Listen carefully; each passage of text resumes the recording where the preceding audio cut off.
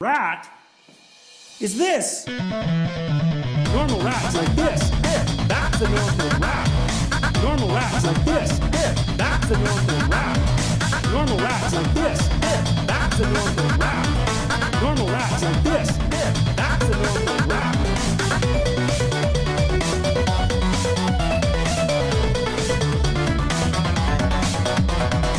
Normal rat's like this. That's a normal rat. Normal rat's like this. That's a normal rat. Like this, like this, like this, like this, like this, that's a normal rat. Like this, like this, like this, like this, sniffs. This, like this, like this, like this, like this, that's a normal rat. Like this, like this, like this, like this, sniffs. Point the wire, point the wire, point the wire, point the wire, point the wire, point the wire. You are now a normal rat.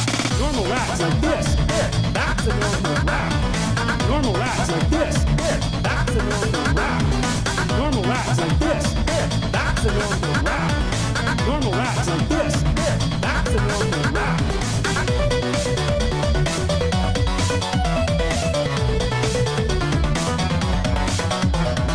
Normal rat's like this. That's a normal rat. Normal rat's like this. That's a normal rat.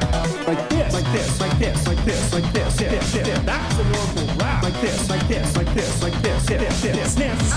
This, like this, like this, like this, like this, that's a normal rat. Like this, like this, like this, like this, sniffs. Point the wire, point the wire, point the wire, point the wire, point the wire, point the wire. You are now a normal rat.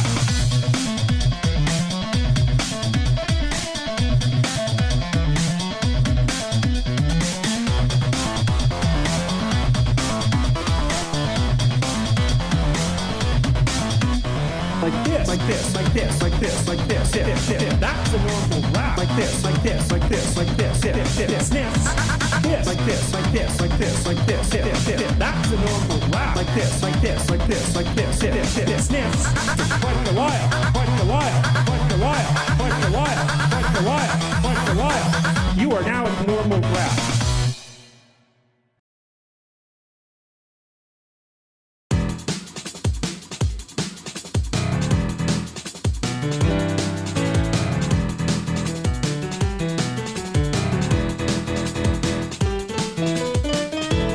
Underground rap, eating sewer hounds, prowling around these parts, always hidden in the dark. Suddenly they screech, incoherent rodent speech. Such a putrid smell permeates a sewer well. One man stands alone, red beret above his dome. Sleema was his name, fighting, climbing, rodent game. Be the rat men who live in sewer rat dens. Taking one last breath, it's time we fight off to the death.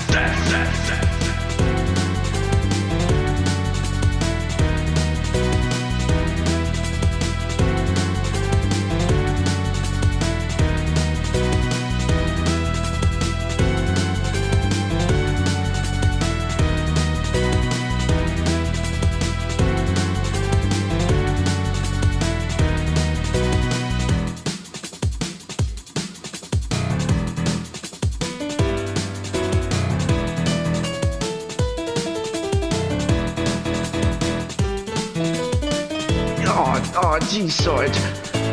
You're telling me that I need to go after this rat and I needed to, like, bait him or something. So, I gave him a whole wheel of cheese, Sarge. It cost like $2,000 and I used your credit card, Sarge. I'm sorry. I thought it was gonna be a good investment, but, oh, geez. I'm gonna get it now. Oh.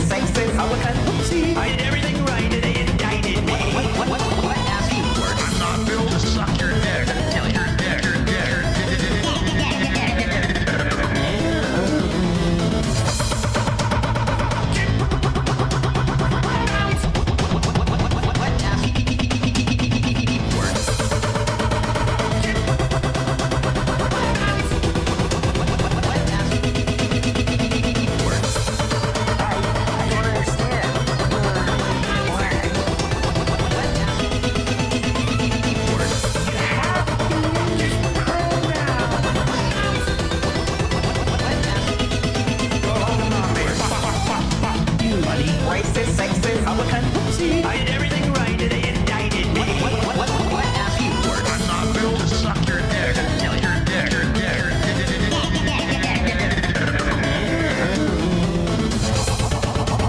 Augers, do it.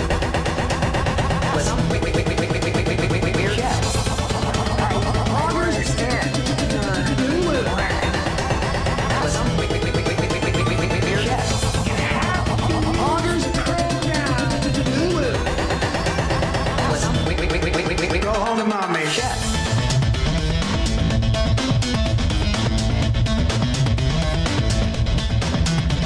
Dude, that was so funny when she said there's a global conspiracy to promote homosexual degeneracy.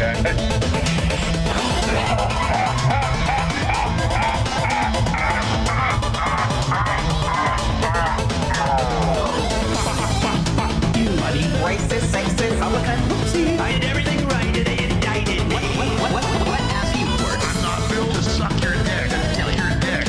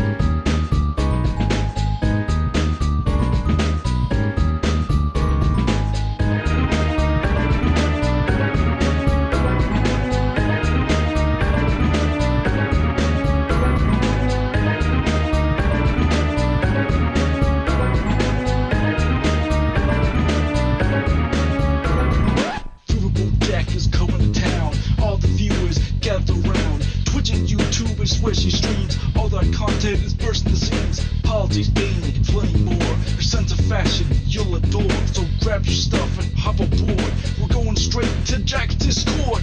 Riverboat Jack, Riverboat Jack, Riverboat Jack, Riverboat Jack, Riverboat Jack, Riverboat Jack, Riverboat Jack, Riverboat Jack. That's what I'm talking about. First time singing the songs for Riverboat Jack. Shout out. I don't know what I'm doing really, but I got passion. And that's what it's about. It's all about passion.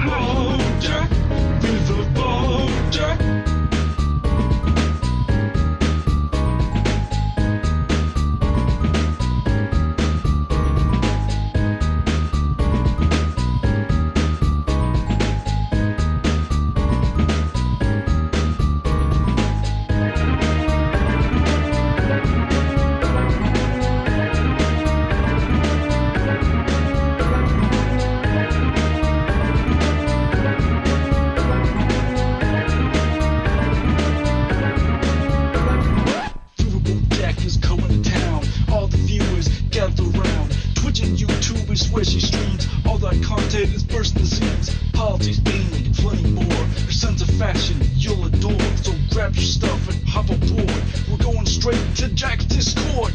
Riverboat Jack, Riverboat Jack, Riverboat Jack, Riverboat Jack, Riverboat Jack, Riverboat Jack, Riverboat Jack, Riverboat Jack, Riverboat Jack, Riverboat Jack, Riverboat Jack, Riverboat. Hello, hello, hello, everybody. How are we doing today? How are we doing today? How we doing today? Hello, I want that Michigan fist.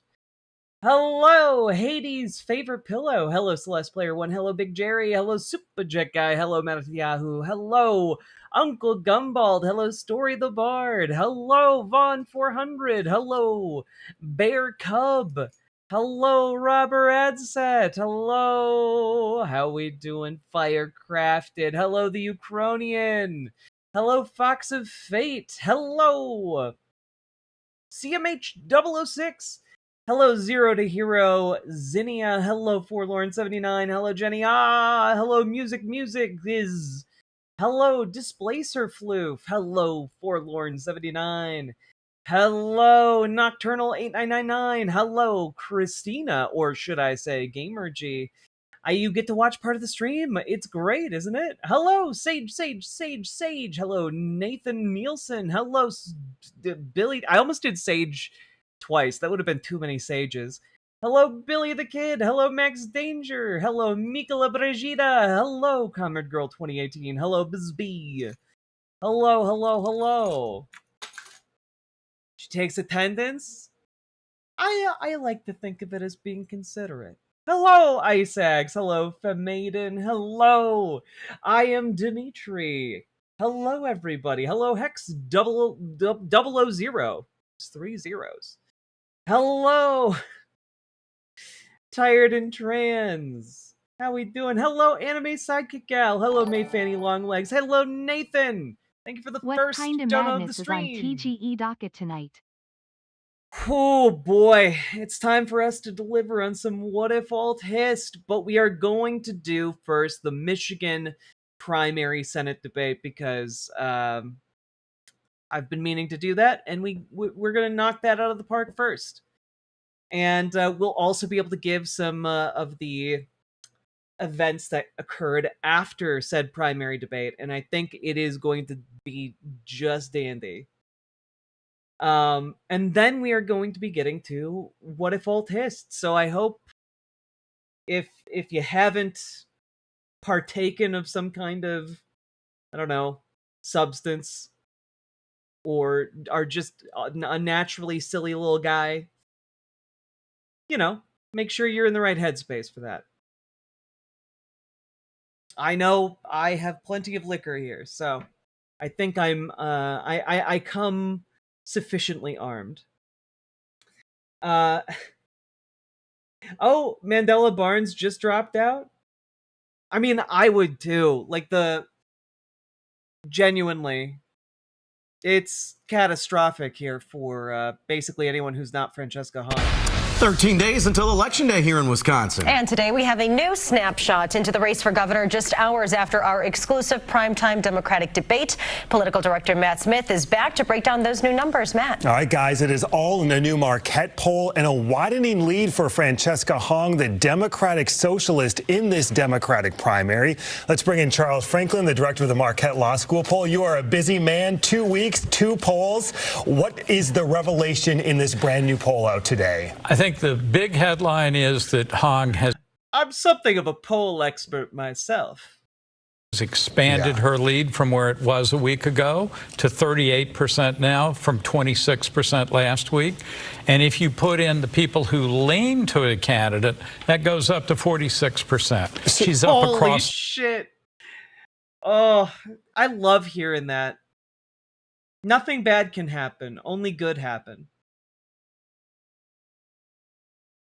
Oh, no, only good happen. Nothing bad can happen. There we go.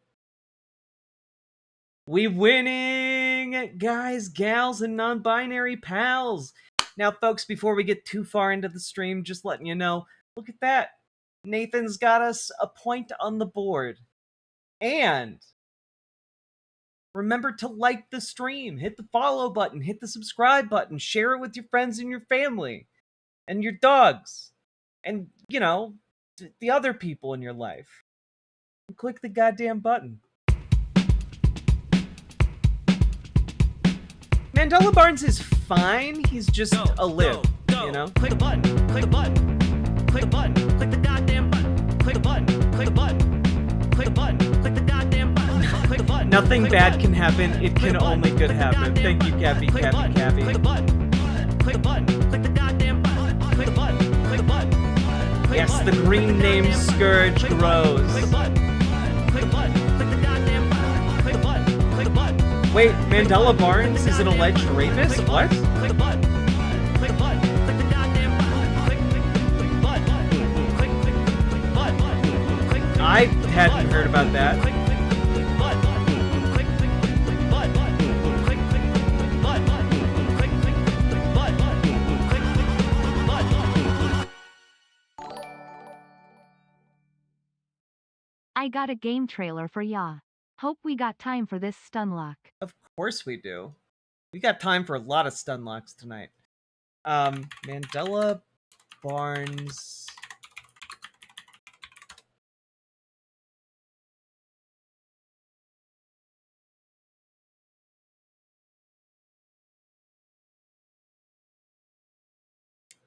Oh, Barnes withdrew from the race as the Milwaukee Journal-Sentinel was preparing to report that the state Democratic Party last year reviewed anonymous allegations about his sexual encounters.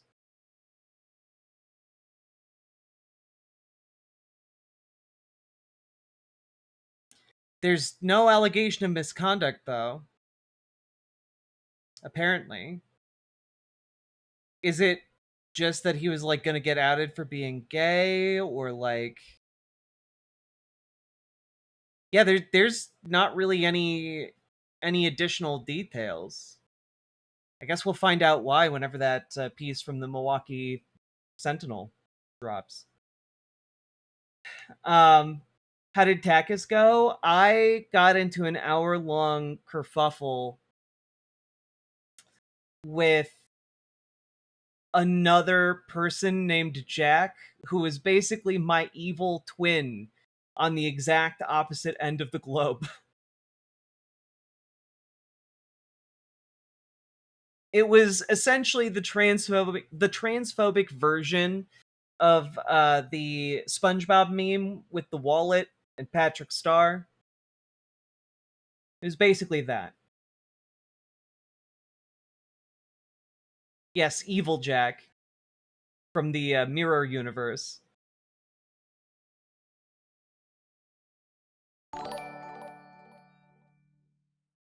The studio behind Little Goody Two Shoes put out a Vampire Survivors like on Steam. It's called Hell Maiden. It's based on Dante's Inferno with 80s anime art style. Oh, that's pretty cool. It's like Emma Vigeland and that lady from Breaking Points. Wait, which one's the evil clone? And you might be saying, but Jack, of course Emma Vigeland is the good one. Have you guys actually been watching the Majority Report? Emma's got a filthy mind. Emma might be the evil one, just like low key, hiding in plain sight.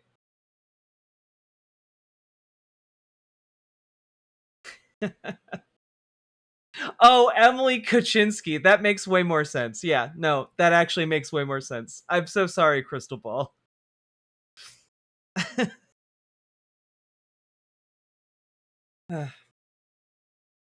There is a Jack stream tonight.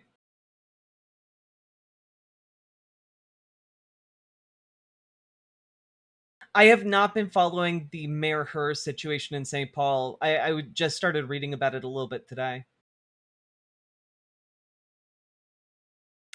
All right. Let's do this.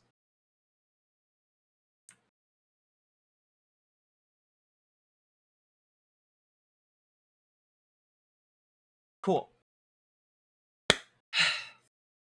Also, we are at 4. I have not been updating. I'm so sorry. Honestly, I never knew how much I needed anime girls saying Dante Alighieri until recently. Right. Also, holy shit, I've been watching Dress Up Darling season 2. It's genuinely some of the funniest shit. It's hilarious. And also, all of the fashion is so goddamn fun.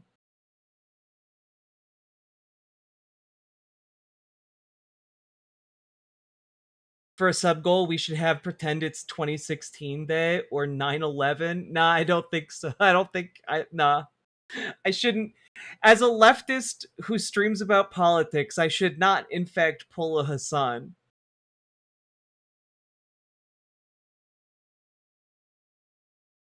All right. Well, story the Bard. What kind of edible cookie was it? Tell us more.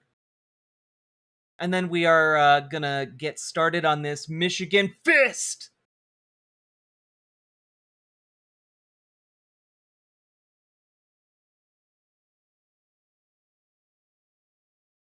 I thought Dress Up Darling was a Gooner anime. I mean, I guess it's meant to be like that, but I didn't watch it like that. You know what I'm saying? Like, it's just really fucking cute.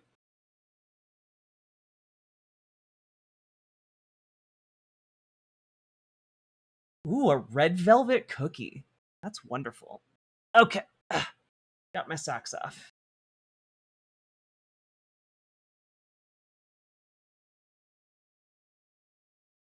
Did I know that Marin's English voice is a streamer? I did not.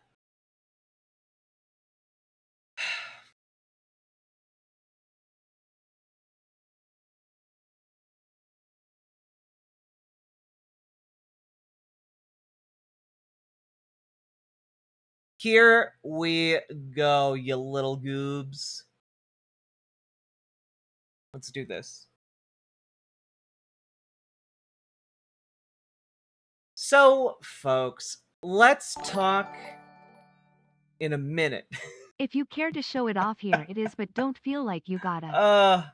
Wait, I did forget to click that link. I'm sorry, Superjet guy. I was getting all hyped for the segment. And then we'll go. Okay, I guess you guys will distract me slightly. I'll allow it.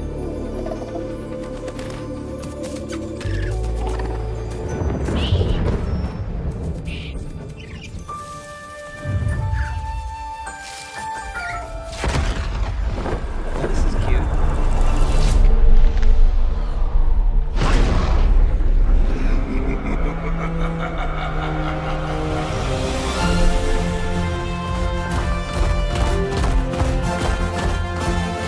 Aw, neat.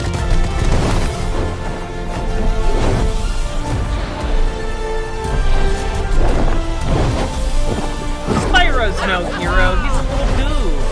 Look at him.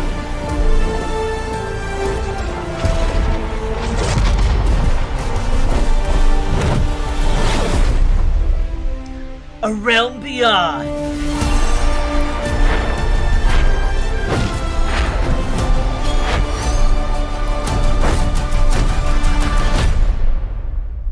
Well, that's pretty fun. That looks neat. Hell yeah, new Spyro game, babies! And what is... Oh yeah, Hell Maiden. The other one you guys wanted me to check out. Riverboat derailment team go.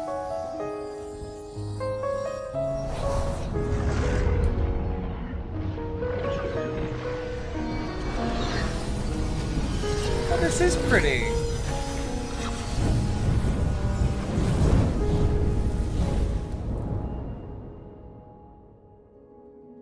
Dante?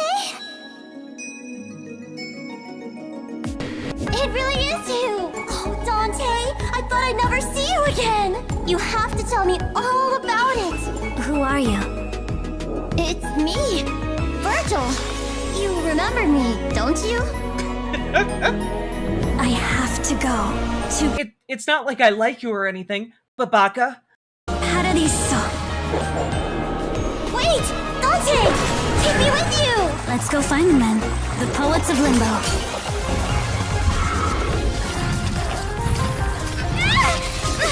Get away from me, you! We have to help her, Dante! Star sign. Pleiades! We're going to need your blessing, Horace. Swift and precise. Don't forget!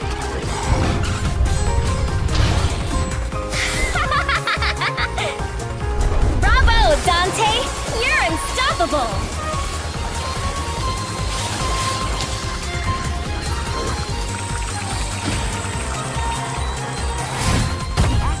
Welcome back, Dante! I knew we'd see each other again.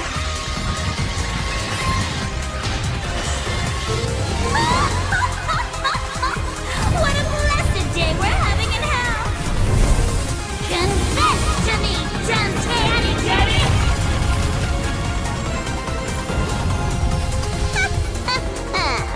My name is Libby Coco. Wait here! Wait now! Let's kill them, Darmiglione! Sonic Pyramid! You must live, Dante. This is incredible. This blazing flame in my chest. I'm following it all the way to Paradiso. They like that voice actor has put some stank on that. It's called lesbianism. Finally, people will be able to enjoy, the Inferno the way Dante intended. Okay, this is clearly it. This is the ultimate pinnacle of what Dante envisioned for this story. This is amazing, right? God. I love this. Thank you for sharing it. All right, chat. You can't delay me forever. You cannot do it. I refuse. Also, I ate so much food. I apologize if I burp. I don't think I will though. The thing I'm looking for in the Discord. There we go. Do.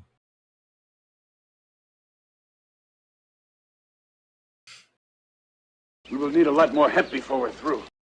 It's true. Ken Ham's Big Gay Pleasure Cruise. Well, if you just shut the fuck up and listen, I'll tell you. Oh, we have some absolutely top tier sound clips. I still need to add to the soundboard. Oh, shit.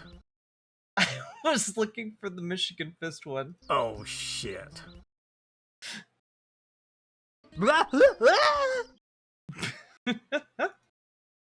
He tore out the back door. He tore out the back door. And I do mean tore. Aw, shit. Shit. Damn it. Fuck. Pierce. Shit. Damn it. Aw, damn it. Shit. Fuck. Pierce. Aw, damn it. Shit. Fuck. Pierce. God damn it. Shit.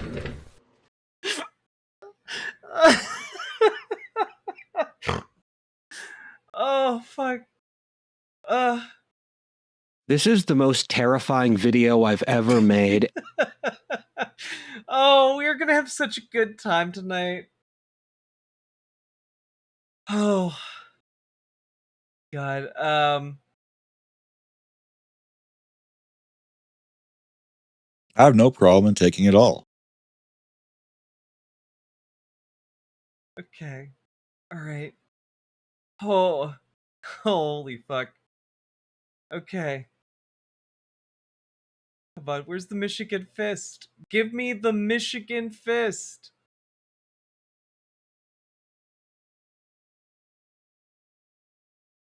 There it is. I want the Michigan Fist! I want that Michigan Fist! Are you guys Hello ready? there. How goes the delving so far? Do you want the Michigan Fist? That's how it goes. Thank you for the gifted membership, or being a member for 9 months. It's an eternal question that we all must ask ourselves. I want that Michigan fist! Do you want that Michigan fist? I want that Michigan fist! A couple of I streamers want the I watched Michigan set aside fist! so-called slop streams for viewer-submitted videos. Maybe you could do defecated watch streams ITD be low effort and good content. I mean, maybe. I think that's an idea. We'll maybe we'll try it out sometime. But so far, unfortunately, we've been kept very busy.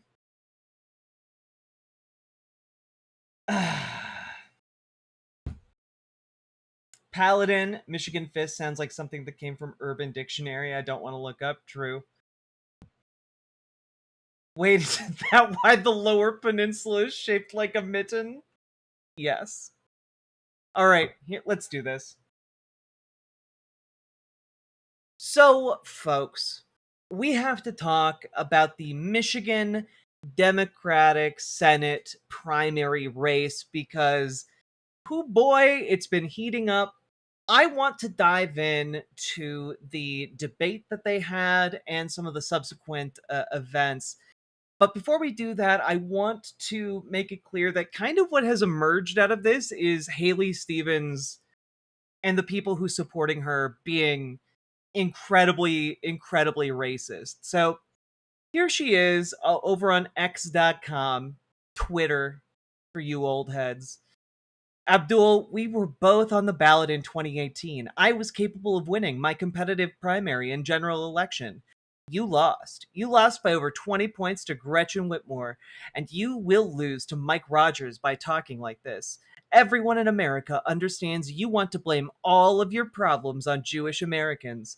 But buddy, let me be very clear. I will lower the cost of groceries, ban stock trading for elected officials, stop Trump's abuses of power, and protect Michigan manufacturing, and you'll just be a celebrity whining and writing books to get even richer. You're part of the complainer class, looking for their next book or podcast deal. Bro, I just want to work for Michigan. She sucks so much. Like, how is it not transparently obvious that she is engaging in like this racist smear attack against Abdul as if he's like anti-Semitic? He's never done or said anything anti-Semitic. His anti-Semitic position is that he wants to end a genocide. Crazy. And of course, all of the crazies are coming out for Haley Stevens. Let's hear one of her most ardent backers. Senator, you can comment on that the Michigan individual. I didn't even understand what that meant, ogre on a pike. I think you've kind of embraced the whole Shrek analogy. You kind of laugh at that. But I think what he was saying was that they need to make an example out of you, that a Democrat who was elected as a Democrat shouldn't be able to say the things you're saying because you were supposedly elected with Democrat values that you need to stick to. But yeah, by the way, just in case y'all are wondering, this is very funny. Let's see here. Yeah. Fetterman is so unpopular that he loses to someone else by 18 points in poll. Nearly 60% of respondents said they'd go for anyone other than him if the Senate race were today. This is literally an article from today, so just to preface that, maybe there is perhaps a party line one needs to toe here. Since when did some of these Democrat values include some of the things you just talked about? So I don't even understand the point that this gentleman was making. Yeah, I mean, I never worked out in male modeling, yeah, I mean, call me Senator Shrek, whatever, but this guy is really the Pontiac Platner, and now he's really running to be the head of our emerging pro-Hamas wing here in the party. So for me... I'm sorry, there's nothing in Abdul El Sayed's past that is equatable with Graham Platner. And also, he's not pro-Hamas. Like, the only reason you would say that is because he's, you know, he's brown. Frankly, like, it's just racism. It's just racism normalized in the Democratic Party. Plain and simple. Politically, some of the things that he said or done are unacceptable to me. I'm not really sure what I've really done or voted for that has offended the little guy so much, but overall, right now, this is a serious game that we're engaging in, and these same people like Bernie Sanders and other people created the Plattner disaster. He was asked just this Sunday. He has no regrets. Yeah, I have no regrets supporting an accused rapist. I have no regrets supporting a guy with a Nazi tattoo on his chest and a guy that roughed up his ex-girlfriends. There's a level of arrogance, and they feel like they have some weird mandate. And I'll stop this now, call it out. And that's what I'm willing to do as a committed Democrat. So I think that's pretty reasonable, and I think it's more necessary if more people's willing to do that. God, what a colossal disappointment Fetterman wound up being. The goddamn betrayal. Anyway, before we get too deep into this, I did want to play this because Abdul El Sayed is rolling out the big guns now. Dr. Abdul El Sayed and I may come from different places, but we're forged from the same fight. For money out of politics, money in your pocket, and Medicare for all. That's the part they can't stand. That's why billionaires are spending millions to bury Abdul and this movement. For all, because wherever you live, however you pray, whoever you vote for, I'm gonna fight for you. And we only win when all of us win. That's right. I'm Abdul El Sayed, and I approve this message. All right. Yay! Those dorks. I think that's effective. All right, I think that's gonna move some libs. They look super, you know, they look super non-threatening. They're excited and they're promising to make your life better. I think that is generally a pretty successful way to frame yourself in politics.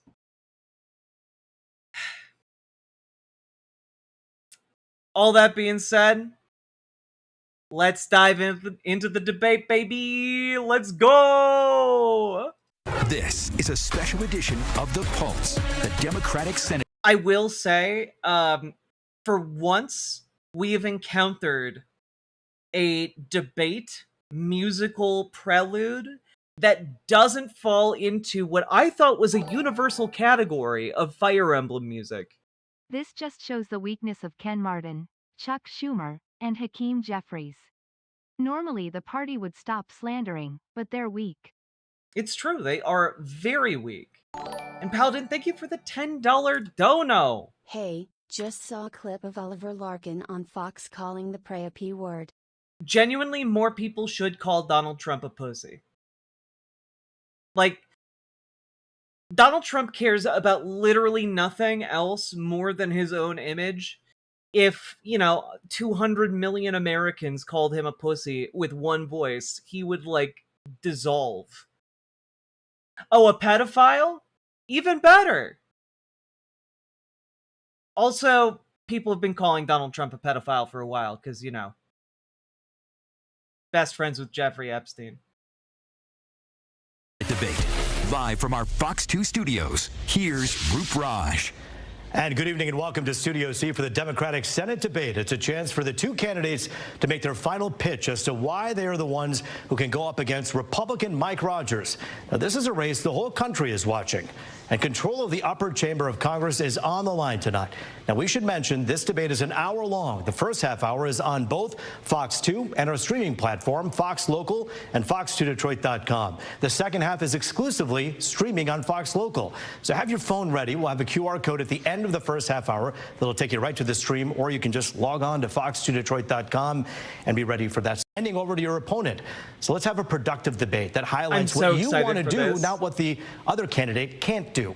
There's too much on the line, too much on the table, and people deserve substance over punches Honestly, tonight. the strongest thing about the Republican Party is unified messaging, but their infinite money is a close second. I mean, I'd say the strongest thing about them is the infinite money, which is how they create the unified messaging. IMO. I want to welcome the two Democratic U.S. Senate candidates, former Wayne County Health Director Dr. Abdul Al-Sayed and Congresswoman Haley Stevens. To both of you, we give you a warm Fox 2 welcome. We thank you for being with us. We're taking your questions, by the way, via text, and many of those will be asked in the second half hour. Send them to 248-200-5042 or scan the QR code on your screen. The last time we did this, the system almost crashed. So God, he's so conventionally handsome. It's ridiculous. So many of you have questions. We know more of you will, so get on that as soon as you can. Dr. Al-Sayed, you get the first opening statement tonight. The lighting is doing her dirty. No, the lighting does her dirty in all lighting. Root, studio audience, folks watching at home, I am so grateful to be here. My name is Abdul Al-Sayed. I'm a doctor. I became a doctor because I go 15 minutes from where I grew up and travel a difference of 10 years difference in life expectancy. Instead of practicing clinically, I went into public health, rebuilt Detroit's health department, led Wayne County's Department of Health, Human... You all hear like the background hum too? Like that's from this broadcast, right? It's not on my end somehow.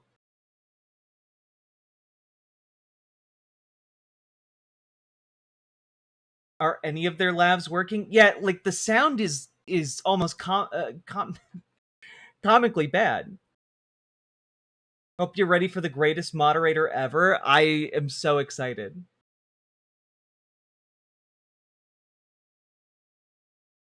It's the debate? Okay. Yeah, I have it paused. And veteran services. We did things like put glasses on kids, took on corporate polluters, made sure that our kids weren't breathing the worst coming out of smokestacks, and eliminated medical debt. But I'm running because it just shouldn't be this hard. I've been down to 110 different cities, 475 public events. I could go to a living room in Lansing. I could be in a church in Detroit. No matter where I go, people tell me, I need to be able to afford my groceries. I need to be able to afford my gas. I need to be able to see a doctor when I get sick. My friend is going to frame this race about me and her. It's not about that. It's about you. It's about what you deserve. It's about you deserving a politics that's not bought off by the same corporations picking your pocket at every single turn. I'm looking forward to the conversation about how we get money out of politics, put money in your pocket, and pass Medicare for all. Thank you, Dr. Abdul Al-Sayed. Next up, Congresswoman Haley Stevens, you have 1 minute for your opening statement tonight. Well, thank you to everyone tuning in tonight. As we know, the stakes of this race couldn't be higher. Costs continue to go up. Our health care, voting rights, civil rights, it's all on the line, in addition to Social Security and Medicare. And that's my purse. I don't know you. Rogers wins this race, all goes by the wayside.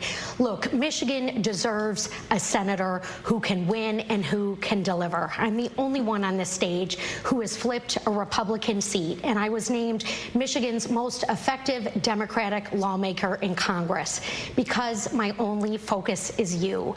Abdul is running for celebrity. Republicans are propping up his campaign. Like, what an insane argument to make.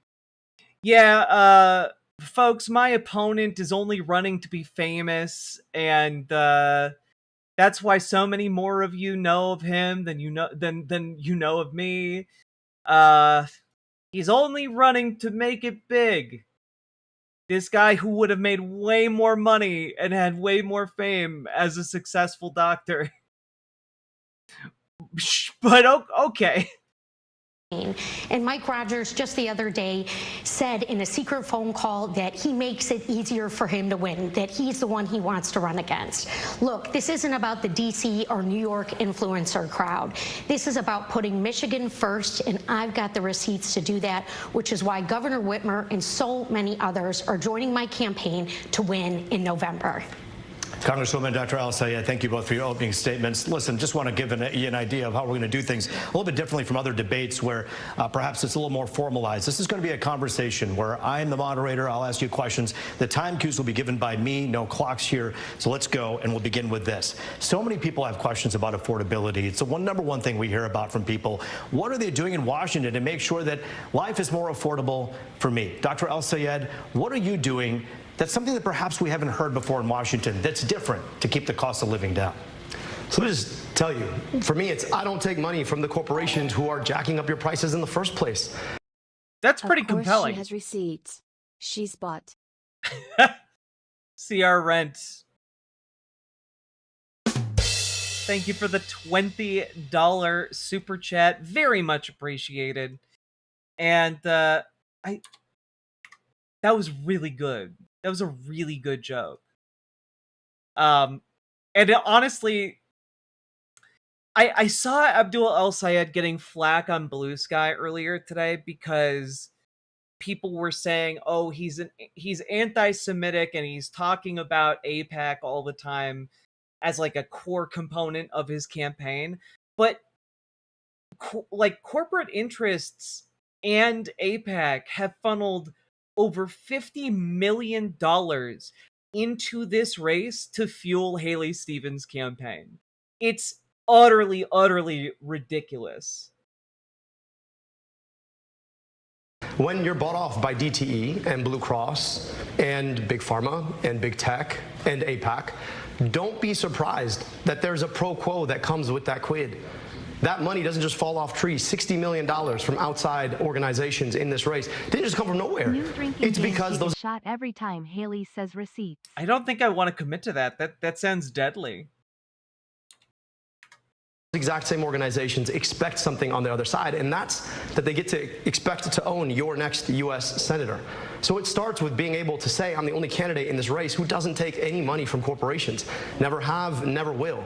And then from there, I actually can stand up to them. I can do things like enforce our antitrust policies that haven't been enforced. I can do things like tax billionaires their wealth so we can take that money and invest it in you and your kids, in your schools. I can do things like make sure that rather than sending your money somewhere else to drop bombs on other people and their kids, we can keep that money here at home. And just in case you don't believe me, just think about this. Just last week, our friend here voted. Here's a receipt.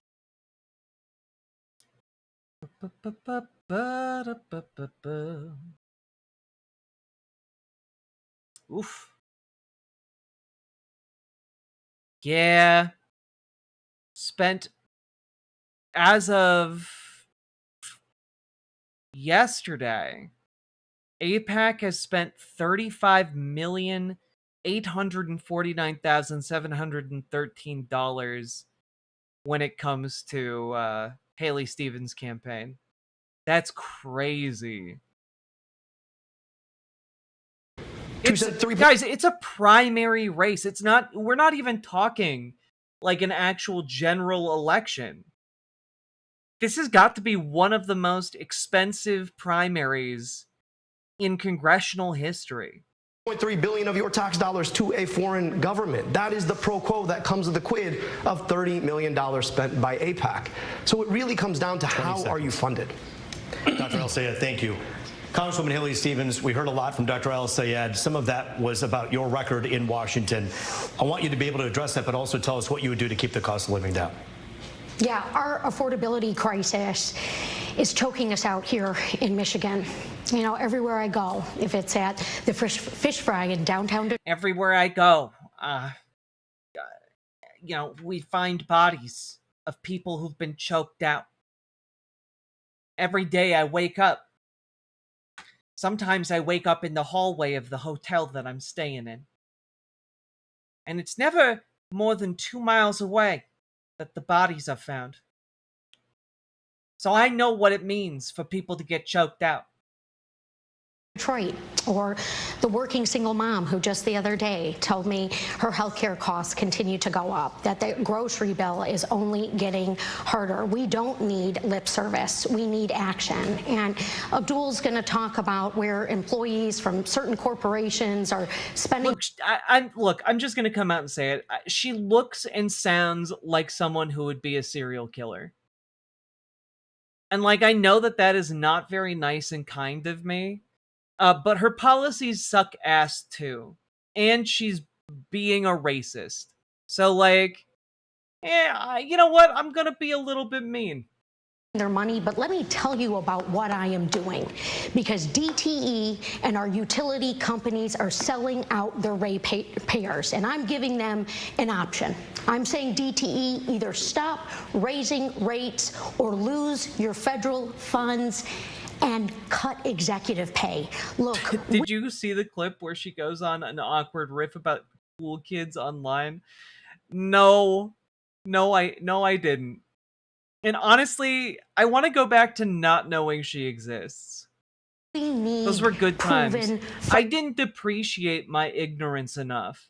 Fighters in these positions, and that is what I have done time and time again. I've got the receipts to show it, and this is also why Governor Whitmer and AG Nessel, two proven fighters who want to see results, have endorsed me in this race, because Michigan, it needs a workhorse in the United States Senate, sleeves rolled up, ready to tackle our problems on day one. 15. And I'm not just stopping there. Let's lower the costs of groceries with my bill. No tariffs on groceries. I do want to get into the weeds a bit with this, because I want to ask you a very direct question that so many people ask us. Are these folks getting money from big utility? Congresswoman Haley Stevens, are you taking money for your campaign from DTE or consumers? No, but let me say this, Roop. I have been transparent. Oh, Abdul El Sayed about to come at her with the steel chair. Look at that. DTE or consumers? No, but let me say this, Roop. I have been... Damn, it's like you got a gum fruit. Let's go. Transparent. I have been transparent throughout this campaign, and let me just say this. When the light hits me just right at the end of the day, it shines right through me. That's how transparent I am. I've been diagnosed as a modern, living, crystalline human creature. It's very rare.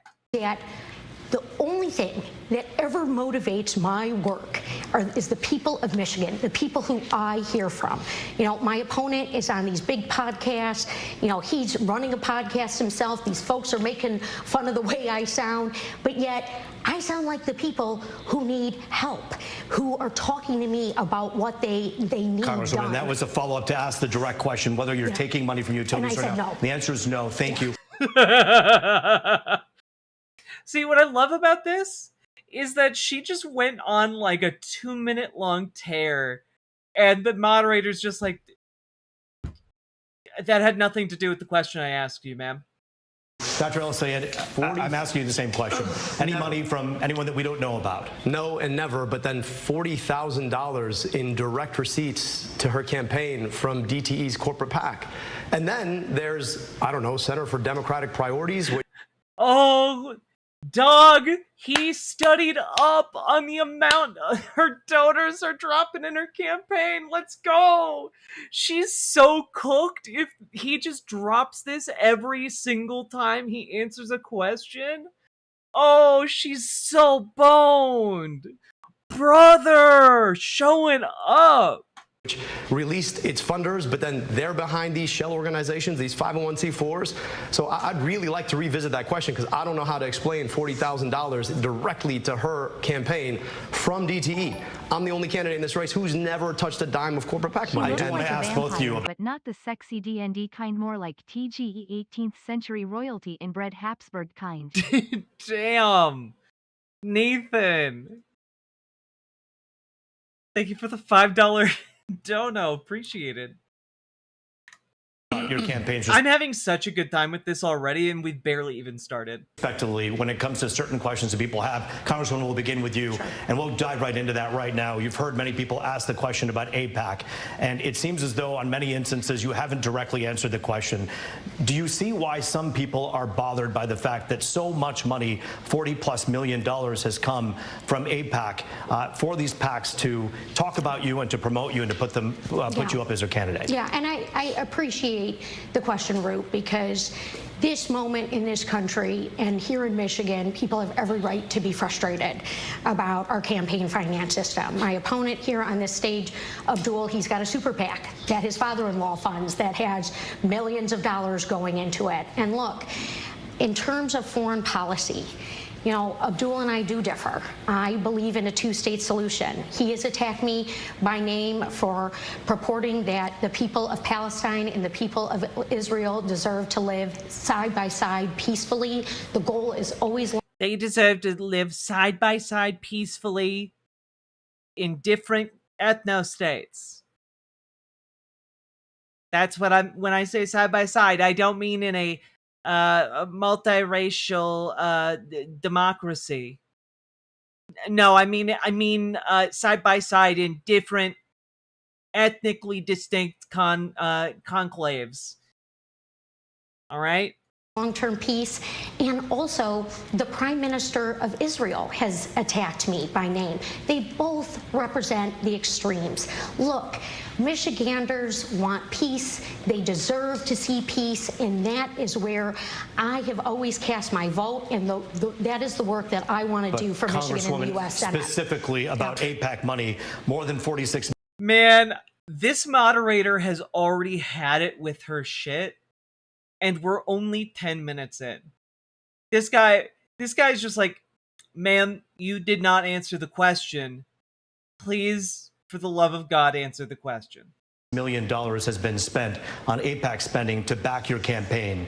A lot of people wonder if that is something where you're going to do their bidding should you win this seat. Is that something people should be concerned about? And if not, why not? Absolutely not, Roop. Look, I have been very clear, consistent, and transparent, and I have continued to be. Oh my God. If you took a drink every time she said transparent, like you'd be dead by now. I want to see long-term peace. I want to see a two-state solution. I am deeply proud to represent one of the largest Jewish populations in a congressional district in the country. This is a community that I have grieved alongside. Like unholy fusion between Erica Kirk, a jar of makeup, and a squirrel. Those cheeks be popping. I think her cheeks are kind of like sunken. She's just got a really wide jaw. And I don't really think there's anything wrong with that. I just really dislike how Weasley she is. That I've mourned alongside and have fought to bring the hostages home. And I'm still working to get us to long-term peace. But no concern about the 46... country, Israel.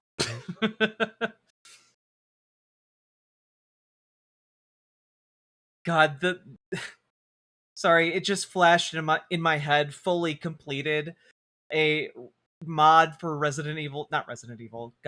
Silent Hill 2. But it's the Haley Stevens mod. All of the dialogue is just clips from her speeches.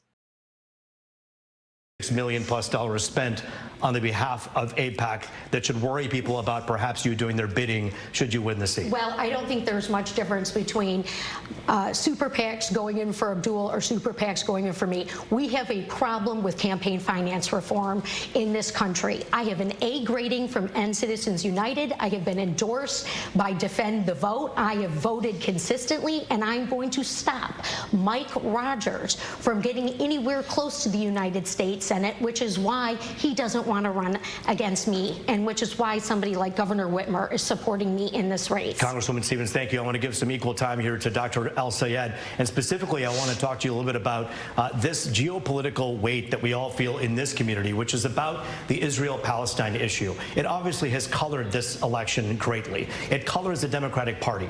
How do you see yourself moving forward, should you become a senator here, handling the situation with Iran, Israel, and Hamas?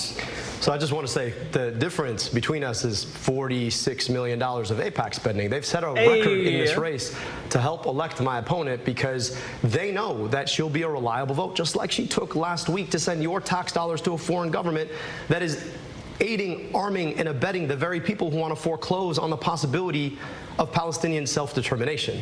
Look, at the end of the day, my job is to take care of you here. I want to be your U.S. Senator. I want your tax dollars spent in Michigan to provide schools in Michigan, to build health care in Michigan, to build roads in Michigan. And I think that money sent over there to kill kids and women is the worst use of our tax dollars. And yet, that's exactly what $46 million in spending will buy you. And I believe deeply that we have a responsibility to make sure that we don't make other people's problems worse. So we can't see the blood if she is messy while feeding on us slowly pours. Oh, that's true. That's a fact, actually.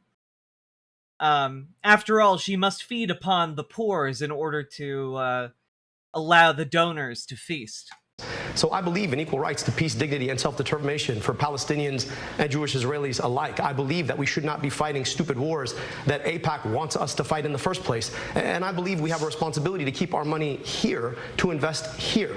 That really is the difference. We're being outspent in this race 12-1. Chances are you're going to see an ad, probably 2 of them, on behalf of AIPAC for my opponent in the next commercial break. That's what that buys you, lying about a record around President Obama's endorsement or lying about me and my character. But that's exactly what happens when you stand up and say, maybe Palestinians should have rights too, and maybe we should have rights to our tax dollars here at home. Dr. El-Sayed, I'm going to give Congresswoman a chance to respond as you made a couple of accusations there about her record. Go ahead, Congresswoman. Well, as I said, I have been transparent, and that is why I've been so transparent. That's why I've had to reiterate how transparent I am like a dozen times so far. have released my full tax returns, and Abdul still hasn't. We need to ask him, what's he hiding? What are the Republicans going to uncover in the general election that they will use against him? We need to ask. Mayhaps Miss Stevens. We need to ask him if he beats his wife. That's what we need to do. Like, she's terrible. I hate her. Only non-millionaire in this. All my homies hate Haley Stevens. Race. I have been recognized as an effective Democratic lawmaker who, yes, governs in a clear, consistent way on complex challenges.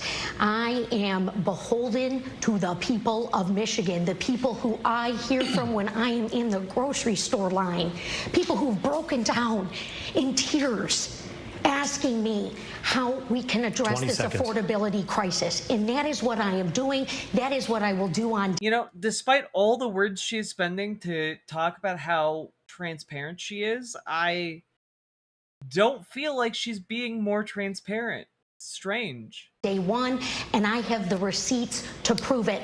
Dana Nessel agrees with me. Dr. El-Sayed, I do want to ask you a question about the tone and the tenor of this campaign. This sounds so much like, what's the sneaky Muslim who's 15 points up on me doing? Vibes. Oh, 100%. Like, she's decided that, you know, she's got her back up against a wall and she wants to do anything and everything she can in order to try and win this race. And so, for some godforsaken reason, she and her campaign have decided that they're going to double down and quadruple down on the racism. And I just don't understand the calculation. Right? Like, who is that for? Who does that win over in the Democratic Party? Like, who is like, yeah, that Trump guy, he's pretty racist. But, oh well, let's get someone just as racist as him. Like, how? There's no Republicans to appeal to in this race.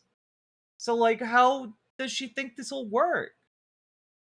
It's for the 70-plus-year-old boomer white vote? Yeah, but they're all being taken care of by non-white people. Like, I don't know. Her words are empty. All the filling went to her eyeliner. Low-key, the heavy makeup feels like an appeal to Republicans. It makes the racism make more sense. Yeah, but this isn't a primary, so, like, Republicans aren't voting in it. You know? Also, Nathan, thank you for the $5 dono. And I guess we'll get back into it. It is safe to say that everyone from Washington to Washington Township in Michigan are sick and tired of people pointing fingers, screaming, yelling, and insulting one another. We've seen a lot of that all across the country. Thanks, Earlier this week, we heard that there was some kind of a Zoom call in which you had referenced an opponent as ogre on a pike, and so many people took offense to that. And it really pointed to the bigger question about the tone and tenor that you've been accused of having in this campaign. Do you regret any of the comments that you've made? And do you think that this race could take a more productive and a more substantive tone if we kept those personal slams out? Look, I took to Twitter last week and said that the tone in which people talk about my opponent is unkind. And I asked anybody who supported me to not talk about her that way. In fact, when she got booed on the stage at the Michigan Democratic Party convention, I called her personally and said that that was unkind. Also, like, she has shown Abdul El-Sayed no such courtesy from her end, you know? Supporters had nothing to do with it, but I don't think that that's the way we want to do politics. I was referring to a guy named John Fetterman, who's a senator from Pennsylvania, who has done terrible things, got elected on a set of values, and is now completely throwing those values in the mud. And I do think it's important for any senator in Michigan to have a relationship with folks who are in the U.S. Senate. And if those folks are not actually acting in accordance with what they got elected on, I think it's important for all of us to have an honest opinion about what we're going to do to make sure that our Senate looks like the people it represents. But when we talk about unkindness, I also just want to speak to the fact that on behalf of my opponent, UDP, another name for AIPAC, has been running attack ad after attack ad after attack ad on my... Personal slams is a term that makes me wish mandatory sumo suit matches were required in every race to serve. It just makes me think of Space Jam because I'm a millennial, and that movie broke us all in a very handful of specific ways. And you can still tell who broke over which parts based on how they choose to spend their free time to this day. My character. I'm the father of 2 daughters. I'm raising them to be stronger than any man. My wife is a doctor. My mother was the first tenured professor of engineering at her university. I was raised by strong women. To say that somehow, because I wrote an op-ed 15 years ago about First Lady Michelle Obama, or I ran against Governor Whitmer, that somehow I'm disrespecting anybody is just inconsistent with the truth. So I really think it's important for my opponent to speak to why she thinks it's okay to spend $10 million of AIPAC money coming after my character. I'd love to understand that, because I went on Twitter and I said that those comments are unkind. I'd like to see the same thing. Congresswoman, we're going to get to some questions from our audience in just a moment, but Congresswoman, I do want to give you a chance to address that civility issue that is lacking severely in American politics.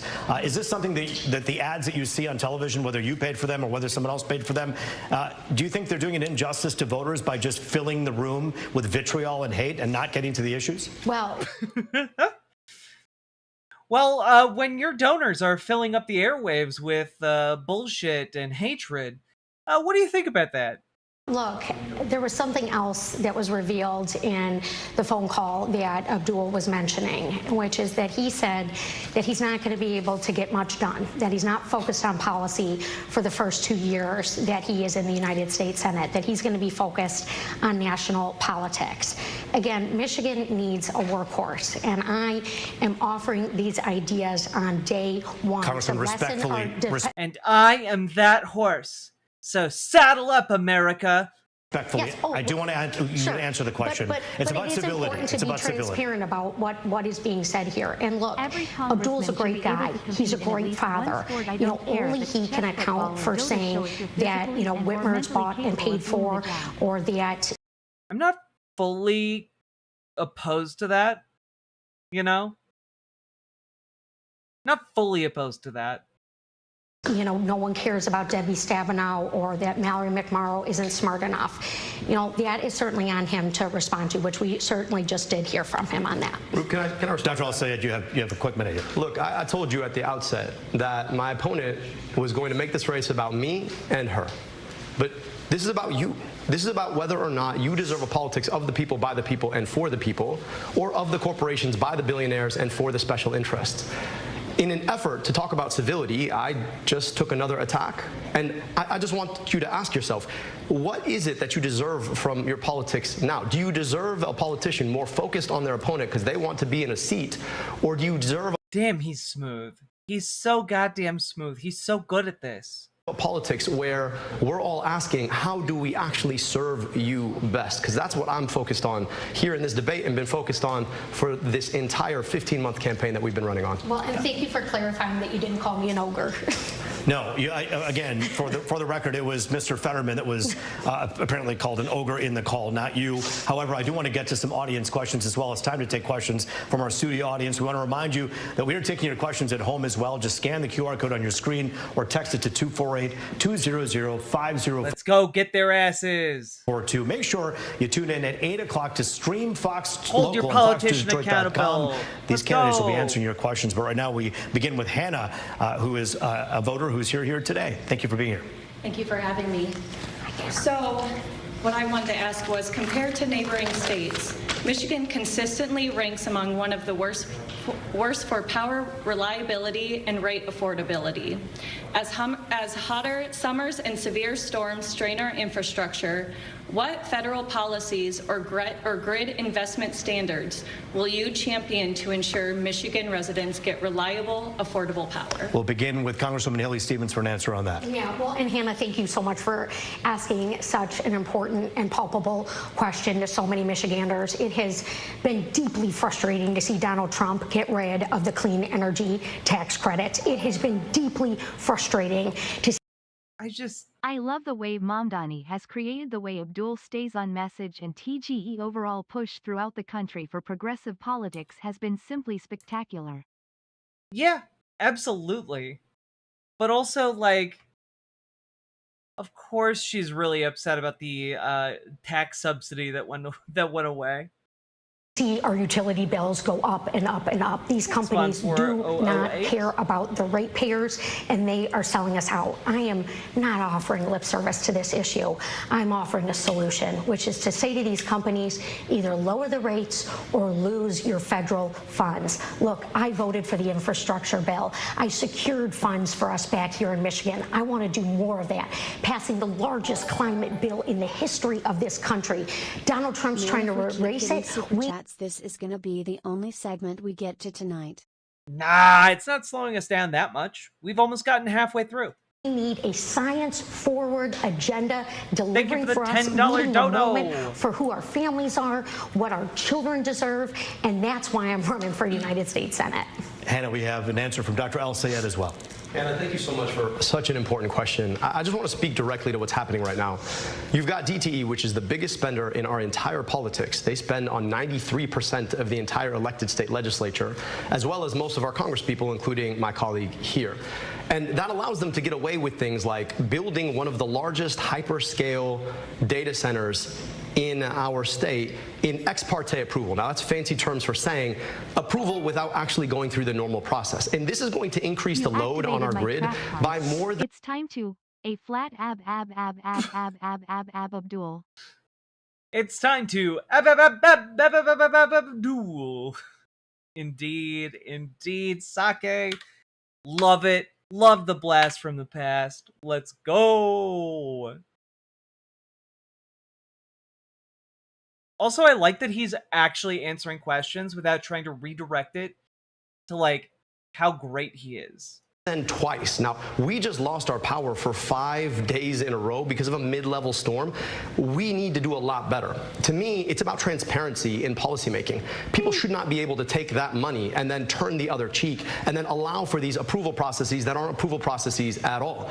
I still have yet to see a plan from DTE about how they're going to improve our reliability while doubling, more so, the amount of electricity they're expected to provide for a data center that nobody asked for. I put out a terms of engagement because these data centers, that was one of 15 that proposed last year alone.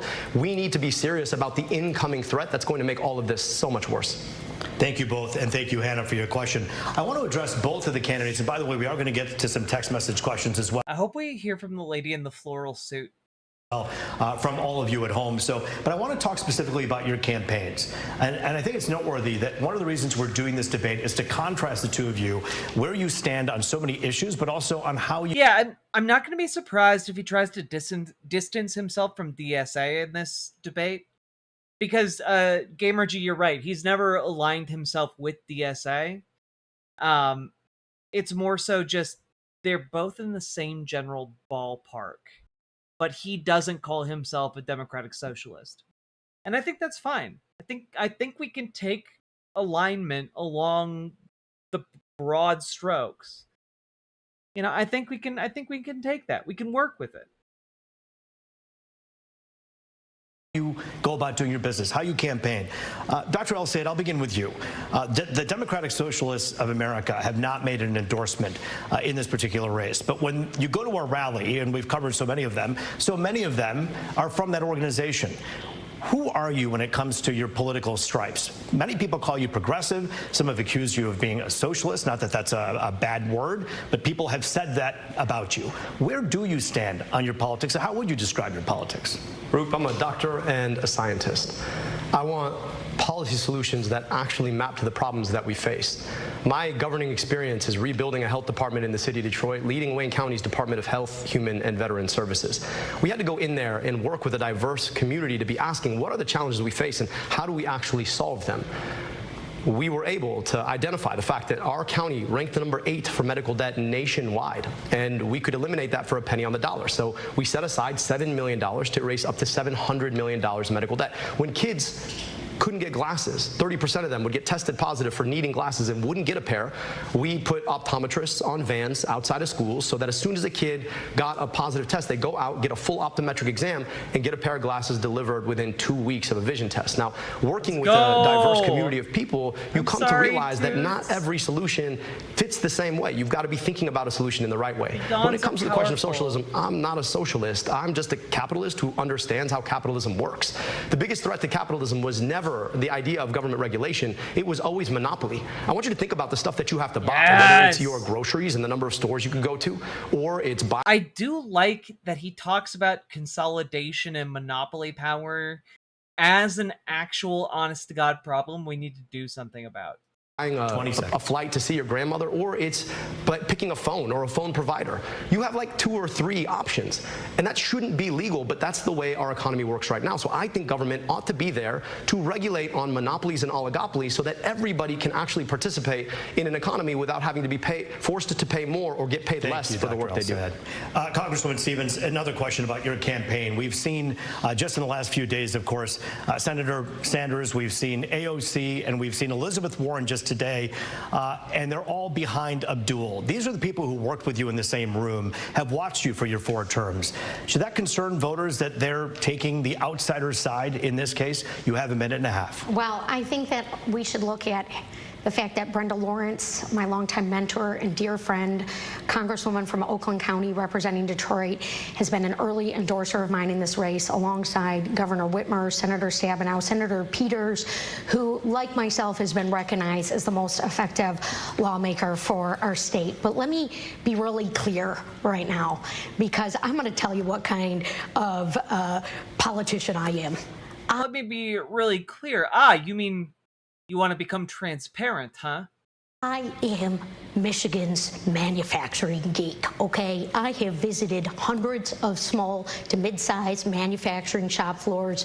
I have operated CNC machines in my life previous to being in elected office. I have a deep passion for the bread and butter of our state and a unique dirty to me, Mr. Socialist law-loving Abdul here. Right? Like, Abdul's policies are just better. They're just better. This lady stinks. Understanding of it.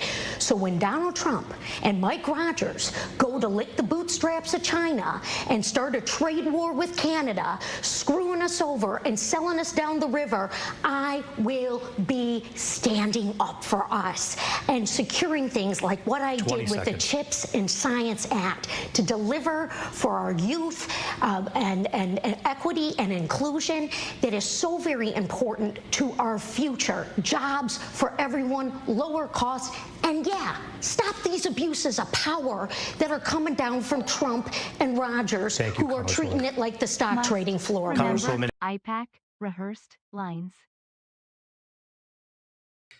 I mean, there are a lot of talking points here clearly written by her campaign, but given the amount of money that has been given to her campaign by AIPAC, like, genuinely, that's not inconceivable, and that is disgusting to me, you know? It should be inconceivable that a Democrat running in 2026 would be like this, and yet here we are, you know? Haley Stevens, Dr. Al Sayed, we thank you so much for your time. We're not done at all. In fact, the debate is only halfway through. Our conversation continues. We have a lot of text messages. This bat phone's been blowing up when it takes some of your questions. The debate continues on our streaming platform, Fox Local. Here's what you do. Scan the QR code on the right of your screen. Go right to fox2detroit.com. Your questions, messages.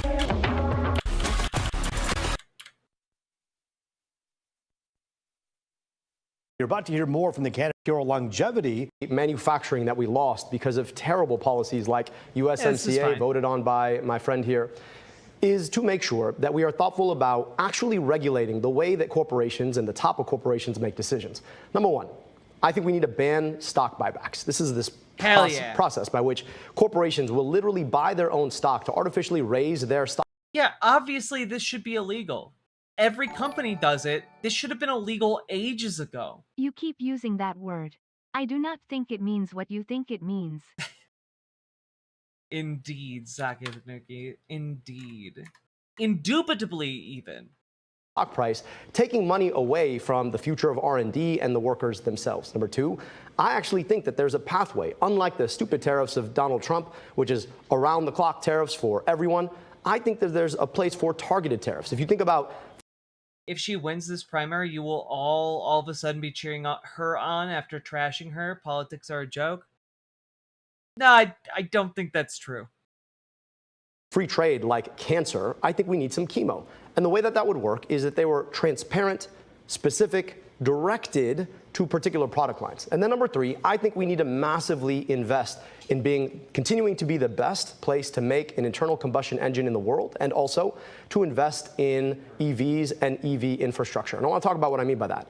I don't believe in a mandate, but what I do believe is that you should be able to buy a $25,000, 300-mile range car brought to you by the big three. Why? Because that's the way that we're going to be able to create a product line that can compete all over the world with the... Man, I wish it wasn't political poison for him to basically be like, we're going to launch the biggest manufacturing push in American history here in Michigan. We are going to bring back manufacturing on an incalculable scale as we embrace electrical and renewable energy construction.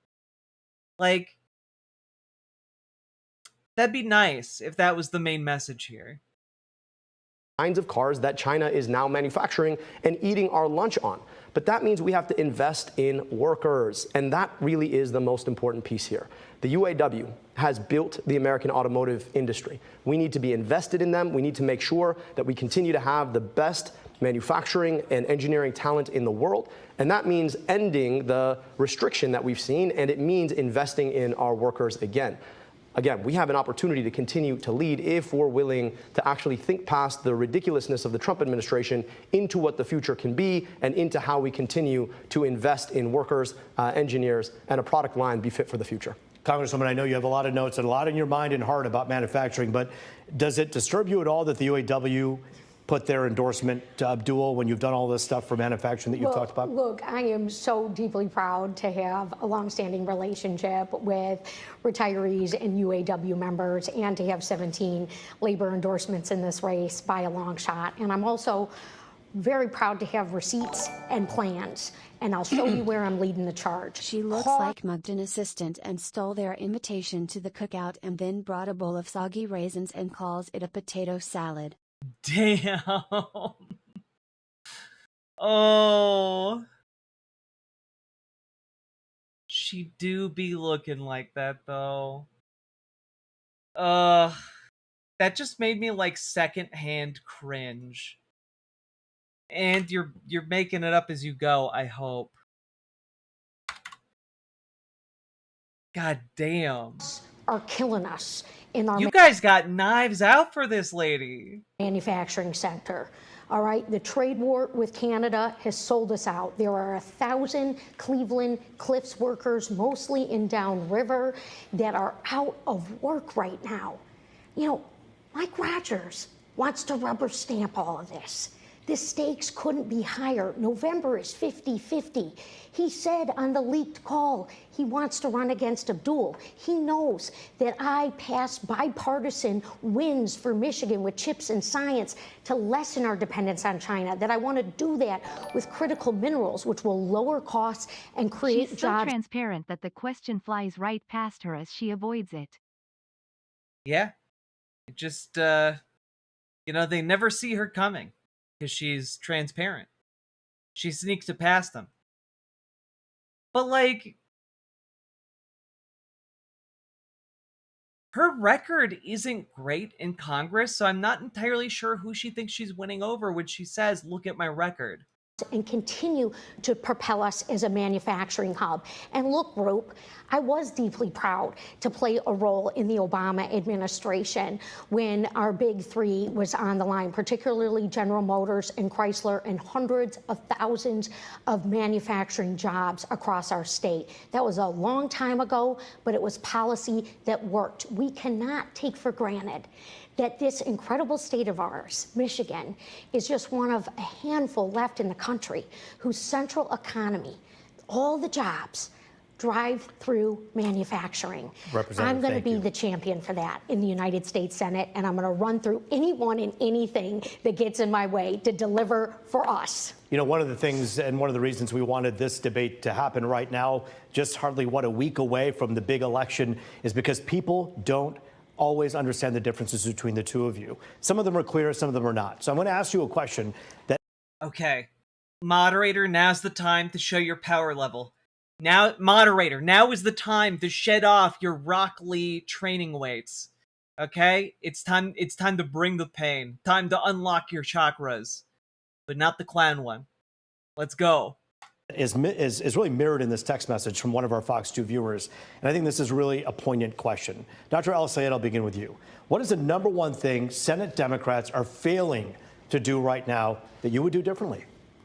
Well, number one, I just think the filibuster itself is anti-democratic. And we had an opportunity to break the filibuster. Now, let me just talk about what the filibuster is.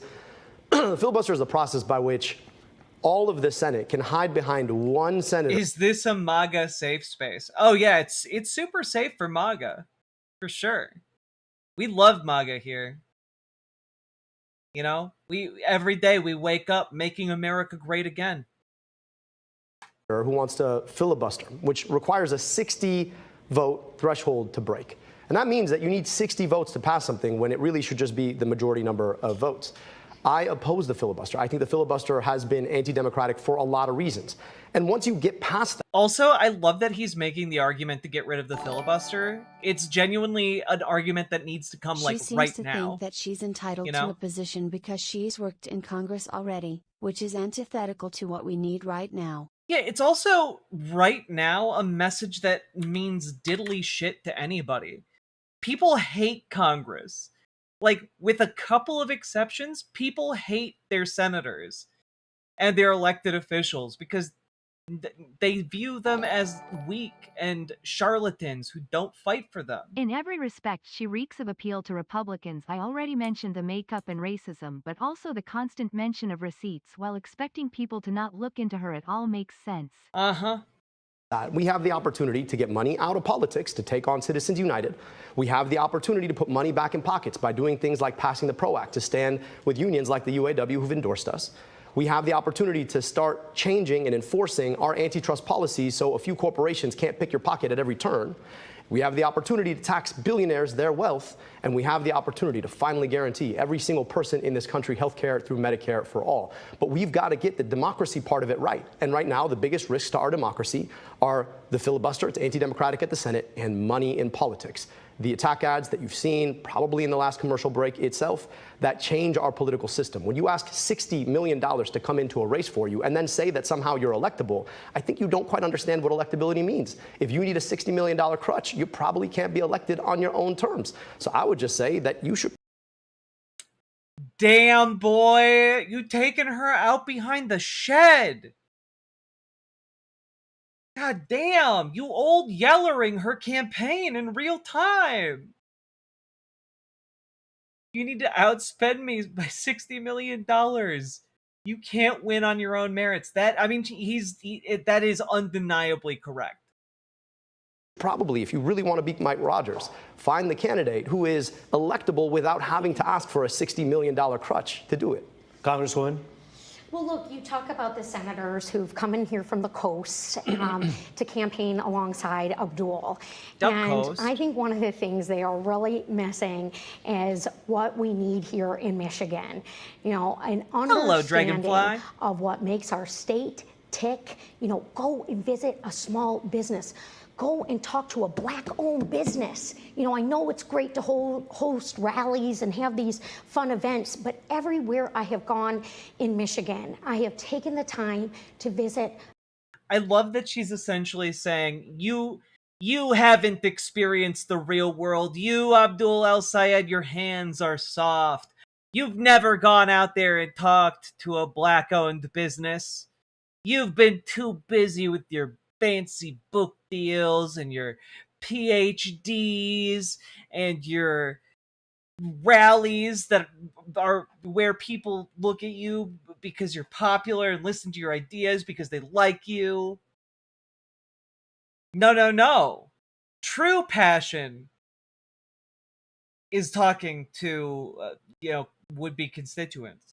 A minority-owned business. I want to see my bill that would take an investment capital structure into Black-owned businesses. So things like what we have on the Avenue of Fashion, which is a national best practice, that we can do that in Saginaw and Muskegon and Lansing. There's so much great economic development happening here, but our tax code and our tax dollars aren't working for us, which is why I have staked such a big part of my campaign on hope and equity, so that every and transparency code gets equal investment. I have fought to bring these dollars into Pontiac, and I'm darn proud of it.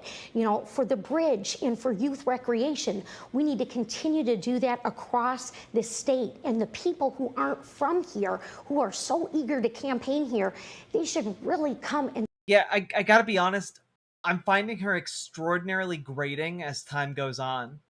Like, the more we see of her, the less I like her, and I already didn't start out from a very positive perspective. Like, it is only going to hurt her to talk to voters. Like, she's infuriating, and she feels like an op. Spend some time with the residents and the people who I'm hearing from each and every single day. Look, there's a lot to be proud of for Michigan, but there is so much we could be doing to do more for folks. Rup, I believe your question. I just want to make sure that the viewer had their question answered, because I think it was about what was going wrong in the Senate, and we got this conversation about why senators should come visit, which is actually exactly what they just did. But I just also want to just be clear about this. That at the end of the day, yes, you should go to small businesses. That's actually what we've done. We've also gone to 475 public events where we actually took questions from along with IPAC. You know, not just AIPAC. How about we get rid of, like, all lobbying? Just outlaw lobbying completely. You know? That's where I'm at. Michigan is a big state. I'd appreciate more public transportation. Gimme trains, statewide trains. Trains, statewide trains. We love them. Nathan, thank you for the $5 dono. Audience, rather than these baked and polished, made for a camera events that too often is the way that my friend has campaigned. And so, look, we do bring people in because we want to actually introduce them to Michiganders. And wouldn't it be better if one of our senators went to the Senate with colleagues ready to work with them on day one? Well, I do want to ask you both about contrasting something that I think is really important right now. When we talk about ICE, this is something that obviously has seemed to kind of calm down a bit, but it's still fundamentally important to everyone who's watching right now. Congresswoman Stevens, where do you stand on ICE and the funding for ICE and where things should be going? Ooh, can she say abolish ICE, chat? Can she do it? Well, I am leading the charge in the Congress right now to redirect $70 billion of your tax money, Michiganders' taxpayer money, that went to ICE at the expense of your health care, at the expense of food benefits, all things that I am hearing from Michiganders where they are experiencing pain points. We've got to redirect that $70 billion back into communities. I called for Kristi Noem to go. She was fired. But guess what? No reforms. Not a penny. Is she going to do it? More for this rogue agency that is wreaking havoc. Defund Look, it? I've Okay, talked not a to penny more. administrators at Harms Elementary in Detroit, parents who are afraid to drop their kids off for school because of these ICE raids. This isn't working for us. This is abuse of power. And I am standing up to Trump right now on these abuses of power, not shouting into a bullhorn, not getting in front of the first camera I see, but doing the hard. Yes. That is Abdul El-Sayed's way. You're right. You're right. Hard work. That is what Michigan deserves. Look, my opponent here, Abdul, he is such a talented guy. He's written 3 books. He's had 300 podcasts. He's had all this attention. But the deal is we don't need a celebrity candidate. We don't need a celebrity senator. We need somebody who is committed to 6 years of hard, unglamorous work that's going to stand up to this junk that is wreaking havoc and causing chaos right before our very eyes. It's unacceptable. All right, Congresswoman. Not a single peep in here talking about how it's unacceptable, but apparently it's a little acceptable if you're not even willing to talk about abolishing the agency. Thank you. Dr. El-Sayed, you heard Congresswoman Stevens there say, essentially, strip away some of the funding for ICE. Is that not good enough? Well, she's also voted to raise ICE funding 4 times. That's the part that you didn't hear. 4 times voted to raise ICE funding, voted to thank ICE, in fact. So this is the same kind of DC hypocrisy, I hate to say it, that we often see. Say one thing in front of a camera, do another thing. I said that we need to abolish ICE. ICE is not about immigration. ICE is not about the southern border. We can have a safe and secure southern border. We can also enforce immigration policy. But ICE is not about ICE is about normalizing paramilitary force on our streets. And I just want to push back on the idea that it's calmed down. I mean, I was just in Genesee County this weekend, and you had raids in Saginaw. People are scared to death, and we've got a congresswoman who tells you that she's against ICE, has voted to raise ICE funding, voted to thank ICE. Abdul, killing it. People who work in ICE, I don't know, very fine public servants and other things when she went and visited herself. So I'm just saying that I do the thing that I say I'm going to do. I don't think ICE needs to exist. For the better part of our country's history, we did not have an ICE, and I think we can do a... ICE is an incredibly modern innovation in how to oppress a people. We should probably get rid of it. Much better job when it comes to immigration without one. And here's the last thing I just want to say about this. When it comes to the question of immigration, we need Democrats who are going to stand up and actually talk about the great good that immigration has done for our country in the first place. The idea that somehow we can't say abolish ICE because we're so afraid of what they're going to say when we've seen ICE terrorize people in our streets, to me, is exactly the kind of cowardice that we don't need from Democrats. So yeah, I'm going to take the bullhorn, and I'm going to say that I think we need to abolish ICE because I am not afraid of what they're going to say about me. Doctor, I do want to follow up, though, with both of you. Isn't saying abolish ICE like saying... She's blinking so hard at him right now. Yeah, she's blinking Morse code, threatening him in real time. Literally nothing about ICE has changed since Stevens voted to thank them. Now she's pretending to be against them.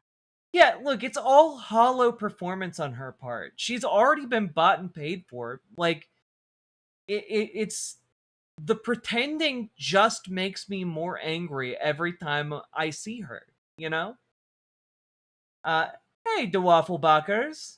Also, Salt the Internet Pirate, thank you for the tier 2 sub. Very much appreciate the financial support. Hope you enjoy your red name, enjoy lording it over the others. Welcome, folks. Defund the police. Is that just busting the whole thing open? Or do you believe that in order to have enforcement, you need to have an agency that knows how to do it? Yeah, well, I just also ran government agencies. And I know that when a culture of impunity sets into a government agency, it becomes almost impossible to take out. And so I think the agency as it exists does not need to exist. That's not to say that we are not going to keep our streets secure. That's not to say that we're not going to enforce immigration policy. That's not to say that we shouldn't have a safe, secure southern border. How do you do it? The same way we did it for most of our history, Roop. For most of our history, we didn't have ICE. We had INS. And they were targeted. They obeyed the laws of this land. They didn't terrorize people in places like preschools and parking lots. They didn't run up in schools and churches. They understood that their job, yes, was to enforce immigration policy, but they did it under... I will say that INS was a lot better than what's happening right now. I wouldn't describe INS as, like, ideal, you know? The protection of the Constitution itself. And that's what we're losing here. You've got ICE agents who do not understand that the central law of this country is the Constitution itself. ICE has become a tyrannical agency, and I think there is no way to get past that except for to undo the agency and then build from scratch. Congresswoman, you have been on video saying on social media before about the fine people of ICE. Do you feel differently about that? Do you believe that both can be true, that there needs to be reform, but there are good people working with ICE? Roop, let me just be very clear. Complaints and slogans aren't solutions, all right? I went up to an ICE detention. She is more slogan than woman.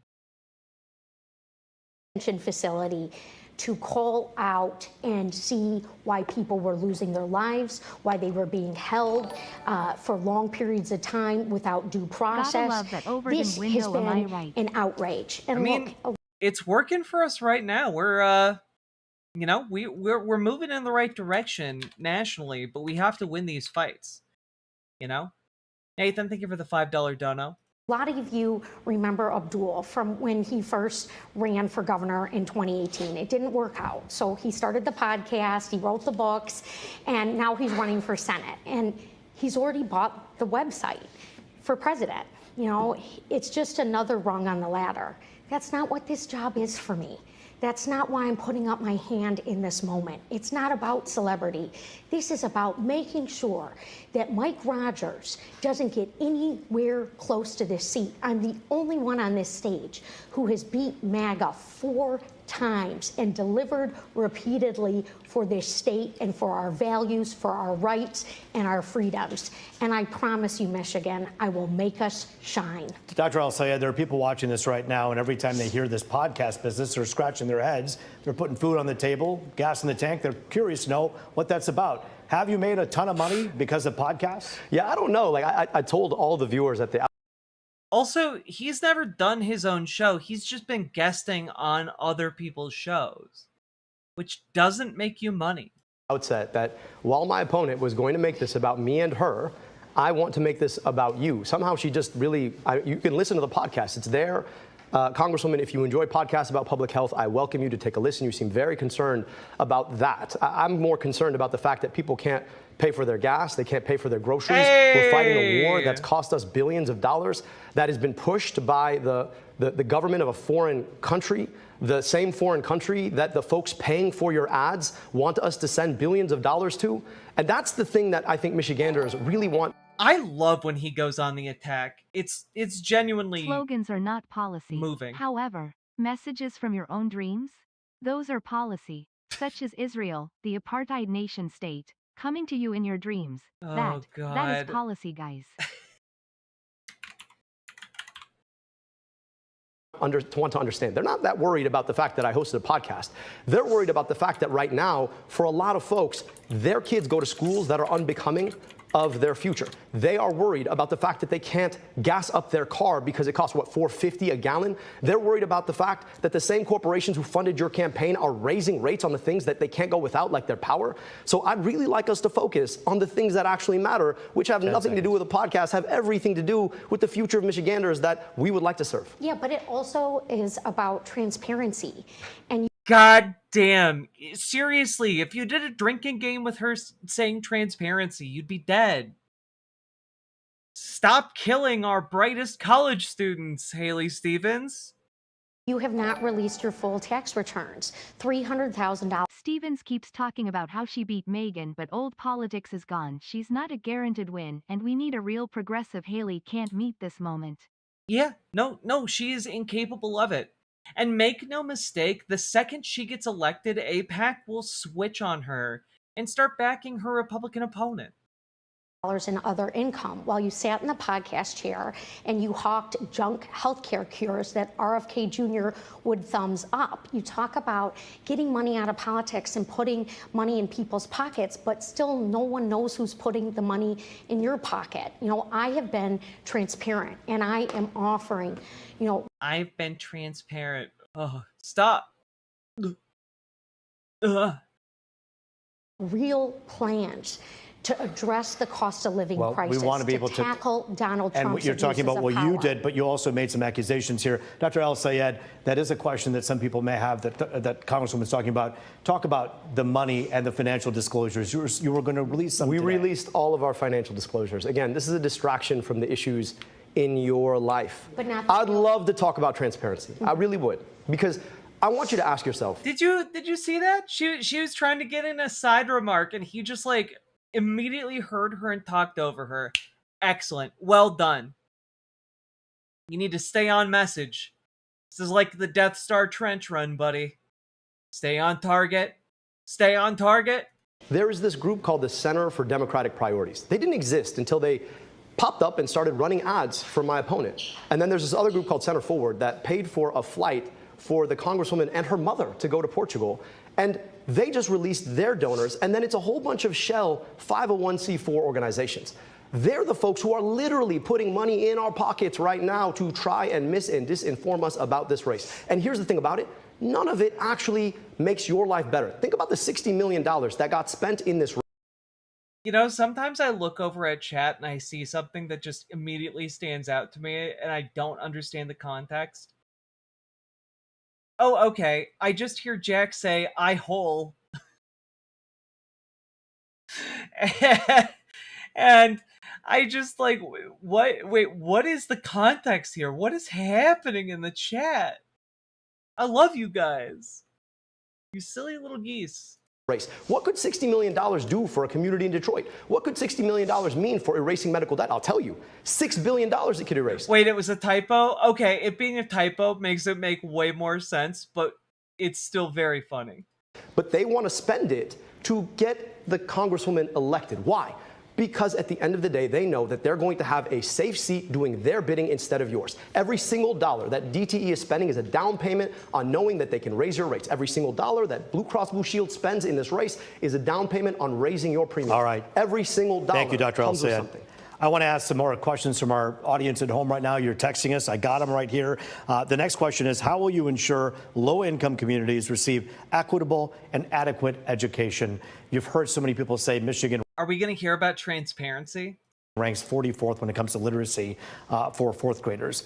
Let's start with Congresswoman Haley Stevens. What are you doing now? What do you plan to do should you become senator? Well, we are certainly being robbed by Washington, D.C. and Donald Trump, who treats the Oval Office like a stock. I gotta be honest with you, there was a part of me that was wondering if she was going to say by the teachers' unions, just because she's full of Republican energy, you know?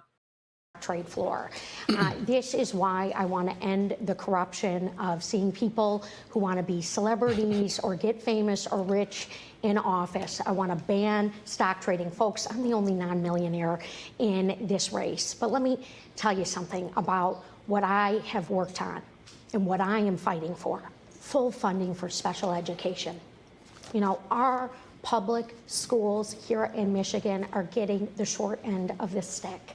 And if we fully fund special education, we can meet the needs that a family in Royal Oak has talked to me about, where they feel torn about making sure that their child with special complex medical needs actually gets the education they deserve. This is also why we have to expand Medicaid, not just reinstate the cuts that Donald Trump cut. We have got to expand these programs.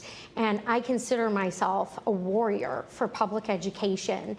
And this is also why I have written legislation and why I'm leading the charge to redirect grants to go into the profession of education, just like my father was. He was a first grade teacher in the city of Detroit doing reading recovery, in addition to running his small business. And so I want to see. I gotta be honest, they're giving a lot of open-ended question answering time in this debate, and it's a bit frustrating. It feels like she's vamping. Can you be more generic, Ms. Stevens? Right? Like, she's using a lot of words to say nothing at all. Sake Tanuki, thank you for the 5 tier 1 subs. More people go into that profession, go into our public schools, and that is going to certainly solve a lot of problems for us. Dr. El-Sayed, you heard the Congresswoman say redirect grant money. Is that part of the solution here? What do you think? You know, you asked a really important question about education. I'd like to answer that question. I'm proud of the fact that the American Federation of Teachers has endorsed me. Yeah, she's running a campaign built for like the 1990s in 2026. You know, 90s style is back in, but not 90s politics. In this race. And they've done it because I'm a proud product of public schools. I know what it's like to walk into a public school in Detroit in January, and kids are bundled up because the boiler's broken, trying to learn how to read. You talk about a literacy crisis. How do you learn how to read when you have to wear a coat in the middle of the day? We put glasses on kids' faces specifically because we knew that it doesn't matter what's happening on the block. Dancing Stevens is doing. Yeah, there's some impressive choreography at work here. Gotta be honest. Blackboard if you can't see the blackboard. But we need to radically rethink how we do public education in this country. We are not invested nearly enough. I want to tie the support for public education through the Department of Education, which, by the way, needs not just to be. I think this is a good point. People are tired of pure attack politics. They want actual policies, which is absolutely true, right? Like, a lot of people, it's not even that they're sick of attack politics. They need, out of necessity, to know what people's policies are going to be.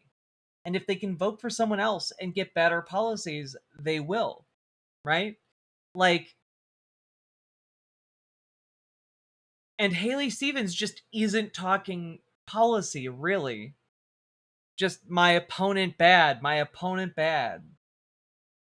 Brought back, but fully invested in. I want to tie that funding to the Department of Defense. So when they try to raise the Department of Defense budget, we're going to make sure we're invested in public schools too. I also think that the way that we have funded local education, specifically school buildings, has too often ported the historical racism of the past. Right now, we fund school buildings based on property tax. Property tax is a function of property value. Property value is a function of who's been able to live where as a function of redlining from the past. And when we say that that same process should be patterning the social mobility of the future through public schools, that's a real problem. But I just want to say this. I actually agree with the Congresswoman on one really critical thing. We are being robbed. The money that we should have to invest in our schools is being sent to foreign governments to destroy other people's schools instead of investing in our own. And that is exactly what AIPAC wants you to do and why they're spending so much money to get the Congresswoman elected. Dr. El-Sayed, Congresswoman, it's one point in which at least partially you agree on. As one of you will be taking on Mike Rogers, people want to know what are the defining differences. This next question comes to us from a young person herself who actually is a student in Detroit, a college student. And we thank you so much, Kimora, for being with us here today. What's your question to the candidates? Good evening, candidates. My name is Kimora Riddick, and I'm a Wayne State University junior studying broadcast journalism. And my question is about the wildfires. So the wildfires from Canada deeply affected Michigan's air quality, especially in Detroit. What environmental measures are you planning to decrease the dangers of air pollution? Let's start with Congresswoman. Great question.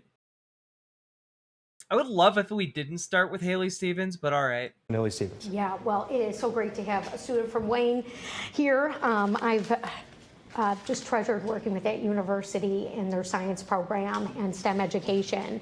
And that is very much at the heart of why we need good climate policy, not the junk science that we are getting from the Trump administration. And let me tell you what I think that looks like. One, we've got to cut the carbon emissions. We've got to lessen our dependence on big oil and. But like, we know these things already. What are you actually going to do these things? Right? Like, part of the problem here is it's like, oh, okay, we need to tackle this crisis head on, and then doesn't get into any specifics. Yeah, no shit. The crisis is being caused by oil going up into the atmosphere. Yeah, we're gonna have to curtail those emissions. How do we do that? Gas. Investments like I secured in our clean energy future. It's like if you put ChatGPT into a flesh body and then like put it on a podium. It's crazy. So that from Marquette to Detroit, we were evolving and moving forward. You know, that has been stripped away by Donald Trump, and that's not right. But it's also not enough to just say, hey, we're going to go in there and just fight Trump. We've got to put forward our own creative ideas, which is why for 4 terms I've sat there on the science committee, securing resources, looking at alternatives for plastic and our supply chain. This is an opportunity for Michigan manufacturing, Michigan innovation to shine. I want to make sure that we are leading the way. And then when Kamara is a broadcast personality, she's talking about the things that we have secured in the United States Senate for Michigan, for our jobs and for our clean energy future. Dr. Al-Sayed, clean air. Kamara, just be careful. If you become a broadcast personality, somebody might come after you. I just want to speak specifically to your question. I can tell you about what we've already done. We put air quality monitors all over Wayne County so folks can get real-time information about the air that they're breathing. Took on some of the biggest corporate polluters in our... Like, from the jump, he is giving more specifics than Haley Stevens ever dreamed of talking about. Like, dog, you're not even an elected official, and he's already like dropping different things that he's done. He's already dropping different policies. Our state, when I was in the city of Detroit, took on Marathon Petroleum, the biggest polluter and the most polluted zip code in the state, forced them to invest their own money to reduce emissions when they had wanted to increase them. The truth of the matter is that these wildfires are happening more often because it's drier and hotter than it has been in the past. It's drier and hotter because we continue to rely on fossil fuels for our energy. We need to get to 100% renewable energy. And the only way we're going to do that is by taking the Chevrons and the Exxons of the world out of our politics. Now, guess whose campaign they supported? Well, if you guessed my Congresswoman colleague, you probably guessed right, because yes, they have both given to that campaign. So when you hear ideas of things that ought to be done, but they never actually get done, you should ask yourself why it doesn't get done. Well, because the people who sell oil in this country fund the politicians who make sure that they can keep selling oil. Dr. Al-Sayed, Congresswoman, thank you so much. We have another text question, one of the many, many text questions. This one, I think, is important because, again, my main goal and our main goal at Fox 2, let's differentiate between the two of you. What are the big differences here? So what would you do on your first day in office? We'll begin with you, Dr. Al-Sayed. What would you do on your first day of office should you become senator? Anybody who knows me knows that getting people health care is the passion of my life. I went to medical school only to realize that too often our health care system is part of the problem. We need and deserve guaranteed health care through Medicare for all. I have been thinking about this question. In fact, I've testified to the U.S. Senate twice. This wouldn't be my first time walking into the chamber. On Medicare for all, guaranteeing health care, on eliminating the medical debt in this country, $225 billion. Now, on Medicare for all, there is work that we're going to have to do. We're going to have to get a president elected who can do it in 2029. Now, in the process, though, I actually think that we could eliminate all the medical debt in this country, $225 billion. Just so you understand what that is the amount of the GDP of more than half of U.S. states in this country. So on day one, I want to offer medical debt relief to everybody. I think we could get bipartisan support to do it, and I'd love to get that done. And let's start working through Medicare for all, and then let's make sure that we can get money out of politics so the big pharmas and the big insurances. Like, this is reasonable. This is just reasonable policy. Like, Haley Stevens has nothing on this. Yeah, she has Israel comes to me in my dreams. That's it. Of the world aren't in the way when it comes down to finally getting this done for all Americans. Congresswoman, in a minute and a half, tell us what you do on your first day in office. Yeah, day one, we have As to a West Michigander, I like that Abdul keeps mentioning the different parts of the state, from his work in Wayne County to Saginaw, where I got family. He feels real and connected. Yeah, it's really, really nice that he knows the state and he's talking to the state's concerns. And like, he has policy prescriptions for the issues. And those are really important. It's not enough to just like kind of hand wave it away with platitudes. You actually have to have a plan. Stand up to the abuses of power. Take it from somebody who has been recognized as our most effective lawmaker. When I tell you I'm going to go to the United States Senate and ban stock trading for elected officials, their spouses, their children, for our president and our vice president, and for candidates for those offices, I am going to. That's not impressive. That's something that should have been done from the get-go. But like, I don't know, on the one hand, save the planet, on the other hand, stop insider trading. Like, okay, yeah, stopping insider trading would be pretty great, but like, maybe we should address the poison in the air that's slowly killing us. Get it done. I am sick and tired of seeing Donald Trump sell us out to the highest bidder, go cut deals with every other country except for cutting deals for us here in Michigan. We have been paying the price, and it is not acceptable. And speaking of prices, hey, socialism is not a crime. Let's go. I had the final hurdle in my friend group today. The diehard Trump guy actually came clean with me today and tell me he actually agreed with a lot of the things I say and has lost respect for Trump and the party and agrees we all need to come together to fight all this shit. And it felt so damn good actually breaking down that barrier. We are actually discussing real change finally. Oh, that is awesome. What an incredible W. And also indicative of the eroding support among the diehard Trumpers.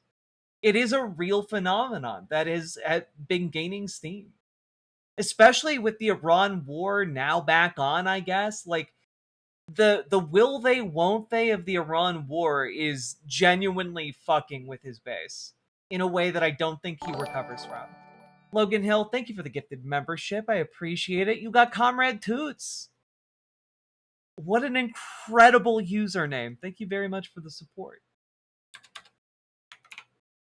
A1 actions to lower costs and to invest in small businesses, minority-owned businesses right here in Michigan. Those are your tax dollars, and I believe in the effective stewardship of them so that they go back to our communities here, and I've got the receipts for that. I've got the proof points for that. And then lastly, we got to make sure that the jobs of the future are coming from the place that we all love to call home, which is why my manufacturing agenda on day one will also be in the hopper. I got all the bills ready. I am waiting for her to start shilling for AI, though. That's one thing I'm surprised about What's so good far. for the Michigoose is good for the Michigander. But, you know, don't push that Michigoose too far. Because we all know what Michigoose equals. It's terrifying. Sake Tanuki, thank you for the 2 tier 1 subs. Very much appreciate you. Ready to go, Rope. We have 30 seconds left for each of you to answer the following question. What makes you think you're the formidable candidate who can take on Mike Rogers? 30 seconds, Dr. El Sayed. Well, poll after poll after poll has shown, despite what my colleague says, that I am the most... Right, like she's just so general. My manufacturing agenda, but with no follow-up points about what that actually means. Goose equals 73. Well, the important thing to know is that goose is greater than egg. competitive candidate to take on Mike Rogers. But it's also this, that you've got to have something. The only thing tougher than Mishagooses are Mishamooses, and I suggest you let that one marinate. You're fighting for. Ask yourself, if DTE funds both Mike Rogers and Haley Stevens, who wins? DTE wins. And no Misha egg, no Misha goose. Oh man, these are going to be the most obtuse references for people who did not see the video where we went over the AI SoftBank slide deck pitch to investors. It was one of the silliest, most nonsensical things I've ever seen in my life. Blue Cross and Big Pharma and Big Tech and APAC, all funded by the same people. We need a choice. I'm the only candidate in this race who does not take corporate money. And so I offer a real contrast to a guy who has never seen a corporate dollar he did not want. Congresswoman Haley Stevens, 30 seconds. Well, look, Governor Whitmer, Attorney General Nessel, the chair of the Michigan Legislative Black Caucus, Amos O'Neill, they all agree that I will be Michigan's workhorse, that I will stand up for us on day one, that I will beat Mike Rogers just like I have beat Republicans 4 times over.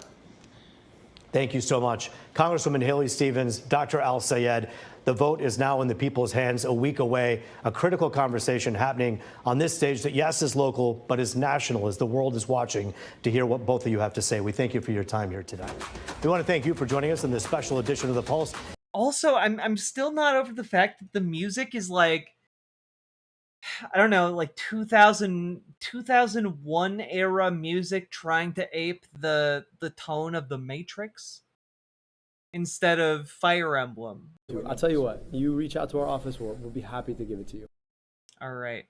I did want to take a quick look at the post-debate reaction from Abdul El-Sayed because he was spitting. He was spitting after this debate. Let's take a look. I'll tell you what, you reach out to our office, we'll be happy to give it to you. I think this is all a distraction from the question of who are all the 501c4s that have funded Center Forward? Who are all the funders behind the Center for Democratic Priorities? Now, to say that somehow my tax return is more important to the voters in the state than the $60 million that have been spent in this race on ads, most of them attacking me at this point, I think is missing the boat. So happy to release everything. We released all of our personal financials. I'm not hiding anything. The question is, what's the Congresswoman hiding about the people who are actively funding her campaign? We're getting outspent in this race 12-1. I don't think people really quite appreciate what that means. 12-1. Yeah, honestly, if he wins at this point, the upset is going to send, like, shockwaves throughout the entire Democratic Party. I saw somebody observe earlier today on Blue Sky that it is likely that if Abdul El-Sayed wins this race, it's going to completely break the brains of liberals in the Democratic Party. Specifically because they've been telling themselves essentially children's stories ever since Mamdani won in order to try and keep the faith alive that actually the people yearn for moderate, more conservative democratic governance. And if this guy wins despite $60 million being spent against him, like, they're truly going to start realizing how fucked they are. Like, how fucked the moderate conservative Democrat part of the party truly is. All money funded through super PACs, which is exactly what the ending of Citizens Jack, your favorite green really is your color. Thank you. I like it too. United is supposed to do. Now, when you can say you really want to get money out of politics or you want to end Citizens United, but then you are the principal benefactor of Citizens United, that to me seems just to be a little bit more of the hypocrisy that we've seen. They're taking large money from family members, large amounts of money from. I'll tell you this: my father-in-law does not want to send your tax dollars to the Israeli military to do genocide. I'll tell you that much. And also, again, 12-1, 12-1. Like the difference matters here. And most of any outside funding has come from, right, Working Families Party, UAW, American Federation of Teachers, National Nurses United. I've never taken a dollar from a corporation. she's hiding all the corporate dollars she's taken, or lying about it, frankly, that you all saw. DTE, $47,500 in this race, and frankly said, no, I haven't taken it. That, I mean, if you can lie about that straight up in front of a studio audience and like national television viewers, what else are you lying about? He is getting her ass so hard. Let's fucking go, dog. And so I'd love to have a conversation about transparency, love to have a conversation about funding campaigns, love to have a conversation about why she's taking money from all of the worst corporate actors. So Chevron, Exxon. Oh shit, I have to. Okay, Shootbang, can you get me a link to that? We're not going to cover that today, but I want to listen to it. I want to listen to the Matt Iglesias talking with the Pod Save America guys, having just like an absolute existential crisis about their relative brand identities over Abdul El-Sayed. On DTE, Blue Cross Blue Shield, Big Pharma, Big Tech, APAC. Who else? And then why did you and your mom have to go to Portugal? Like, that's the important question. We want to talk about family members, right? Like, why do you take your mom to Portugal? Like, did she have to get spun by the same corporations trying to spin you on policy so that, like, on the way home, your mom could spin you? I don't understand. Like, is this how it's supposed to be done? Is this how, like, when you go to DC, is that how they teach you you're supposed to operate? Because I'm not trying to operate that way. And I think it's important for voters out there to understand just how corrupting the corporate money has become. When they're flying you out to Portugal to talk to you about big pharma policy or big tech policy, when you come back, you're not doing the goods for Michiganders. You're doing the goods for those companies. How do you plan? What do you mean? Michigan and Portugal have very strong historic ties to one another.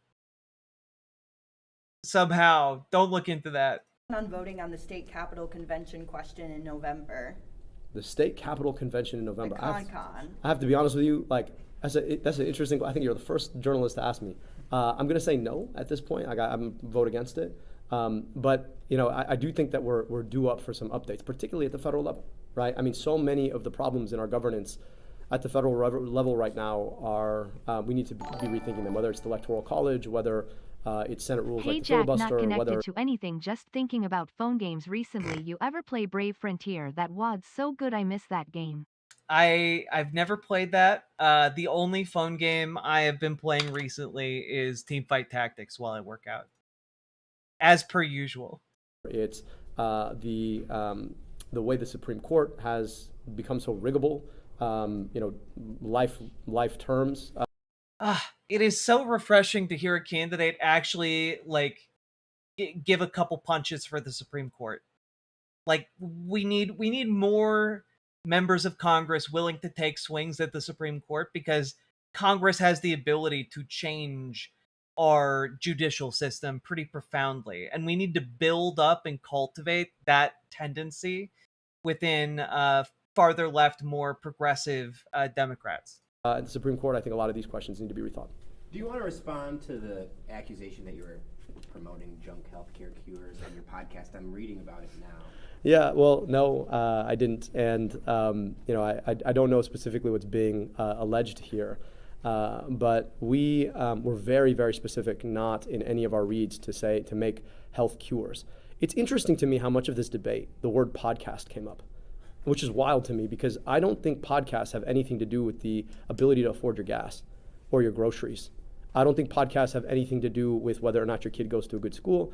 I don't think podcasts have anything to do with the onslaught of corporate money that we keep getting fed into our eyeballs on television every single time you turn on a TV. And so Fox 2 airing this is crazy. He's just killing it. You know, I don't know why the Congresswoman is so angry at podcast hosts, but they're not the reason you can't afford your groceries or ever believe you could own a home. Haley Stevens has claimed many times and several times on the debate stage tonight that she's the only non-millionaire in the race. Is that true? Well, I mean, I file with my wife. So if you count all of our joint assets, maybe. The Congresswoman I know files alone.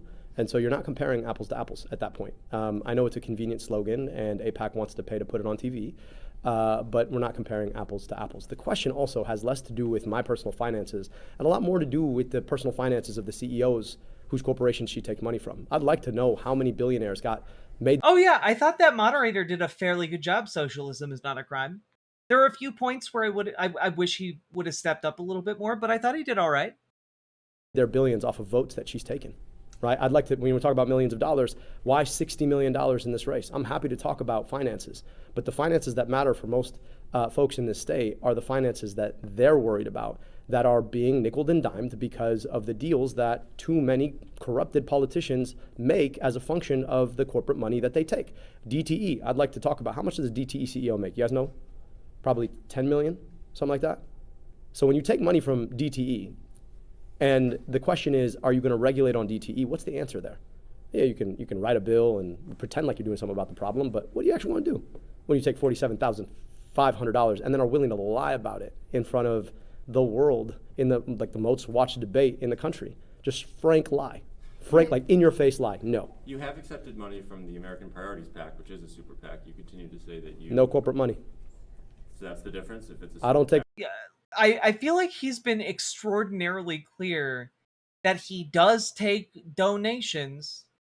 He just does not take donations from corporations or like trade organizations. Like he takes donations from unions, from workers, from working groups. Corporate money, I've always been clear, I don't take corporate money. And if you're angry because AFT and the National Nurses United are supporting our campaign, that's like what unions do to push back on the corporations. Yeah, well, I mean, we take individual contributions, certainly, but I'm not coordinating with any PAC. You know that's illegal when you ask. But also, let's just talk a little bit about scale here. How much are we being outspent, do you know? 12 to 1. No, answer the question. It's 12 to 1, 12 to 1, 12 to 1. So when you're talking about 12 to 1, like, let's actually talk about the amount of money that we've seen. And Michiganders are seeing it. Ad after ad after ad after ad. So if you want to say that the National Nurses United is somehow the same thing as APAC, I don't take that seriously. The Congresswoman, when she was up here earlier, said she answered no to the question on DTE and consumers today because the contribution that she received in the FEC filings was the month before she filed for Senate, but it was. What? She accepted it a month before she started running? Oh, get fucked, Haley Stevens. You lying Weasley piece of shit. Well, I didn't accept it while I was running. Tee-hee. Later transferred to her. Oh, you couldn't hear that? The Fox News, or one of the reporters there is essentially like, well, Haley Stevens said she didn't need to answer yes to the question on DTE tonight because she received the donation before she started her campaign. And like, that's just such abysmal bullshit. Committee, which said the question was specifically about the Senate. So de facto, when somebody gives you money and then you take that money and put it into your Senate campaign, then the answer is you have taken money into your Senate campaign. My understanding is DTE is the Michigan energy company. Do you think she should have answered yes? I think the actual answer is yes. Like, the truth of the matter is, so she has a congressional campaign. Somebody takes a bunch of money and puts it in her congressional campaign, and then she takes the congressional campaign money and puts it into her Senate campaign, then by definition... What does DTE stand for? It's DTE Energy. So the E clearly doesn't stand for energy.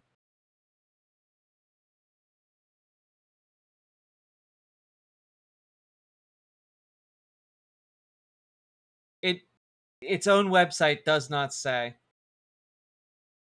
Cool. And she's taken it. And it's also really interesting. Did she on purpose do it the month before so that she could answer that answer no? At the end of the day, throughout her career, she's taken oodles and oodles of DTE money. Oodles and oodles. So like, part of me says, well, yeah, if you want a senator who's going to stand up to DTE, that's probably not it. Right? That's what people are asking. The technicality of the money is a secondary thing to, are you bought off by the corporation? And the answer is yes. So when you take their money at all, at some point, you probably have a cozy relationship with... I mean, if you take the money at some point, someone calls you asking for a favor. That's how that works. Their PAC. You have a cozy relationship with their lobbyist. And when that lobbyist says, here's the bill we really want, that's probably the bill they get. And guess what happens to the rest of us? We end up paying, what, $3.99 to pay our DTE bill with a credit card?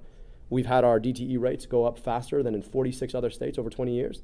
That's what that buys you. There's not, I mean, we pretend somehow that like, oh, it's just money, and people are fully independent. Well, why do they spend it then? I mean, money is cynical, but it's not dumb. So they spend their money to buy off politicians so that those politicians turn around and do their bidding. And it's the reason. Wait, it stands for Detroit Edison? What does the T stand for? The T is silent. We end up paying more for less. It's the reason we get paid less for more. And it's the reason that our politics feel so corrupted. Because if Haley Stevens wins the primary, will you support her in the general? I've been super clear about the fact that we got to beat Mike Rogers. So yes, you guys keep asking me the same question. What did you make of the comments from the Congresswoman about the tone of your campaign? Do you think that's a valid thing voters should consider? You know, the tone that people are hearing, literal goddamn tone police, most of all, is the tone that's being brought to them by UDP, AIPAC, running attack ads on my character because I wrote an op-ed 15 years ago, or I ran against the governor and said that she was taking money from Blue Cross Blue Shield. So, like, let's talk about the tone of the campaign. I've told my supporters multiple times not to make fun of her. I don't know what else you would want from a candidate. I've literally said, do not make fun of her. It's unkind. I've said it. It is unkind. It's also really difficult not to do. Multiple times, but I've heard nothing. Even when the question of civility came up, you heard it today. The question of civility came up and she used it to attack me. So I'm just saying that, like, where is the incivility coming from? When you ask Also, I will say, Abdul El-Sayed, absolute class act. Absolute class act. I'm not a class act. I acknowledge this. Haley Stevens just has, you know, essentially something about her exudes the most irritating theater/band kid. And, like, I'm not saying it's right, but she has major getting shoved in locker energy. And I'm not saying that's the right thing. I'm not saying anyone should do that. I'm not saying kids should do that to one another. But I am saying that if this were a 1980s film about a high school, she would absolutely be getting locked in a locker. And maybe there'd be like a B plot about her falling for the other nerd in school who gets like locked in the locker next to her. You know, and the entire movie, it's just reverse shot of the two different lockers talking to each other. Anytime, like, the main characters walk down the hall past these two lockers. This is the kind of energy she exudes, and it's a very specific kind of energy, but I hope you follow exactly what I'm putting down. A super PAC that wants to take our tax dollars and send them somewhere else to kill women and children, and then, in the most cynical way, put $10 million, $15 million behind attack ads saying I'm somehow disrespectful to women. Where's the disrespect to women? Or okay, so DTE is quite literally just the stock symbol, because when they listed Detroit Edison on the stock exchange, it got the initials DTE, and then they took those initials and renamed the company them. Okay. All right. Are we saying that the lives of some people don't matter enough? Because the lives of the people... My view is it's not right to poke fun at someone, but if they're a shitty person, they open up the door, and Stevens has shitty people politics. That's true, Nathan. That is true. Also, this is absolutely what Haley Stevens and the Republican Party think, you know? Some people's lives just don't matter enough to them. Worried about are the people who are not able to afford basic things, good schools, functional infrastructure, healthcare, whose money is being sent somewhere else because people like Haley Stevens vote to do it. Why? Because they take money from the exact people who want that done. That's how this process works. And it's the thing I think most people are just sick and tired of about Washington, D.C. It's the thing I'm running to fix. I'm running on three things: money out of politics, money in your pocket. What about folks? Until we get the money out of... What about folks who aren't Abdul El-Sayed supporters per se, but just about as fed up with Democrats like his opponents are, like his opponent as we are with MAGA and Vichy Dems like John Fettercuck? What about him? Like, I think kind of the solution here is like,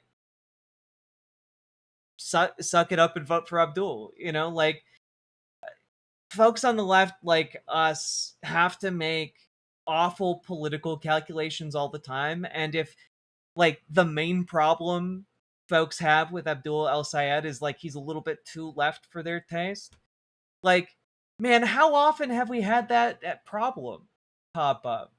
Maybe what we need are people who are a little bit lefter than our current taste in order to unfuck shit, you know?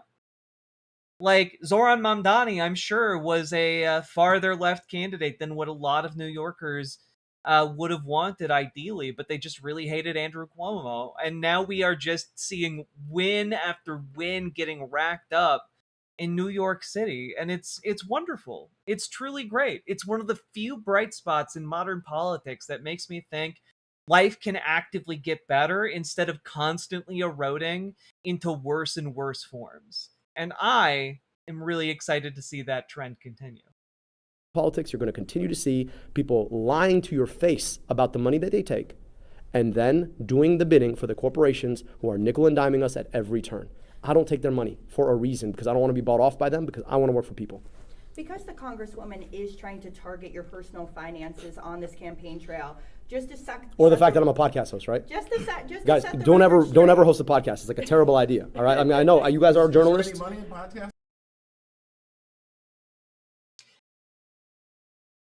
Look, he's not wrong.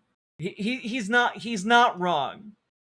I mean, you tell me, man. You're journalists, right? You're journalists. Like, just don't host the podcast, because then some enterprising politician come after you. Like, I mean, it'd be an awful thing if you actually spent time, I don't know, educating people about public health, like our podcast did. That's a terrible, terrible thing, I'm sure.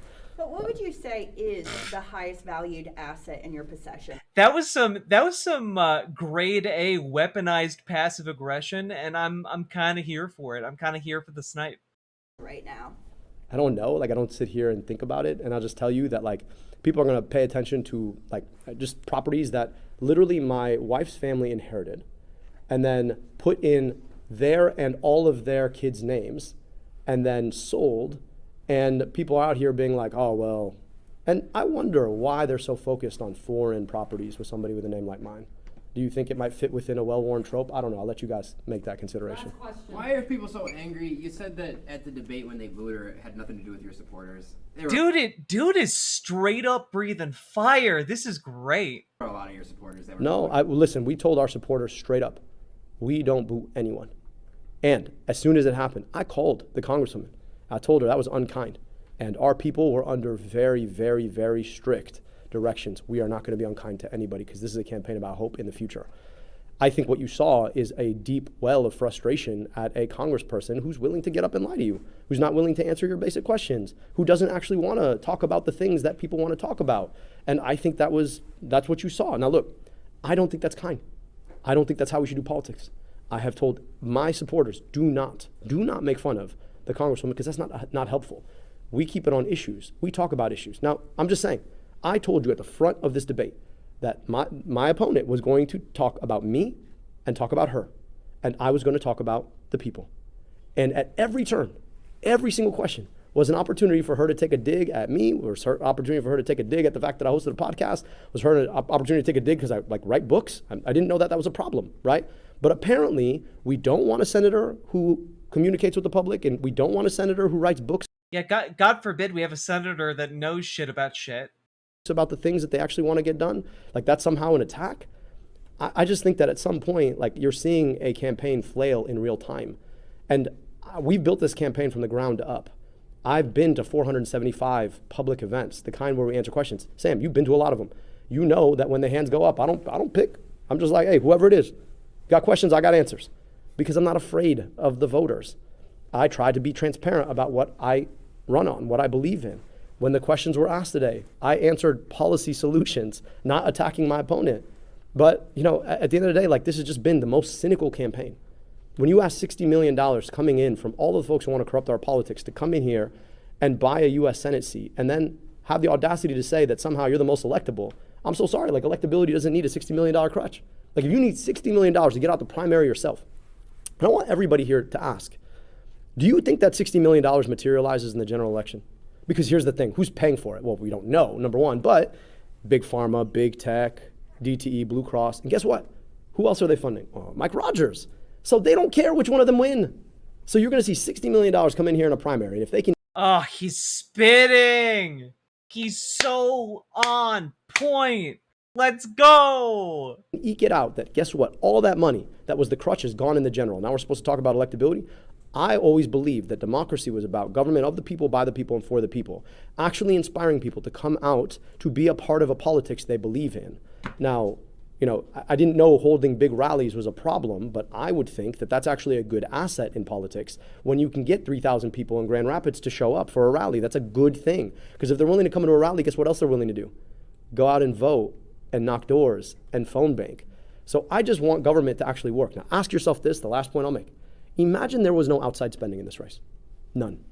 Would we be having a conversation about an even competitive race? Imagine there was none. I'd be happy to have no outside spending at all on my behalf if it meant that $60 million wasn't spent against us. What would this race be? And then you have the audacity to say you're electable? Come on. Let's get serious. Thank you, ladies and gentlemen. Thank you. Devastating. And you want to know something?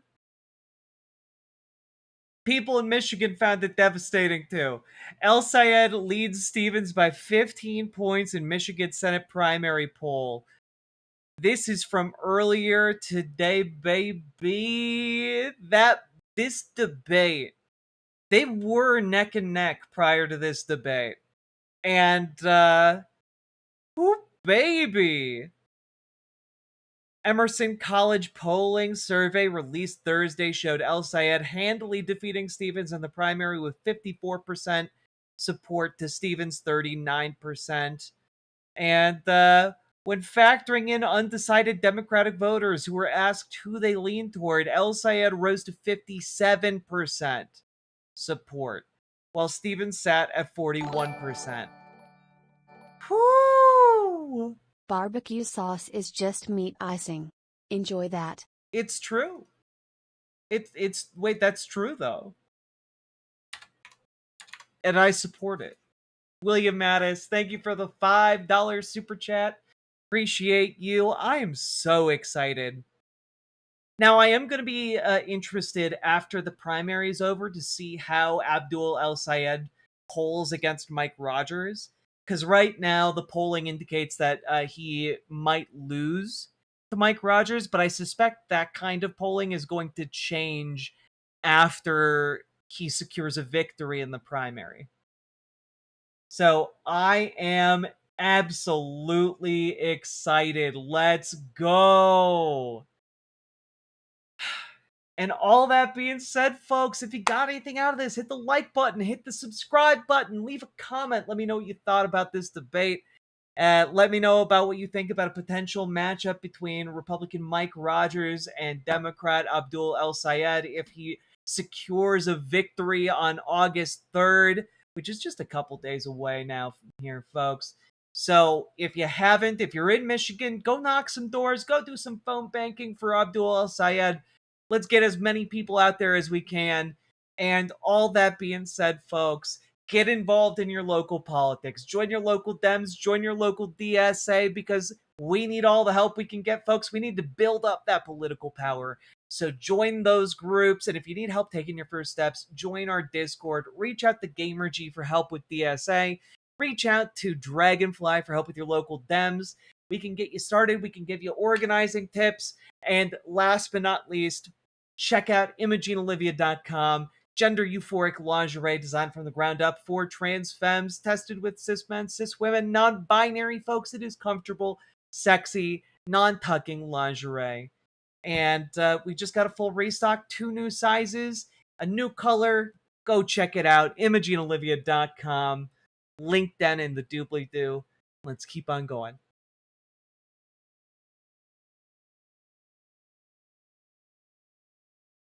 We did it. We did it. We made it through a segment. But I gotta be honest. It is now 2 o'clock in the morning. That took us 2.5 hours to get through.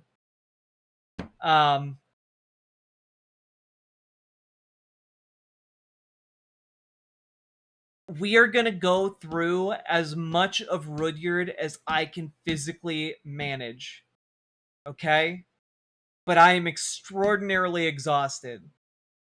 So we are going to continue. We are going to venture forth into the depths of madness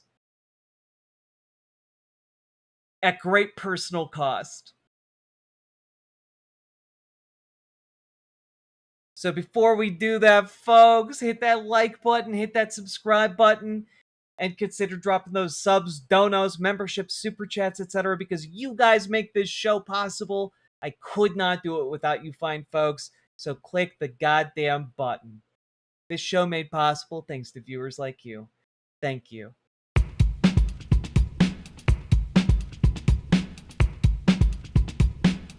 Go, go, go. Click the button, click the button, click the button, click the goddamn button, click the button, click the button, click the button, click the goddamn button. Nocturnal 8999. Click the goddamn button. Thank you for the membership. Click the button, click the goddamn button, click the button, click the button, click the button, click the goddamn button, click the button, click the button, click the button, click the goddamn button, click the button, click the button, click the button, click the goddamn button, click the button. Good luck, editor. Click the button, click the goddamn button, click button, click button, click button,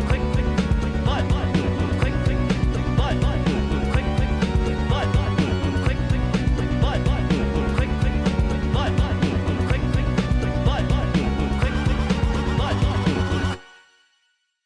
All right, folks. Here we go.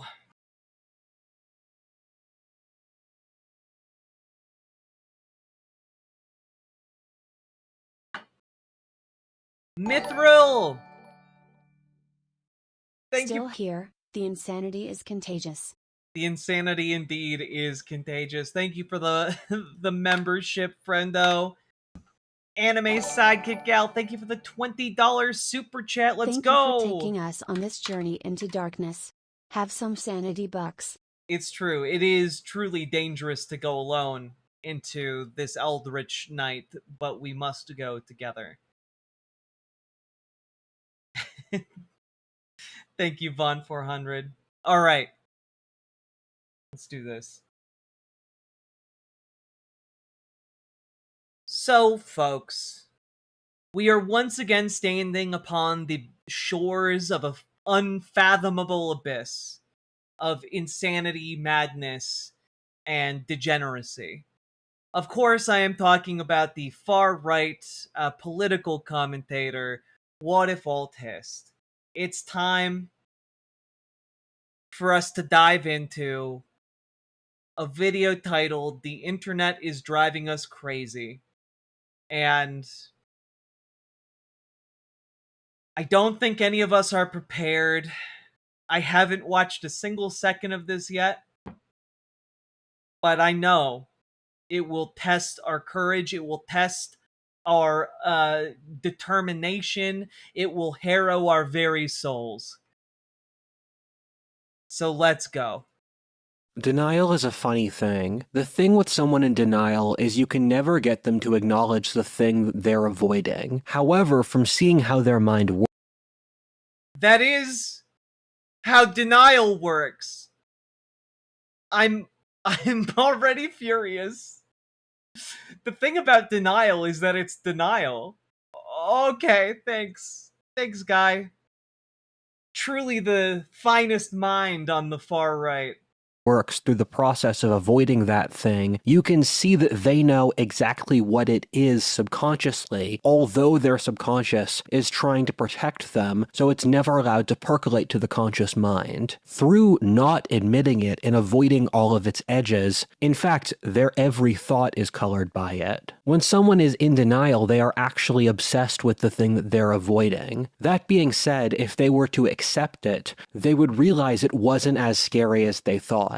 For those that don't know these things, the human mind is over 90% irrational and less than 10% rational.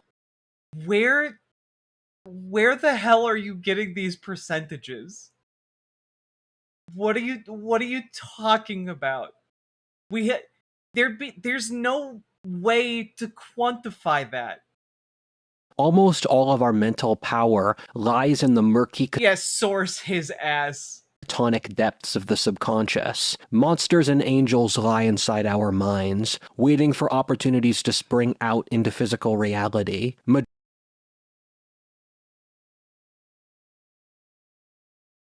He's talking about his goddamn ayahuasca trip again, isn't he? No, they are just on a river in Egypt. You earned that one, anime sidekick gal. Thank you for the $5 super chat. Now, guys, what worries me is that he's starting to integrate even more Jordan Petersonisms into his videos, and I'm a little worried that he's gonna become like the kind of like how Ben Shapiro was the cool kids philosopher. I wonder if he's going to be the cool kids, you know, Jordan B. Peterson for another generation. Like, Gen Alpha coming up is going to encounter this guy's content and be like absolutely suckered by it. I'm so worried. I'm so worried that all it's going to take is one video from this guy saying, Gen Alpha, go clean your room, and he's suddenly going to be thrust into leadership within the Republican Party. Modernity is an aesthetic at best. Beneath it lies forces millions of years old that have fought time and time again for their place inside of us. When we fight them, we lose. I declared independence from the society 3 years ago. What? What are you talking about? The mold groweth. The mold truly groweth and flourishes. It grumbles to him in the night. I just... like... Unfortunately, guys, when we are talking about this man, he is part of like a Gen Z far-right organization that serves as an incubator for far-right content creators. Like, he is going to get more prominent from these associations with people like Mark Andreessen and shit, or Balaji Srinivasan. Like, unfortunately, he's always gonna have, like, you know, $5 million coming his way to keep on doing this shit. Ugh.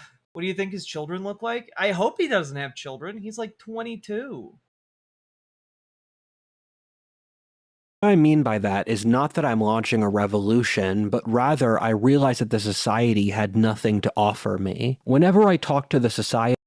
Like, what? I'm sorry, what does it mean to remove yourself from the society?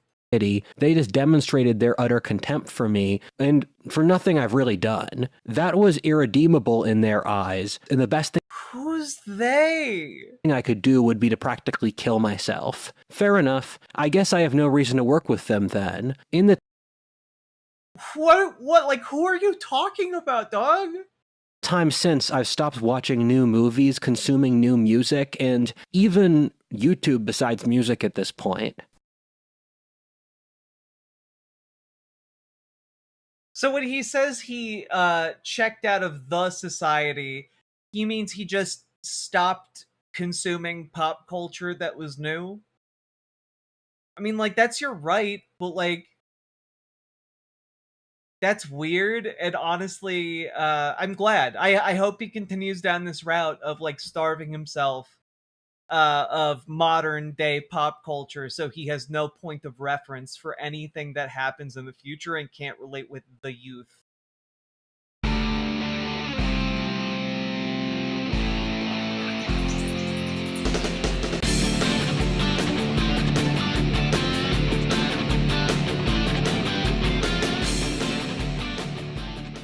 While the internet is full of many issues, there are good parts as well, such as online strategy games that can help sharpen your mind, like today's sponsor, World of Warship.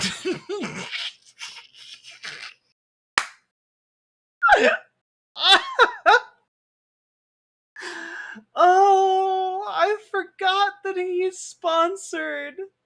I forgot that people run ads on his schizo posts. Holy shit, dog. Somebody show him Chris Nolan's Odyssey. Side note, Anthony made some killer videos about that. Yeah, friend of the show, Ant. Folks, go check him out. Agramuglia, go check out the channel. Because Dog made some great Odysseus related content. You know? Dunking on some folks who disliked the Odyssey for bullshit reasons. But like, this is wild to me. A free-to-play PC naval combat game where players command iconic historic warships in tactical team-based battles, with battleships, cruisers, destroyers, aircraft carriers, and submarines. Every God. Favorite musical artists and content which I consume from years ago. I've been building my world. I guess he's checked out of modern society. You know, except for the mobile games that he hawks on his YouTube channel. Worldview out with older books, which I've found was significantly healthier and better quality than the things we produce today. As I read more and more stuff from a century ago or the 19th century, it's often staggeringly superior by every conceivable metric that it's hard to consume pop culture from the last 60 years. I also have a large enough friend group and social— Well, wait.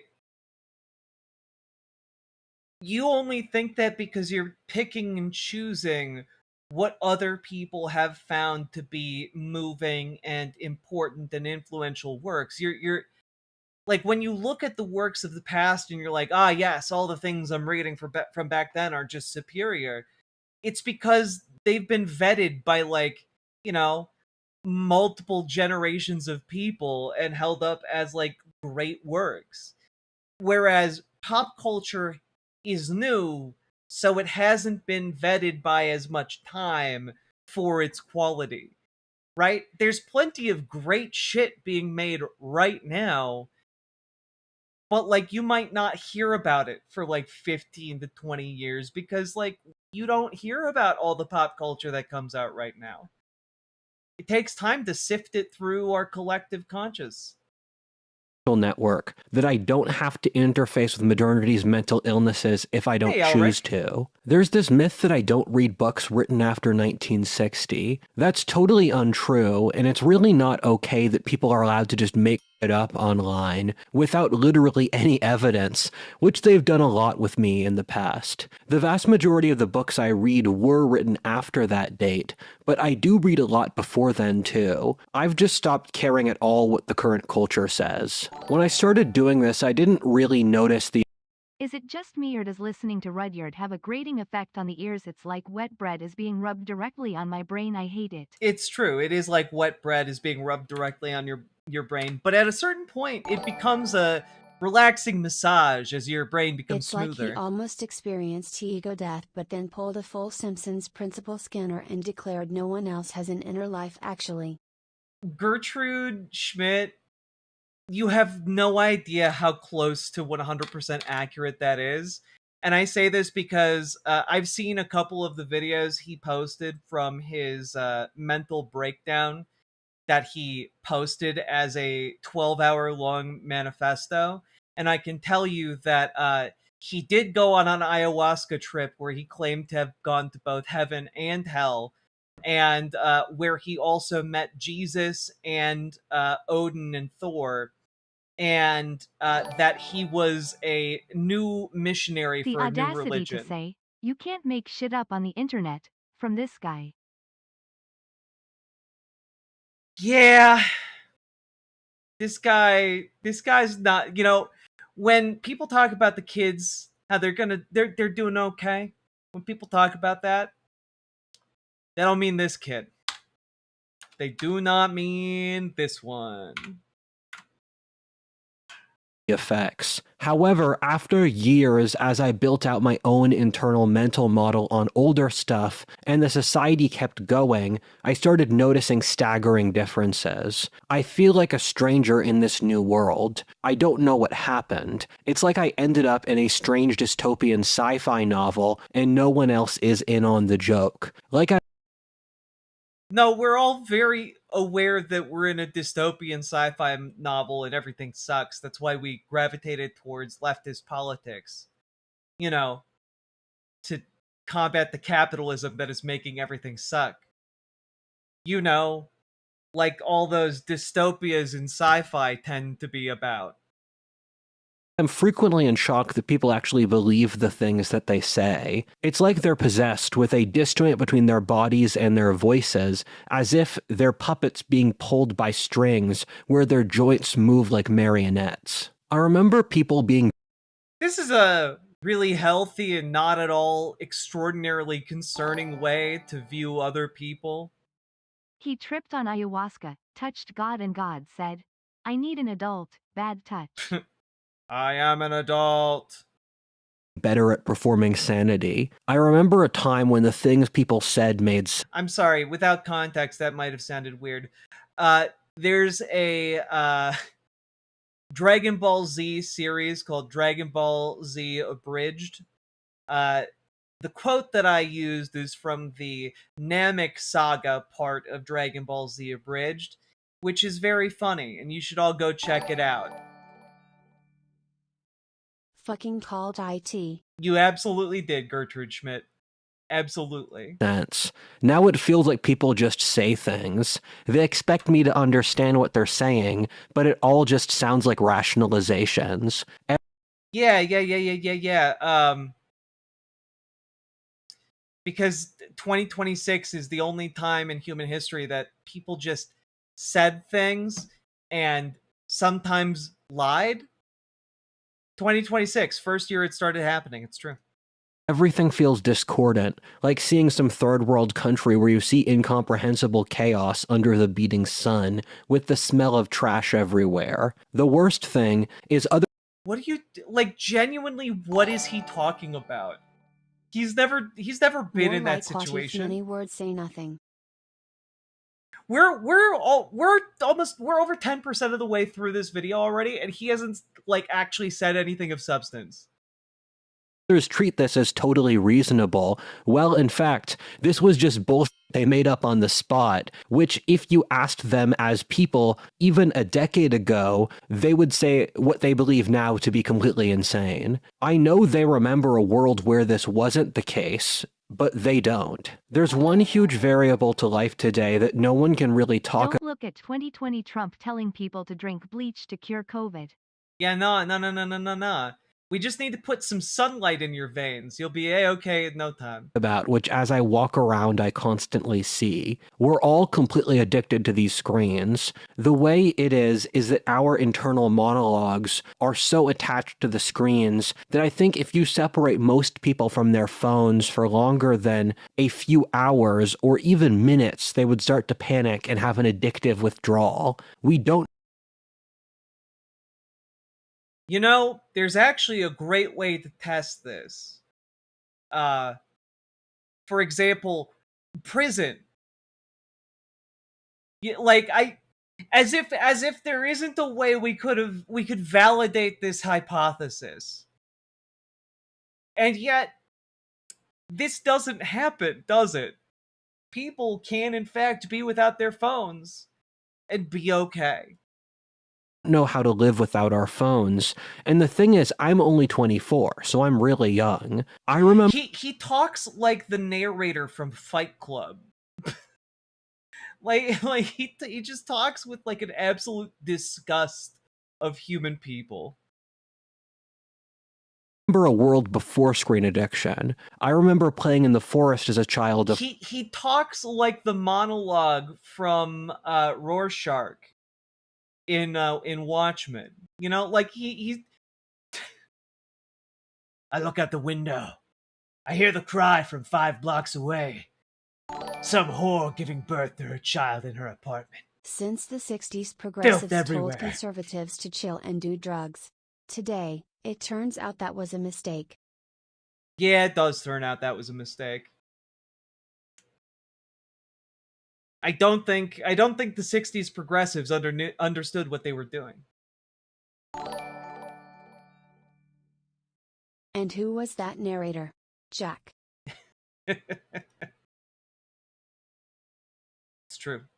It was me the entire time. For the great addiction. However, almost no one talks about screen addiction. I rarely see it on the news, and when I talk to people, they seem to have never considered the idea that they're hopelessly addicted. At the same time, whenever I look at people, they're always staring at their screens. When you're at the airport or on the train, every single person is glued to their phone screens, and they're not even looking at the scenery around them. The worst element of this is that it's not like the things on their screens are helping them. They're hooked up to this superconductor of mental illness. When I go online, I'm just horrified at how evil people are. I don't understand how people can't seem to see what they're doing. Something horrifically evil is currently happening, and it's about to get a lot worse, and people are just going to enable it. It feels like I'm watching a train barrel towards a brick wall without stop, and the drivers are too drunk to realize it. Part 1, What We've Lost. All right, so real quick, I'm not sold on the idea that screen addiction or spending Bro time Def looking at your didn't watch phone. Toy Story 5. I didn't watch Toy Story 5 either, so I don't know. I don't know. I'm outside of the pop culture loop. Oh no! Have I been rejected by the society? Maybe Rudyard should do drugs, the right drugs. They'll get this man a gallon of lithium or some Xanax. Maybe. God. Yes, Gertrude Schmidt, Dunning-Kruger maxing, in the age of the Zoomer, indeed.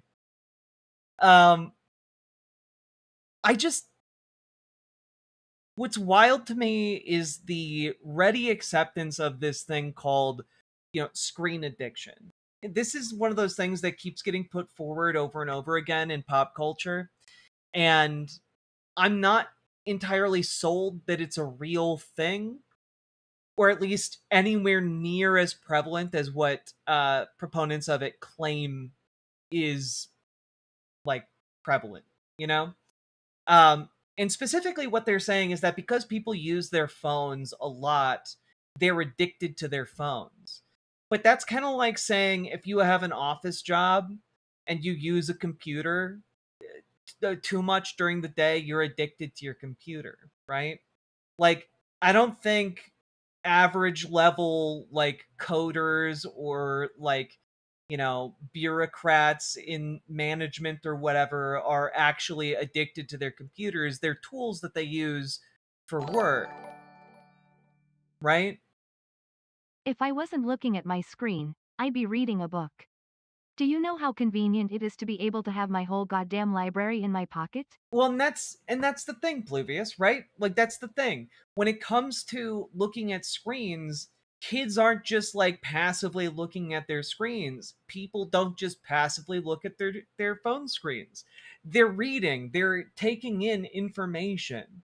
And when we actually look into what diagnosable screen addiction looks like, it's actually like very similar to like a gambling addiction, right? And it's usually related with gaming habits, So like there are people who get addicted to like gotcha games, are an especially prevalent thing when it comes to gaming addiction. Kind of those games that rely on gambling mechanics very much get their grips in people. And like, all I'm saying is that is a different thing than just people are using their phones to read and do work and communicate with one another.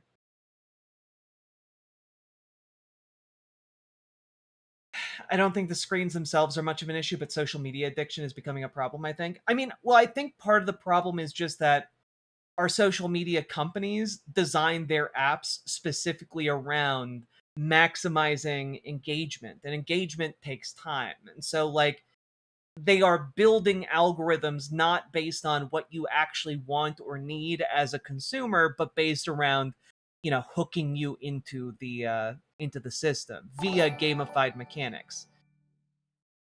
I'm spending all this time looking at my phone in public, but none of these bitches know that I'm doing my Tokarian flashcards. I don't know what that means. I do know what doing flashcards means. I don't know what Tokarian is. But let's keep on going. The way addiction works is that it gradually eats at you until you've realized that you've already lost everything to it. A heroin I feel this addict. screen addiction stuff overlaps heavily with ADHD and would be heavily mitigated by the reintroduction of third spaces. Just bring back social spaces besides bars. Well, that's the other thing, right? Like, if you're a young kid these days, where do you have to go that you can hang out? Malls are dead. You know, you have parks, but parks close. You know, like, where do you have to go that doesn't cost you money? Practically no place. Will lose their family, their work, their passions, hobbies, and sense of self to feel the warm glow of safety from heroin. Let's do a little. Bucket society has a clothes addiction and should all collectively detox. Yeah, I think that that's like a rough equivalent, right? Like if you used clothes addiction as just anybody who wears clothes rather than like somebody who compulsively buys clothes. I miss arcades.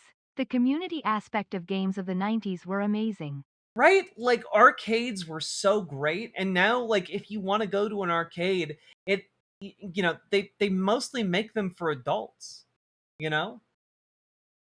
Like you have to be of like legal drinking age to go to an arcade these days. Also, Sake Tanuki, thank you for the 5 tier 1 subs. Like, I don't know, you're left with like youth centers run by like your local city, or like maybe a cafe or two, where they don't require you to like buy something in order to take up space. Maybe like all the places people used to hang out are closed. Oh, and malls are absolutely dying. There's a little bit of a renaissance going on right now with like small businesses, but like there are, I don't know, at least 8 malls within driving distance of me that are all in various states of dying, or like having their anchor stores flee, you know?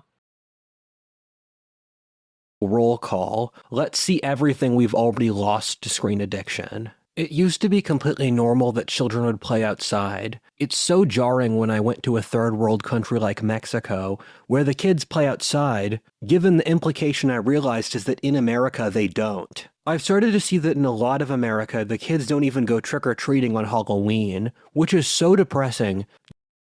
Jesus. Oh, okay. Well, first of all, kids absolutely do still go The trick-or-treating. reason the far right gains power is because they're the only social group available in many vacuums. I mean, part of it is that they make third spaces available to you know, disaffected youth, and then they become like the support structure for said youth, and like suddenly it's a lot harder to leave the group because they're the only guys who have your back, so long as you're a white nationalist, you know? But one of the things I want to say here is that uh one of the reasons we don't let kids play outside is because like all of the panics, caused by, you know, the satanic panic. There was also like a string of like kidnappings and murders in the 90s that terrified parents into like not letting their kids play outside. The white flight to suburbia wound up creating a lot of abuse opportunities, and the people who grew up out of that were determined not to let their kids be abused. And so there was a lot more helicopter parenting, and like there's a lot of things that go into this, but essentially in places where both parents work and there's less oversight of possible by your two parents, kids get more leeway to run around outside and just do whatever, you know? But like, you know, some rural or suburban communities still do that, but like a lot of people in cities where there is heavy traffic, like, don't necessarily just go, hey, Timmy, go play outside. Because any number of terrible things could happen. It's a bit scary. But fun fact, did you guys know that the origin of Halloween was that it's originally an Irish pagan holiday to revere their chief god, or the Celtic version of Odin named Crom? Crom, also known as Lugh, was head of the Celtic pantheon and was a god of war, wisdom, and fertility. Halloween was the day when the veil was most thin, where the Celts would sacrifice horses to Crom to bless the next harvest. Crom was known as unyielding and brutal, while he was separated from his other persona, Lugh, who was the nice, friendly king god when the rise of Christianity demanded severing the dark aspects of their former chief god. Cool. Given that's one of the best moments of childhood, it's the gradual trickle of losing everything we care about. Instead, the children stay at home playing with an iPad, which is a childhood in the same way that porn is sex. I can guarantee you that children still go out trick-or-treating in vast droves. Speaking of that, now that at least a majority and potentially higher than 60% of new relationships are formed due to the internet, we now see the negative consequences of the internet ripple into the mating crisis. You could How does this ripple into the mating crisis? If most relationships are being made online, that just means the internet is facilitating people to meet up with other people they're into. see this mechanism in every layer of the society where now work or banking requires the internet. People socialize and do status games through the internet. People don't go to the bar or third places to meet one another. They do so through social media, which carries none of the same benefits of real human communication. One of the really horrible lessons about human nature that this has taught us is that if you strip away every other element of social communication between the connection, the relational depth, learning skills, or whatever, and then you just leave the status games, even with for most people no money involved, the vast majority of the population, especially so women, will pick just having the social media stripped down status games about how many likes you get versus other people, and they will jettison actual social life for that. I don't like how he refers to it as mating on every possible level. This guy a creep. Oh yeah, no, this guy doesn't view other humans as people. Like, that's one of his fundamental problems. Like, notice how he talks about them as, like, puppets and marionettes. Or notice how he talks about them being willing to throw away everything for a few likes on Twitter. You know, a few likes on Blue Sky. Like, nobody thinks like that. People don't think like that. Children don't think like that. What that signifies is that the thing they cared about the whole time for all of these social communications and the functioning of a healthy society was the status games. That was the reason they were doing it. If you were to go back to the 1950s and see the society that so many conservatives love to valorize, all of the social institutions which right-wingers like to reclaim, like church, community, family, dating, reading, making art, culture, and patriotism, are all dependent on people not being on their phones. What the digital age has really shown is how communal so much of human existence is. Yeah, it's all communal, but also, just real quick, social institutions which right-wingers like to reclaim, like church, community, family, dating, reading, making art, culture, and patriotism, are all dependent on people not being on their phones. What are you talking about? Literally none of those things are dependent on people not being on their phones. For many people, the only way they get to access those things is through their phones. Or the only way they get to create those things is by using their phones as a tool. What? Yeah, because people aren't reading on their phones? This guy's such a jackass. What the digital age has really shown is how communal so much of human existence is. We've become Yeah, it's almost like our species has survived and thrived due to our ability to work together socially. very isolated as a, quote, society, end quote, with a plurality of Americans saying they have no close friends, and this is even more exacerbated among young people. Yeah, why is this? Drawing tablet, anyone? Exactly, Nathan. 100%. Exactly. But, like, the thing about Rudyard is he never asks why. Why is this happening? And whenever he does, he comes to the conclusion that it's because society has fallen to Marxism and everything is becoming degenerate, right? That's essentially his main point. Because again, I haven't mentioned it yet, but this guy's main thing is essentially constructing a new form of Nazi esotericism. That's his main thing. He believes in like eugenics and magical bloodlines and all that jazz. Like he hasn't so far gotten really into that, but we are only about a fifth of the way through it. But the thing that constantly bothers me in these videos, aside from everything else, is that he will bump up against a problem that is created by capitalism and perpetuated by capitalism and made worse by capitalism and say, what could have possibly caused this? It must have been the socialists. And it's insane. Socialism isn't the dominant force in society right now, it's capitalism. And why are people becoming more lonely? It's not because of socialism. People are becoming more lonely because the forces of capitalism squeeze human beings for their labor and then take as much value from the labor they produce as possible to turn into profits for the people who own the systems, right? And the people on the bottom are being left with less and less as they get squeezed harder and harder. And the people on the top wind up walking away with more and more. That's it. That's why you have these vast concentrations of wealth forming for the oligarch class in our society.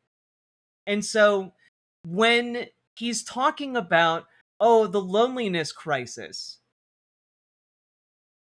the people making Gen Z, millennials, boomers lonely are capitalists who force you to work longer hours for less pay. And when you work longer hours for less pay and your rent is still going up and the cost of everything is going up, then you have to go get a second job where you're equally exploited. And suddenly you have no free time. That 8 hours of work, 8 hours of sleep, 8 hours for what we will has rapidly been eaten up into, 10 hours of work, 12 hours of work, 14 hours of work, and then, how are you going to balance that time? Looks like you only have time to sleep and maybe procure the necessities for daily life. And what does that leave you with? A lot less of time. It monopolizes not just your local economy, but your time within that system. And when you then start running into the problem of monopolized time, you have a loneliness crisis because people don't have time to go out there and socialize. They don't have the energy to do it. They don't have the money to do it. And then you have the secondary problem, which is that capitalism commodifies loneliness. Whether it is, the various mental illnesses that can be created by prolonged periods of loneliness and isolation, or the desire to pay for dating apps so you can meet somebody, or the desire to, or paid services or groups where you can go meet people to be friends. Like, there is a lot of different options for you to pay money to try and alleviate your loneliness. And so you have friendship commodified, you have, your romantic interest commodified, your sexuality commodified.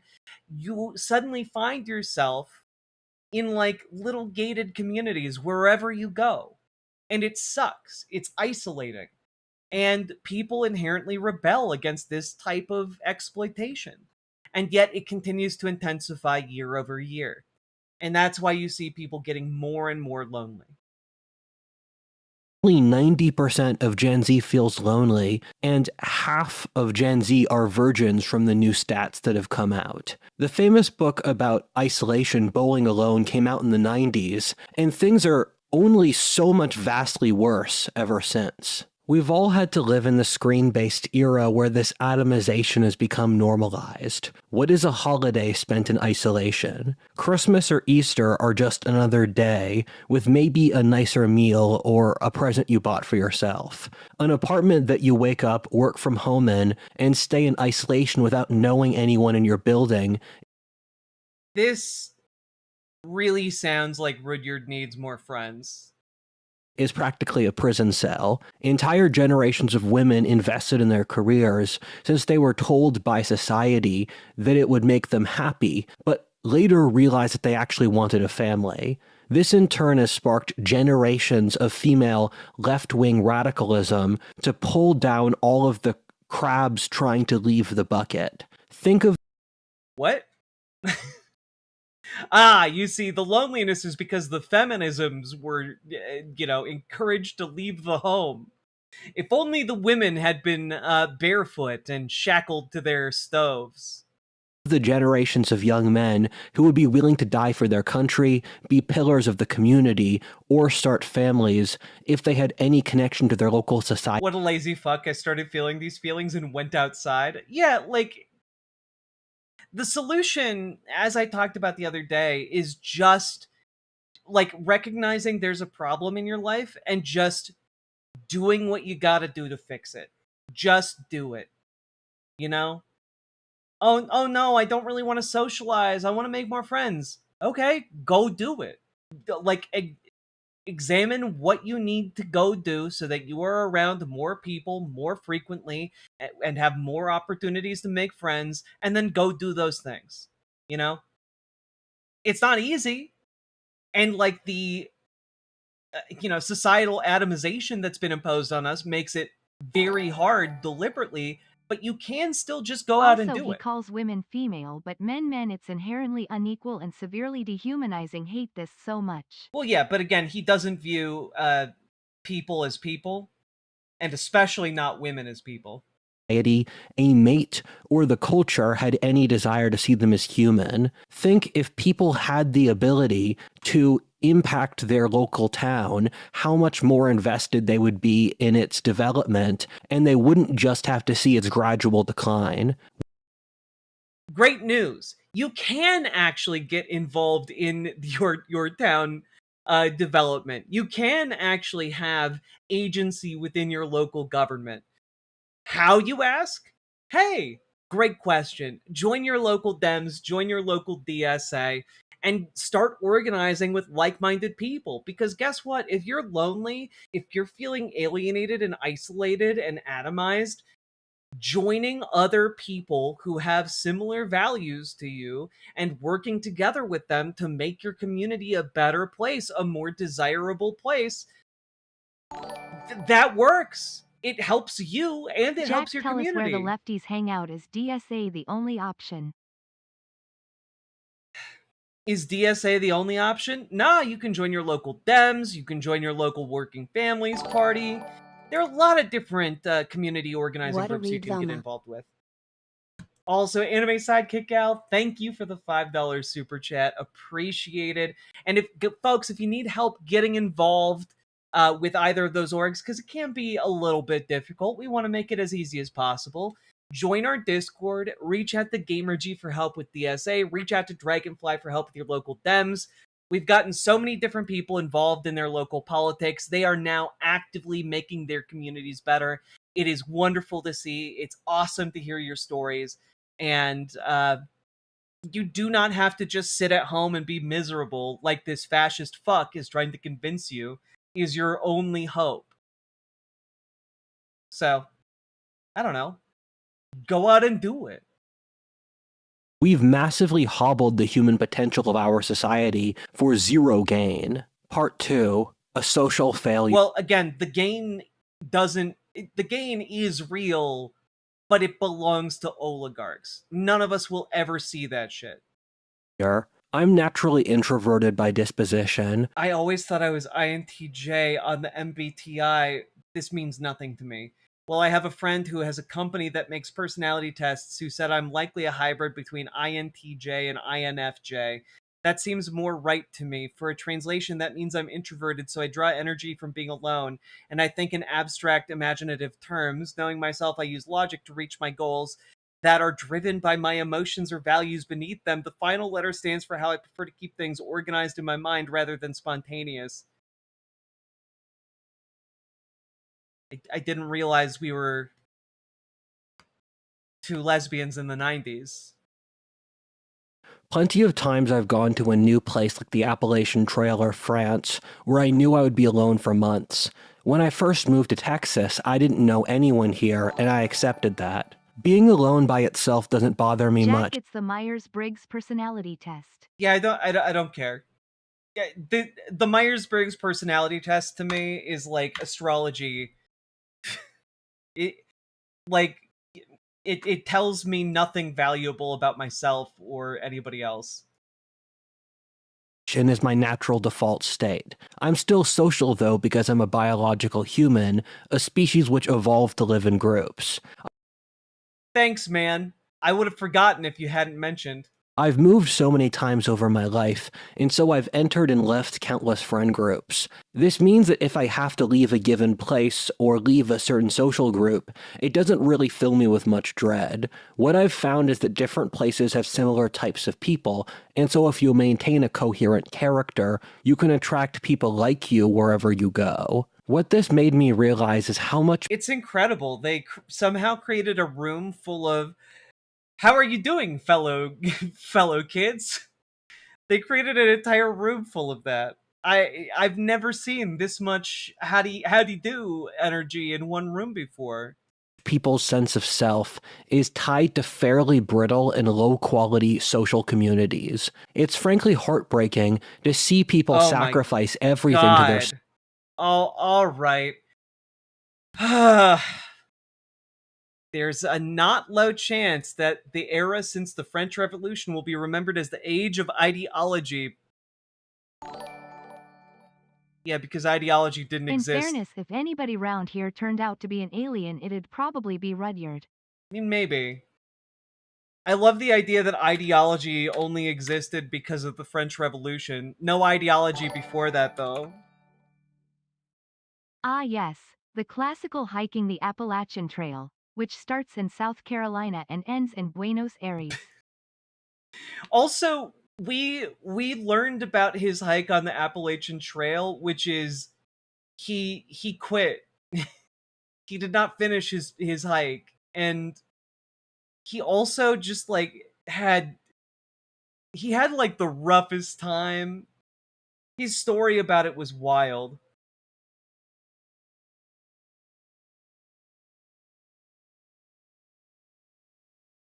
Given it's the dominant thread alongside the Industrial Revolution, ideologies are low-resolution religions which promise material things from political groups. That's not what an ideology is, but okay.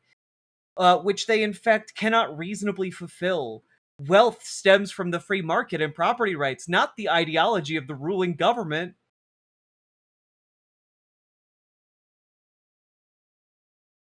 What? Different societies across human history have had different ideas about property rights. And also have had different ways of organizing their market systems. Like, what are you talking about? Furthermore, honestly made wealth is only produced through valuable services or hard work, which an external authority cannot promise a population.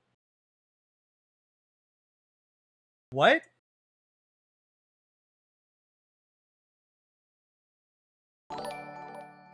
an external authority can't promise labor and the creation of valuable services. What do you like? Yes, leadership can promise those things. Many governments have promised those things to people. Gainful employment, meaningful employment, these are terms that exist. I'm dying, dog. Sake Tanuki, thank you for the 5 tier 1 subs. Mark Sanford extramarital affair? Oh shit. What? A political sex scandal in the United States from June 18th until June 24th, 2009, Republican South Carolina Governor Mark Sanford's whereabouts were unknown, and the media covered what was described as his disappearance. Subsequently, Sanford reappeared and admitted he had been in Buenos Aires, Argentina, with a woman with whom he was having an extramarital affair. He stated that in 2001 he met and became friends with this woman, and that they started having a sexual relationship in 2008. His wife, Jenny Sanford, became aware of their relationship in January of 2009. It was later revealed that 2 weeks prior to June 24th, Sanford and his wife had become a trial separation. During the 6 days of absence, one of the excuses offered by Sanford's speaker was Sanford was hiking the Appalachian Trail. As a result, hiking the Appalachian Trail, or hiking the Appalachians, became a euphemism for a sex scandal in American English. I completely forgot that this happened. I completely forgot. Thank you very much, Sake. Appreciate the reminder. Yeah, now we know where Mitch McConnell is. Oh, God. All right. This is why liberalism as an ideology can start with the classical liberals arguing for small government, which is really anti-ideology. Okay. Yeah, small government is anti-ideology. But then when liberalism is entrenched as an ideology by ruling regimes, it evolves into wokeness or the French Revolution. Fuck, man. His brain is so cooked. So liberalism as an ideology can start with classical liberals arguing for small government, which is actually anti-ideology. But when liberalism becomes entrenched, it becomes ideology for real, and then evolves into wokeness like a Pokemon. But if you give it the appropriate bloody knife item, it will instead evolve into a French Revolution. Like, he's talking about it like it's a goddamn Pokemon evolution chart. It's crazy.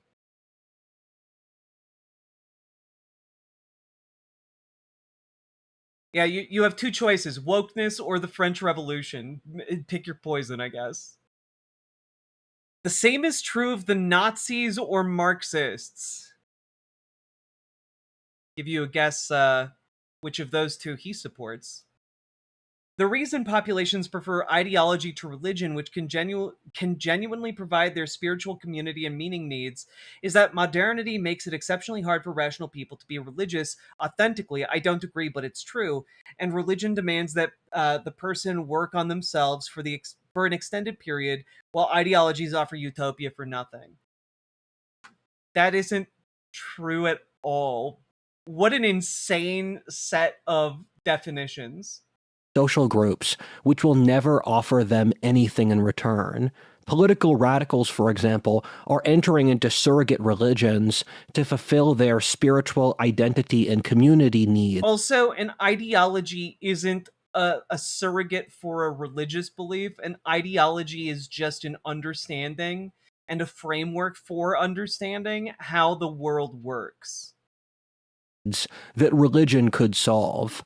Instead, what the ideology does is abdicate. Wouldn't anti-ideology just be the absence of any coherent beliefs or positions? Yes, he's embracing an anti-intellectual position, actually.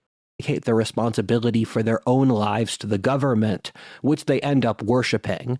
The state He said something stupid, but I missed exactly what he could said. solve. Instead, what the ideology does is abdicate their responsibility for their own lives to the government, which they end up.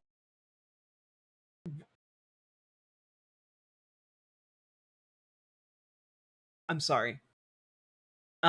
So if you have an ideology, that means you are a puppet of the government, is genuinely one of the most insane arguments I have ever heard. If you have an ideology and a framework for how the world and society functions, congrats, bucko, you're being controlled by the government. Who gave you that ideology must have been the government. Worshipping. The state will never be able to fulfill those human needs, so instead it just psyops. The job of a state is quite literally to fulfill different human needs. That is literally the job of the state. That is why states exist, by and large. Them into worshipping the state even more. The left and other modernists like the Nazis worship the state as a force capable of remaking reality in its image. Is it any surprise? No, it's just a recognition that nation states possess power to set rules for how society functions. That's it. It is a political tool we've created to achieve specific ends. When the school system, which is our child rearing and is run by the state, while the major social media outlets or the news companies are directly or indirectly serving the state's interests. Of course, the state propounds worship of the state. I'm sorry, what's wild to me here, social media outlets or the news companies are directly or indirectly serving the state's interests. That's what your side does. Under Donald Trump, the news media serves him. Under Donald Trump, the social media companies kowtow to him. But that is a unique manifestation of fascism. What you're describing. Under a healthy liberal society, that's not supposed to happen.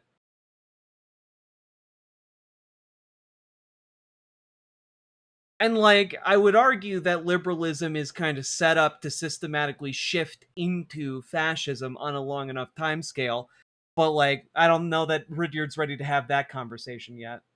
Of course, the state propounds worship of the state. When I look at social media, I see these people spend their entire day on screens and often all of their free time besides work. The average Zoomer spends 8 to 9 hours on a screen recreationally every day, not including screens for school, which most classes mandated even when I was in high school, and the rest of the population isn't far behind.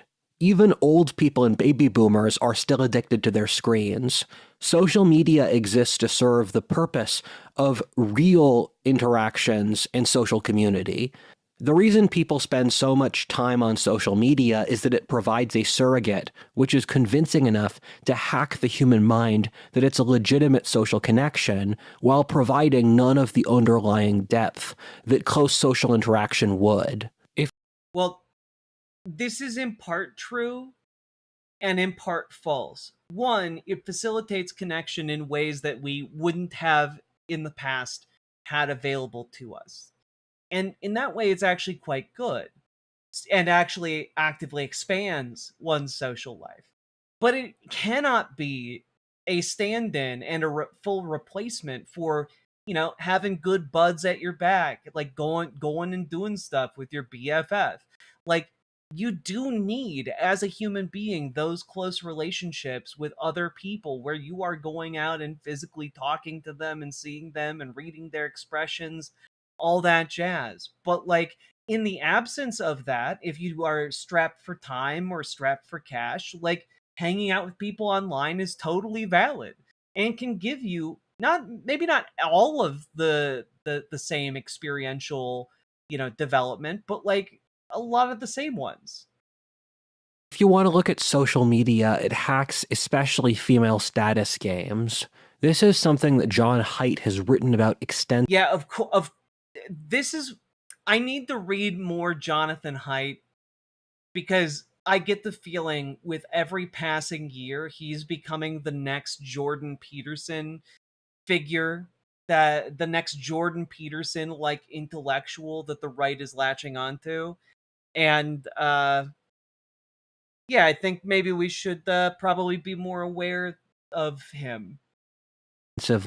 Where suicide rates have doubled among teenage girls, and the same increases also occurred with female teenage depression since smartphones and social media were popularized. As I researched this, I just found a horrifying statistic that about a third of teenage girls have had a major depressive episode. There's also the whole meme about teenage virginity rates skyrocketing with the invention of the iPhone. This is since women operate in their own status hierarchies, which they're quite invested in that they operate under rules of covert competition. If the social dynamics and leftism seem confusing, it's since female relational warfare is not your natural operating system. What? So, just real quick, no, the reasons that like teen suicidality, and specifically like suicidality or depressive episodes have spiked when it comes to young people Love how and young that Professor girls. Jang guy essentially disappeared into the ether. Yeah, good. Fuck that guy. That guy sucked.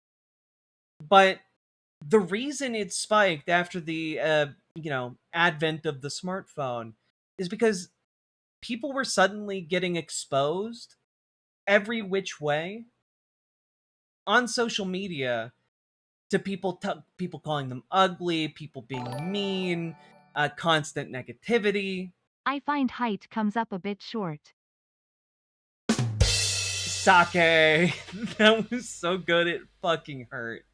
Thank you for the 5 tier 1 subs.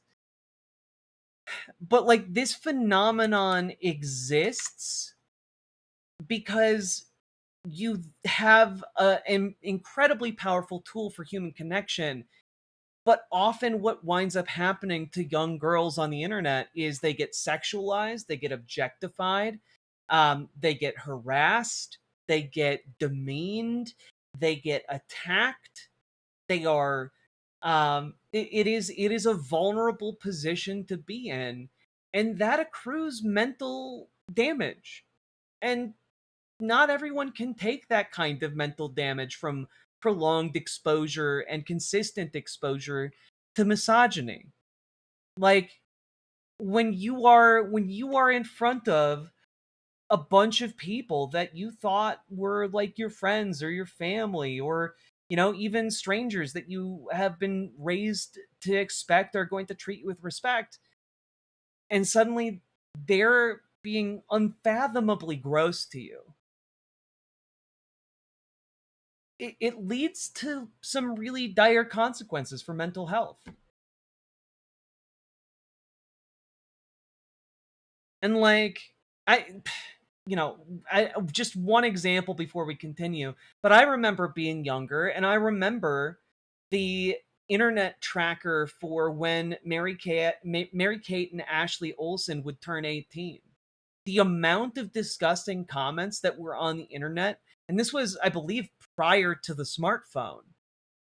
The amount of disgusting comments on the internet were ridiculous. And so now imagine every teenage girl is getting targeted by that nastiness. It's awful.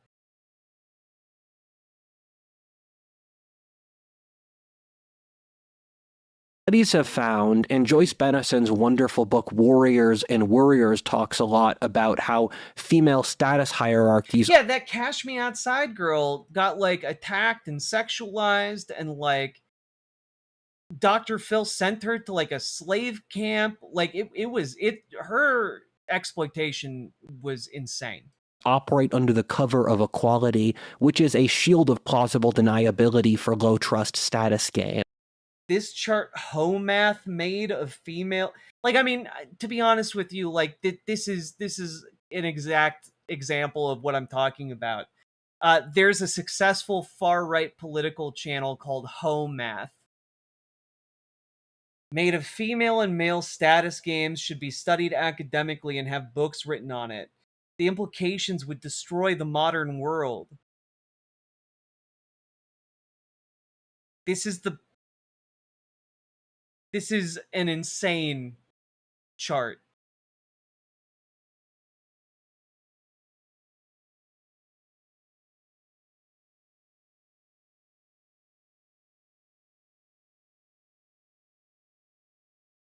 Women are like peasants to me. I'm a nice guy.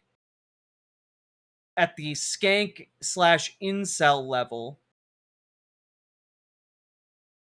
Cool stuff.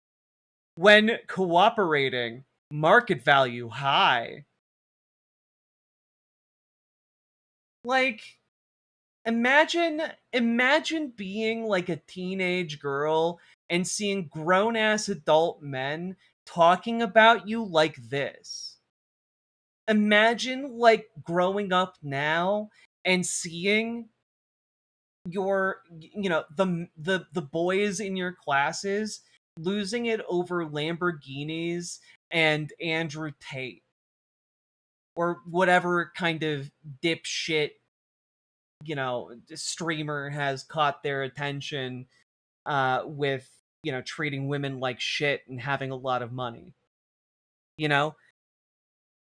Like, it would be alienating as hell.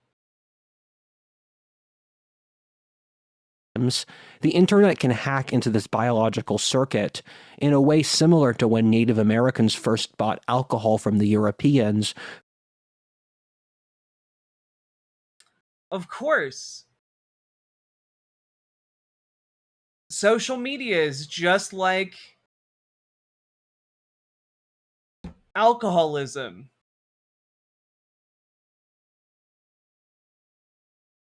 And not just any alcoholism, very specifically a racial stereotype. Cool. Whose communities were then destroyed by that ill. Keep in mind the system is actively designed to suck up... I do want to point out here that it's not like that was done unintentionally by Europeans, right? Like, Europeans deliberately plied indigenous groups with alcohol, knowing that they didn't have a previous exposure to it, and specifically to create societal problems and degrade a lot of communities. Like, or even to create pretext to do horrific crimes. As much attention as possible, and this comes most easily through provoking negative emotions, which are deeply wired into the human psyche for obvious reasons. That means that a lot of this is by design, although the people who built this didn't set out to cause mass mental illness. A huge issue with modern leftism, or our current ruling ideology. Does Rudyard count as anti-social media? I would say yes, but I don't want to run the risk of him adding that phrase into his arsenal and giving me an aneurysm. Is that it can't see that without social institutions or standards, that human behavior defaults to brutal low-trust extraction. But nobody's advocating that we don't have, like, social institutions. No, like, the straw men he builds are just incredibly intricate. That means that when these systems were put in place by people who automatically assumed human nature to be good, and then they set no standards... Yes, you see, it all goes back to the fact that the people who ran our world assumed human beings were good, when actually we're dirty, dirty little dogs. Like, okay. I'm starting to maybe pick up a few hints as to why, at the very least, Rudyard might be atomized to hell. Or systems to clean out the internet, that we would get the lowest quality option of the internet possible. Anyone who's been a Discord moderator or sees what happens when a city stops policing can see how it automatically degrades to the most low trust, least effective, and lamest option possible. The reason that Don't say it like that. Too late. It's very late. I'm very sleepy, and I'm kind of in. I'm in a little bit of a slap happy. It's 3 o'clock in the morning, and I'm doing the best I can to maintain an interesting show. Freedom is so rare over history and must be protected is that the deep tension in human societies is that you need social standards or authorities, but Yeah, but nobody's arguing that you don't need either of those things, you absolute cretin. Let's just imagine the people I don't like hold positions that they absolutely don't have. Cool stuff. these can't abuse their own power, although from an authority's purely short-term perspective, they have every reason to do so. This makes most of the internet what Sam Francis would call an Oh boy, let's tackle this text wall. Yet another one to scale. Anarcho-tyranny is a concept developed by Sam Francis back in the 20th century, which is profoundly prescient that a government can tyrannize its own citizens while also promoting anarchy through not actually enforcing law and order. Most major left-wing cities are obviously doing this now, where they are depolicing and not enforcing laws to stop crime in the courts. Okay, as somebody who lives in an American city, I guarantee you cops are still like going around hassling people, arresting folks, generally being dinguses and dillweeds and dicks. I guarantee you there's still like catching people who they believe are doing crimes or arresting people just for the fun of it and accusing them of doing crimes in order to justify the arrest. Like I guarantee you they are still doing this in every single city. You cannot tell me like, oh, the police just aren't doing anything in major cities, because they are, like, all the time, and usually it's some kind of variation of assholery. But I love the idea that like cops in cities are just like, yeah, whatever, do crimes, because that's just not the case. The Rust Belt had a taste of this earlier, where the majority of major cities like Philadelphia, Detroit, parts of New York, Buffalo, St. Louis, among others, are now functionally uninhabitable. Which parts? Like, which? What are you talking about, dog? I'm baffled by this man. Sake Tanuki, thank you for the 5 tier 1 subs. What is this?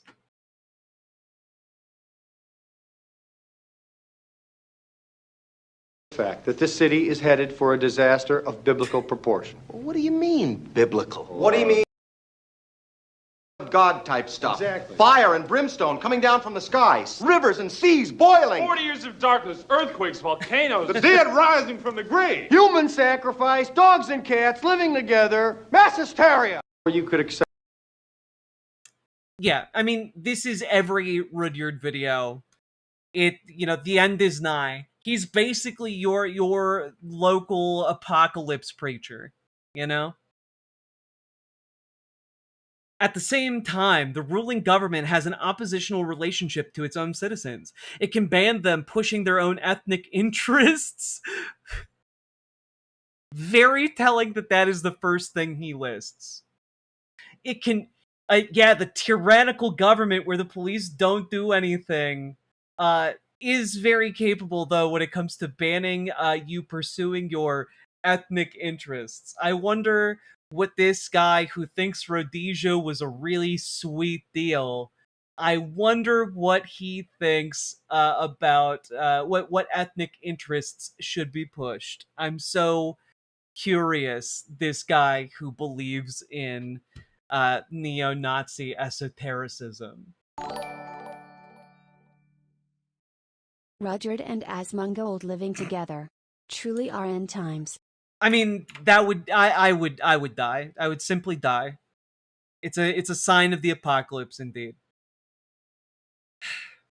So, pushing their own ethnic interests, promote actively anti-natal policies, use the police against them, or indoctrinate their children through the educational system. So just to be clear, laws aren't being enforced, but the laws are being enforced when it comes to, cracking down on ethnic supremacy, and apparently laws are also somehow being enforced in America to push anti-natal policies. Guys, anti-natalism is not a mainstream ideology. It's just not. Most people aren't like, hell yeah, stop having kids just out of principle. Like, that's not really a meaningful movement or thing in the United States at this point in time. It's just not. These policies are more obvious in Europe than America today, but the threat is very real here. An insidious element of anarcho-tyranny is that they've effectively normalized crime by preventing citizens from protecting themselves or their neighbors while not performing the service that they now have a monopoly on, or maintaining law and order. It's a very strange contradiction that only makes sense in this era of history. This doesn't make any sense to me because people literally have stand your ground laws. America's one of the most well-armed nations on the planet. Many people have guns to defend themselves if necessary. Like, oh man, yeah, citizens are prevented from protecting themselves or their neighbors. By what? Nothing prevents us from doing that, actually. Tyranny, comparable to many left-wing cities in America, where the right-wingers who would push social norms that would stabilize said cities are actively and brutally suppressed. Meanwhile, antisocial criminals or leftist terrorists are actively supported, not even suppressed. This creates an artificial state of nature where without these oppressive authorities, you'd see a natural hierarchy emerge of people who could stop these criminals. Just to be very clear here, the oppressive force that he's talking about is BLM. That is the oppressive tyrannical force he's talking about here. While the authorities refuse to actually exercise any of the authority which only they are responsible for. This means that a lot of how lame the internet currently is by design. We could have a much better internet, but we've chosen to hook up our entire society to the psychological... Yeah, all the leftists, all the leftist terrorists that are being, I don't know, funded by George Soros or some shit, right? It's all conspiracy bullshit nonsense to this man. Equivalent of an open sewer vent that no one is cleaning. People do not... It's honestly like you took ChatGPT with all of its error-prone, calculations and shoved it into a human body. Right? Like, that's essentially what happens here. Just talking with perfect confidence in the most incorrect way imaginable. Like, yeah, dog, put that glue on that pizza. That will make it more delicious. Seem to comprehend that if wielded correctly, the internet could be the best thing on earth. People don't seem to comprehend. People will say, Rudyard, how can you say that when we can make the internet a work of art if every time you let people in, then degenerates emerge to ruin it? Okay, my response is that nothing is stopping you from having gated or filtered segments of the internet to pursue your certain aims.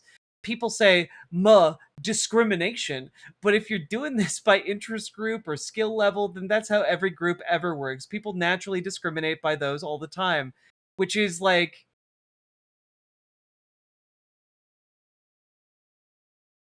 Yeah, you can run your own internet community. People have been doing that since forever on the internet. You can do that.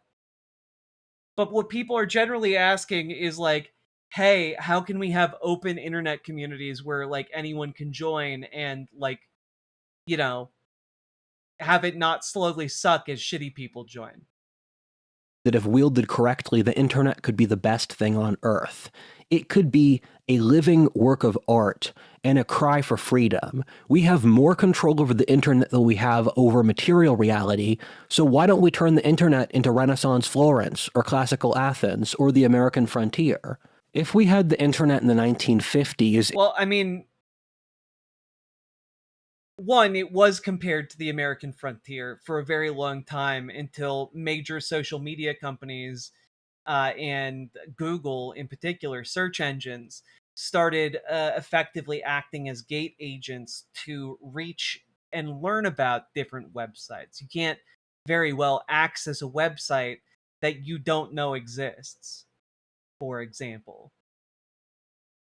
And we're getting dangerously close to a point where, like, you need to pay Google in order for your website to appear on the internet at all. It would reflect that society and would be far more productive, since you'd have segments of the internet with strict moderation that would just be for productive discourse, or other segments for family. Also worth noting that the reason, like, Florence looks the way it does is because of dueling aristocratic families and merchant fortunes being spent to outdo one another and recruit better artisans, recruit more soldiers, etc., etc., etc. Like, it centuries of doing that with people who were built up entire generations of skilled artisans within their households. And our ability to do that when it comes to coding is limited at best because coding is so new, and also because we keep firing all of the workers that make the internet run like every 2 months. The turnover rate right now in tech is abysmal. And the like. The reason that technologists often say that technological innovation... You're a moron, coding isn't new? It absolutely is compared to something like pottery or sculpture. When we're talking about coding, we're talking about something that was designed like, 70, 80 years ago for, even for it to even be capable of imagining what coding today is capable of. And most coding languages aren't that old. And so when you start looking... When I'm talking about old, I'm talking about art forms that go back thousands of years. People have been making sculptures since like 100,000 years ago. When I'm talking about new, it's relative to the age of other forms of work and art. God, pedantic ass. Coding is new. The ability to write software is shockingly new compared to so many things. There are still people alive today who helped build the internet, the technology that makes the internet possible. Like, it's not that old. Is positive for society, while the technological innovations of recent times... Yeah, ancient Egypt, great when it came to sculpting, terrible when it came to coding in C++. often feel negative to our real lives is that earlier eras of Western history were much better governed, so they were able to negate the technological negatives while reaching the positives. The horrible Dickensian factory work conditions 200 years ago sparked a moral panic to help the poor, which none of the disbalances of the digital revolution have provoked from our elite. The rise of the automobile... Well, wait. They did. People did launch social and economic movements in order to change working conditions in a more modern era. But we saw what happened, which is that the elite, having gained a sufficient enough amount of wealth, started moving their factories to places that were less organized, that had less capacity to actually fight back economically, so they could have cheaper and cheaper workforces. That's what happened. That's why you have the death of, like, manufacturing in America. So, like, the backlash did happen. It just didn't take the same route as what happened during the Industrial Revolution because the conditions were different. Provoked the creation of a highway system, while the government today wouldn't be able to build those highways, so cars would just we literally keep building them. That's what road You construction say you have is. thousands of years of artistry and engineering, but can you use ChatGPT? I'm simply built different, and I do not. Anime Sidekick Gal, thank you for the $10 super chat. Appreciate it.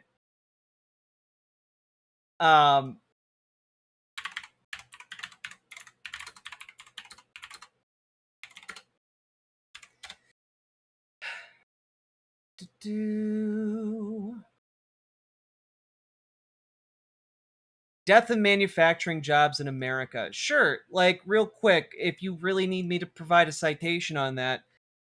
Yeah, here we go. We go from a peak in 1945 to almost 40% of American workforce being in manufacturing to today, a steady decline over time to where it's about 8.3%. It's not nothing, but it's not, it fell by quite a bit over the years. So what we're talking about when it comes to highways is obvious. We continue to build highways to this day. The government builds the roads still every year. Also, the roads were not necessarily built with economics in mind per se. They were built specifically in response to the Cold War to transport troops and supplies and missiles and all that good stuff across the country, especially in the event of an invasion from the Soviet Union. It was seen largely as a national defense project, which is why it was built so quickly. And then it just so turned out that a lot of people made great use of it to spur economic growth and development. clog up our normal street system, making us resent them. Furthermore, if cars were invented today, they'd be so regulated that only the rich could afford them. They are so regulated that only the rich can afford them. That's why you have seatbelts. It's why you have airbags. It's why you have crumple zones. It's why there are like efficiency standards for engines. What are you talking about, dog?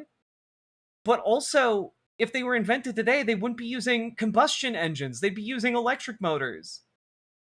Where you need the equivalent of an airplane license to drive them, while the regulations would make it unprofitable to mass produce them cheaply for the public. This would provoke profound envy from the masses, who would potentially vote in many Western countries. I'm sorry, this does not make sense, because literally when cars were invented, they were viewed as toys for the ultra wealthy. This already happened. And his point is so asinine. I can't believe he's trying to make it. This is like saying, if the horse and carriage were invented today, it would be a luxury reserved only for the wealthiest of society. And it's like, well, wait, that's exactly what happened when we made elaborate horse and carriages. Actually. And then they became more commonplace. And people of lower stations were able to use them. To ban the rich from owning cars for what were really spurious climate reasons, which still doesn't stop them from doing that in our world. A consistent theme in this entire video is that the modern materialist worldview is very bad in assessing things by quality or value in a way that can't be measured numerically. To return to an older theme in this video, from a human perspective, it's clear why social media can have such a clear negative effect on women. Social media naturally strips nuance. Yeah, because it's misogyny, right? It's because of all the misogyny and hatred they experience, right? Because of all the objectification, right? Oh wait, no, he's about to go. I bet it's like women are duped by the algorithms. women are more easily manipulated because they're less logical. That's the direction I think is going to take Fun this. fact: electric cars predate combustion engine cars. It's true. In context from social We could have been investing in battery research technology the entire time instead of in just the last 20 years. interactions, which are the positives that allow depth, while leaving the elements that provoke envy or dissatisfaction. It's unclear if this is intentional, since the left often generates these through social interactions they own, since, like school or the media, given the left benefits from them. As an example, most people won't mind if their boss makes more money than them if their boss is kind and clearly competent. For many public figures, we can respect that they genuinely gave contributions to society great It was the left, of course. enough that if they're not paid for them, it's deeply unfair.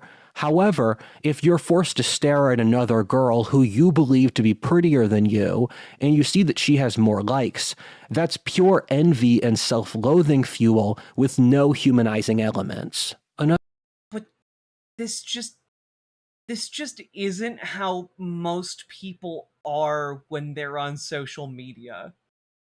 You know, like, here's an anecdote. I was on social media the other day, and I came across the Instagram account of a woman who wears the tiniest possible bikinis and is like a heavily muscled weightlifter who practices twirling swords.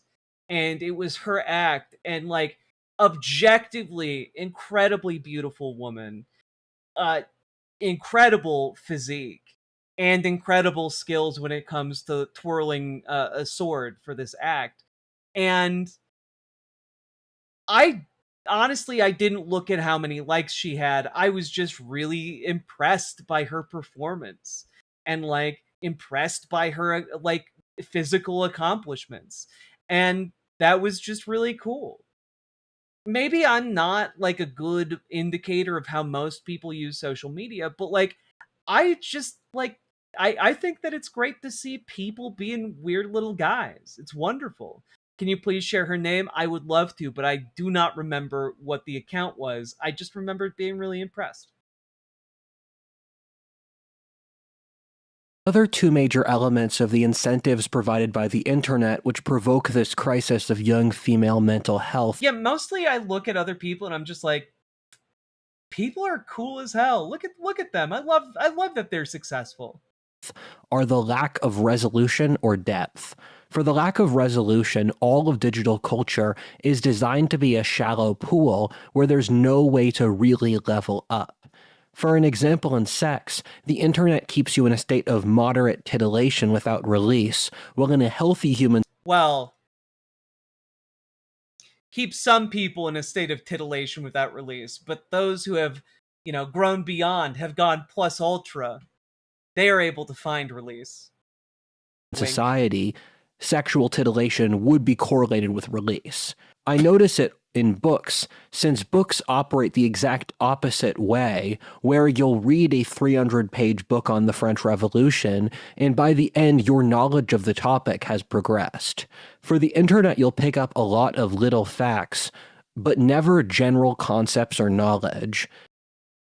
Unless, of course, you find yourself intrigued by a little fact, and then you dive down to learn more about that little fact and expand your base of knowledge.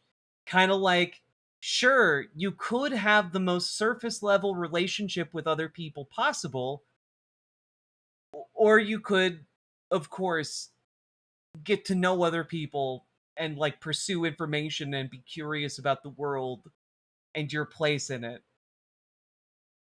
Rudyard just has the lowest possible opinion of other human beings. The issue is that the first type of knowledge is categorically superior to the latter on a vast basis.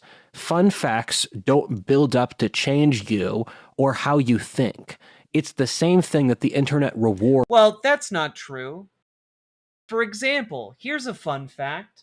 The term the rough trades, which has been used for essentially meaning beefy boys who work doing things like coal mining and what have you, who also engage in sex work, originates out of the 1700s in England, where men on Sodomites Row would go in order to proposition other men in the rough trades who were coming back from work doing the various beefy boy professions.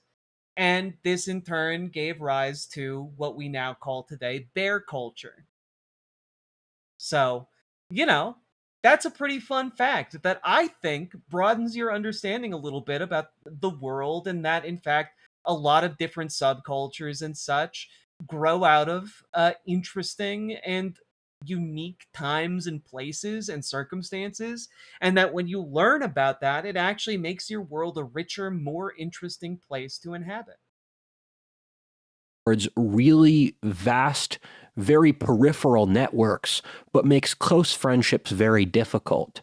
I find especially so with successful people who have large networks that if you actually try to figure out how many of these supposed friends they can really trust or rely on in bad times, it's often none.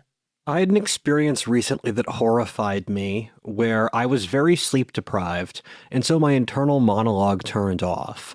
And so I didn't have the voice inside my mind that's constantly talking and analyzing things, and that stuff. And I found I spent more time on the screen, and I realized that the reason I was My main job is fighting sex trafficking rings. Sounds like a pretty cool job. Wish you the best of luck. doing this is that we've offshored everything to screen-based life, and I can spend hours off the screen because I can read, or I'll often go for hours straight where I'm not quote-unquote doing anything because I'm just thinking and I'm processing my internal monologue. And when I was very sleep deprived, I realized not everyone or the vast majority of people are not like this. And I felt the profound sense of how trapped they must feel, that their only reality is the screen, and they're not. God, he literally thinks. He literally thinks he's like the protagonist of a dystopian film where everyone is like their eyes are tethered to their screens. Man, you need to. This is guys. I have talked a little bit about viewing yourself as a protagonist. It's very important that you view yourself as a protagonist with agency, but not in such a way that you evolve into like the kind of person who's like, I'm the only one with agency. Everyone else is but a cog in a great design that I alone control. Okay? Never become Lelouch, or is what I'm saying. Never let yourself become Lelouch. Offered any alternative by society. And that was from Code Geass, in case any of you don't know what I'm talking about. That must make them feel deeply powerless and lost. I don't believe in humble bragging, but I do. What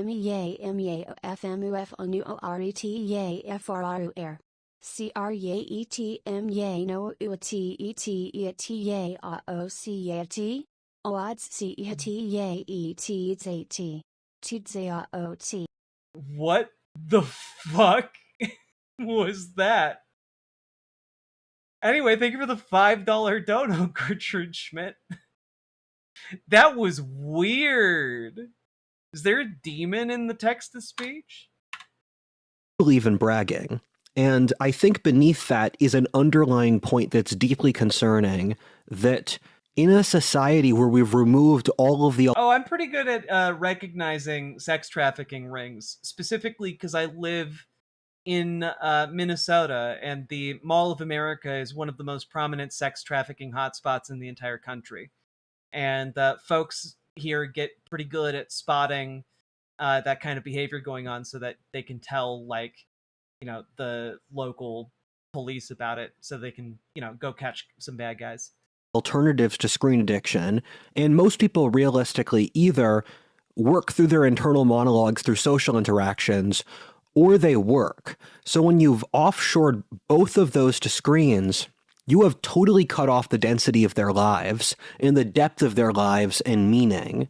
This means that the internet provokes feelings of perpetual adolescence. I call it the part of life when you're young and trying to start a I family, bet Rudyard master a career. supports sex trafficking. Oh, 10,000%. 10,000%. Rudyard is like one bad day away from supporting like government mandated wives. Or develop a sense of identity as the journeyman phase, from that being the term for that phase of a craftsman's life in the pre-industrial world. We've extended the journeyman phase for most young people today to be their entire lives, where they never get to become real adults. The internet works like this, where that's capitalism. That is because of capitalism. The thing you are saying and terming is real adulthood is just being in the middle class. That's it. Most people are struggling to achieve that. I've watched the digital right develop since COVID. I've been disappointed since it's never evolved to come to any genuine conclusions. We're stuck in this permanent state of That's because if the right's ideas were taken to their conclusions, it would destroy all human life on Earth. dissatisfaction against That's not hyperbole. left, while whenever someone tries to develop a new coalition, which is really a life or death issue for us, so the left doesn't destroy the West, the mob pulls them back down. Teleports behind you. It's nothing personal, kid.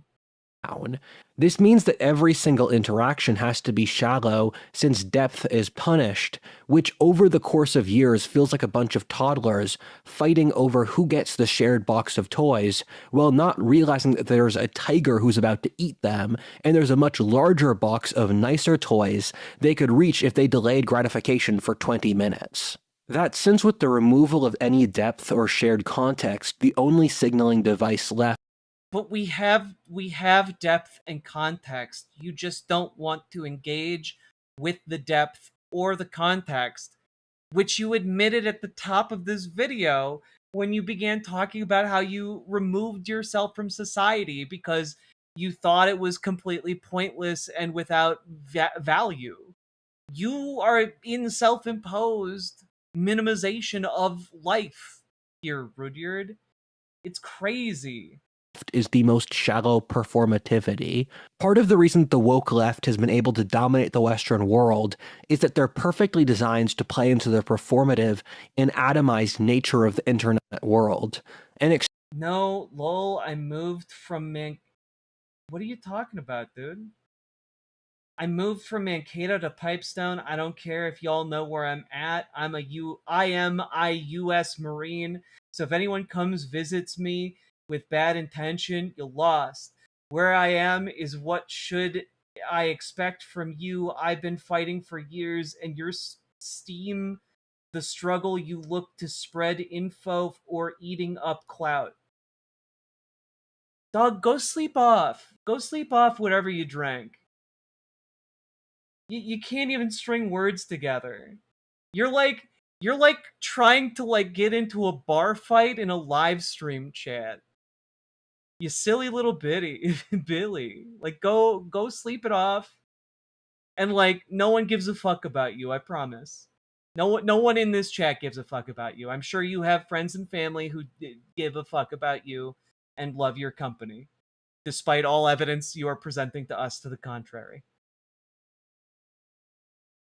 But go in peace, brother.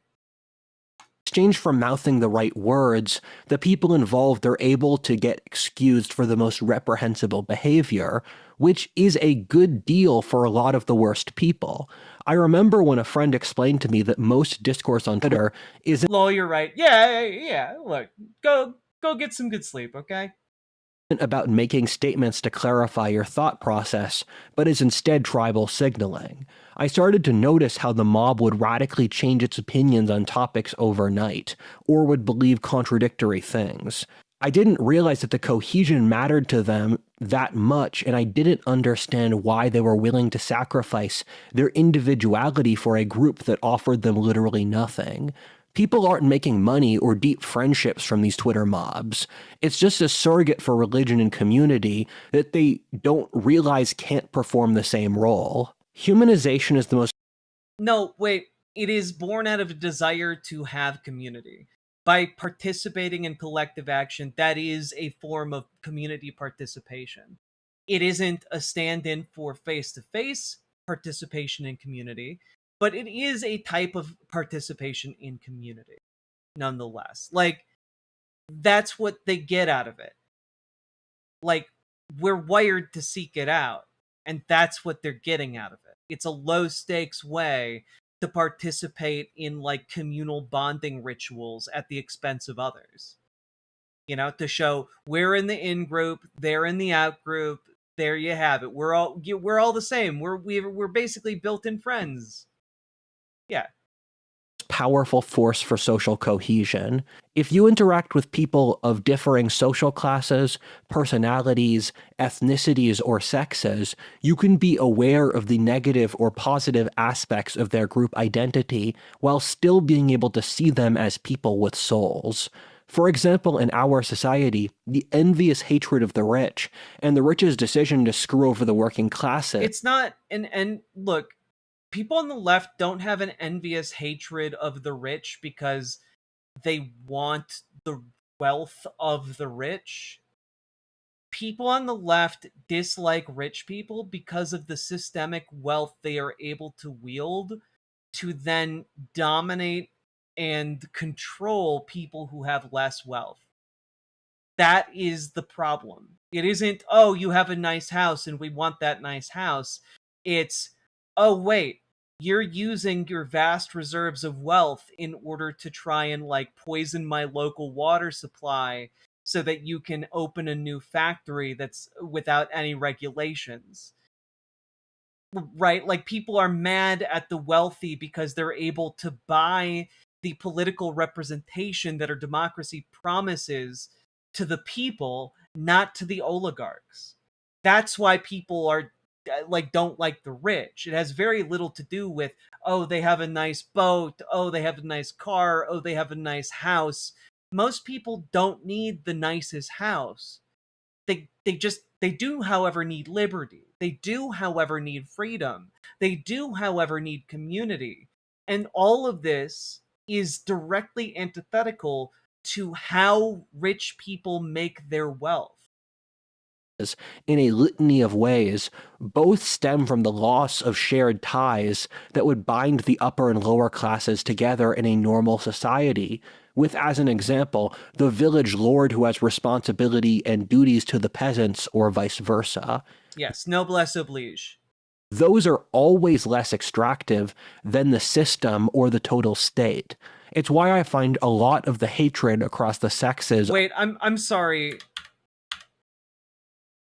As an example, the village lord who has responsibility and duties to the peasants, or vice versa. Those are always less extractive than the system or the total state. What are you talking about? The existence of noblesse oblige doesn't imply that, like, the extractive system was, you know, moderate by any means. You have so many examples. You have so many examples throughout history of peasants revolting and trying to kill their feudal lords, specifically because of the cruelty levels of the extractive process under feudalism. Right? If you didn't make your you know, your allotted amount of grain that you were supposed to give your feudal lord, they could just kill you. Like, fuck, even Marx acknowledges that that feudalism was awful and that capitalism was an improvement on feudalism. It's why I find a lot of the hatred across the sexes online worrying. The female hatred of men is obviously dangerous, did you hear but about AI companies buying rare and ancient books and using a scanning process that destroys the original? Yeah, it makes me really fucking angry. In some cases, they're rumored to have destroyed the last what duties copies. does a peasant have to a Lord Rudyard? So CRA. Cra, indeed. Indeed. Thank you for the $5 dono, Balls Deep 6969. Thank you for the $5 dono, Nathan. This dude sounds like an AI voice bot. Script written by chat. Prompts include white replacement theory and my manifesto. I mean, honestly, I would tend to think that this was AI generated, but unfortunately, I've watched enough of this to know that this is just genuinely how his brain thinks, and I don't think AI would be able to recreate this type of insanity so consistently.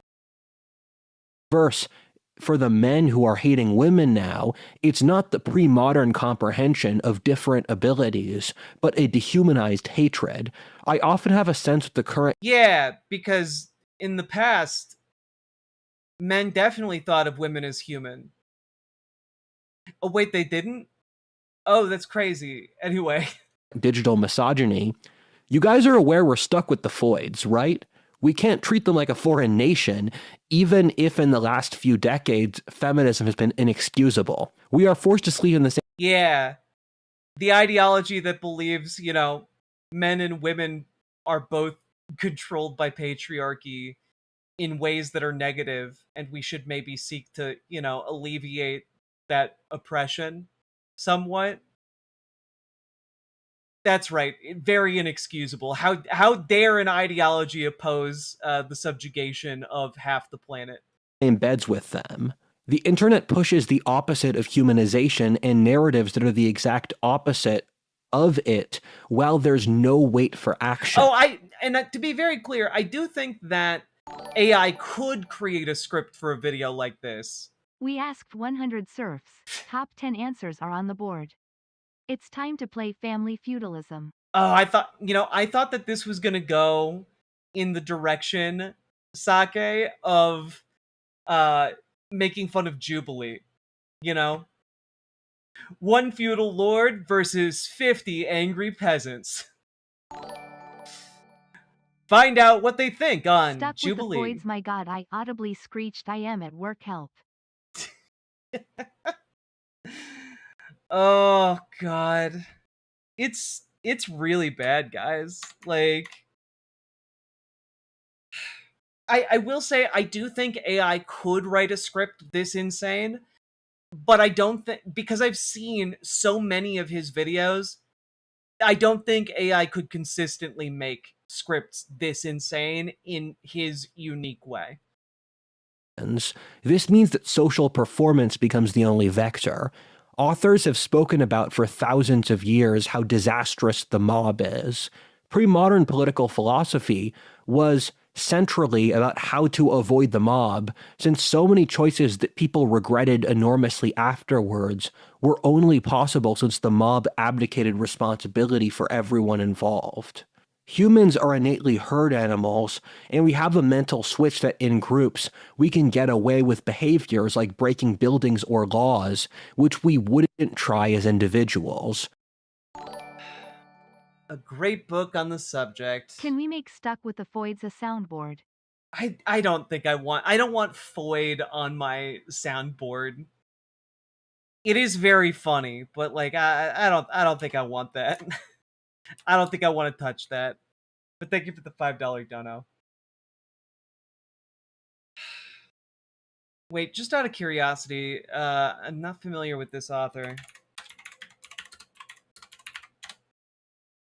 See, a French anthropologist who wrote primarily in the late 1800s.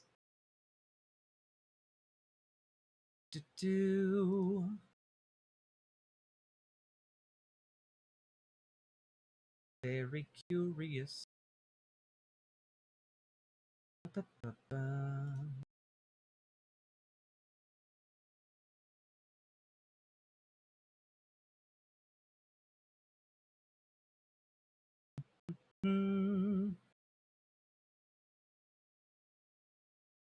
It is quite interesting, just as an FYI, that many of the people who were influenced by Le Bon seem to have been, fascists.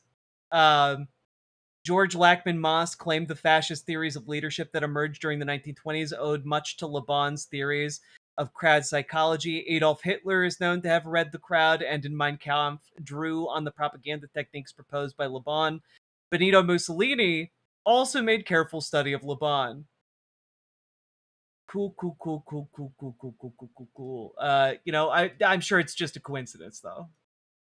Crowds are nightmares since they adjust to the lowest quality behavior, since there's no one directing them according to the rational will. The internet is designed to exacerbate this to the worst degree. It combines a total lack of consequences with no standards, and then a bias towards negative psychology. People are so terrible online since it's actively rewarded by their peers, while they wouldn't behave in this manner in person since they'd get punched in the face. I've started to notice that the rudeness and poor quality of internet discourse bleeds into real life, which is disappointing. To be fair, though, making a Yeah, rudeness should stay online where it belongs. division between the internet and real life feels more and more pointless as time passes, given everything quote-unquote real or current in our society occurs online, while nothing Yeah, there isn't a distinction. Online is real life. changes in person. If everyone is constantly hooked up online, we become a digital society that happens to be stuck in physical reality. Or, you know, it's all in physical reality, and there isn't the difference between your online life and your physical life outside of, you know, how you are perceived socially. But, you know, let's keep just making these bizarre distinctions. We're already living in the Ready Player One reality. No, we're What not. all of this means is that we end up in a uniquely bad constellation of variables where you have these crowds form with incentives that pander to the lowest common denominator through shallow emotional appeals vetted solely through performative morality. I really thought that there was going to be a break somewhere in the middle here, and there aren't any timestamps as far as I can tell, which is a problem because I would really like to just take a break at like halfway through, but we're over halfway through now, and I don't think I have another 20 minutes of this in me. It's almost 4 o'clock in the morning. I'm gonna call it on this one. We're gonna come back to it on a new day, because this is a lot, and honestly, I don't really think he knows about what he's talking about, guys. It is so draining. I mean, it is, but then you realize nothing he's saying makes any sense, and you can then allow it to wash over you like a cleansing fire of ignorance. You know? Just scour your brain free of wrinkles. Become one with the life current or something. I don't know. Anyway, we will be back to do this again. I'm not sure what day, but we will be back to do it again. We will finish this up. And all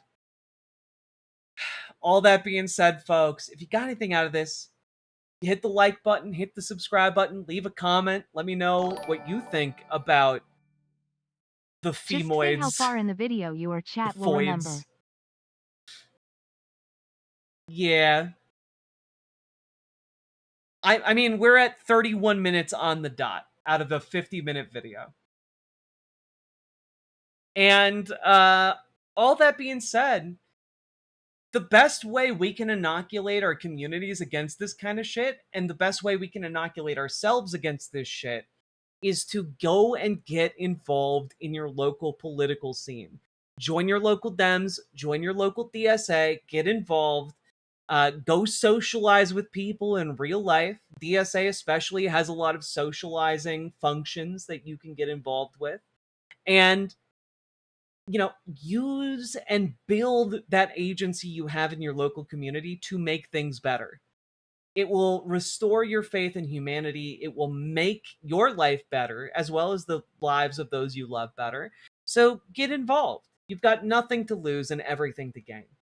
So, all that being said, if you need help taking your first steps, join our Discord, reach out to Gamergy for help joining DSA, reach out to Dragonfly for help joining your local Dems, and also if you want to do door knocking, phone banking, etc. for various different midterm campaigns that are running right now across the country outside of your local area, check out Progressive Victory, link down below.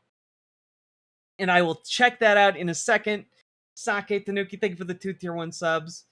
And last but not least, check out ImagineOlivia.com. Gender euphoric lingerie designed from the ground up for trans femmes, tested with cis men, cis women, non-binary folks. It is comfortable, sexy, non-tucking lingerie. And we just got a full restock. We just got a new color. We just got 2 sizes. Go check it out. ImagineOlivia.com. Link down in the doobly-doo. Let's keep on going.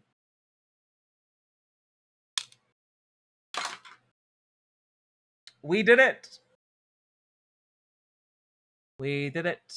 Sake Tanuki, what is this?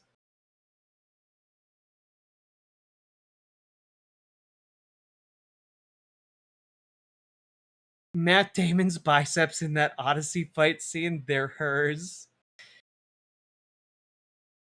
Matt Damon's stunt double in the Odyssey is a 4'6" woman named Devin Dalton. Hell yeah. Good for her. Good for her. Damn queen indeed.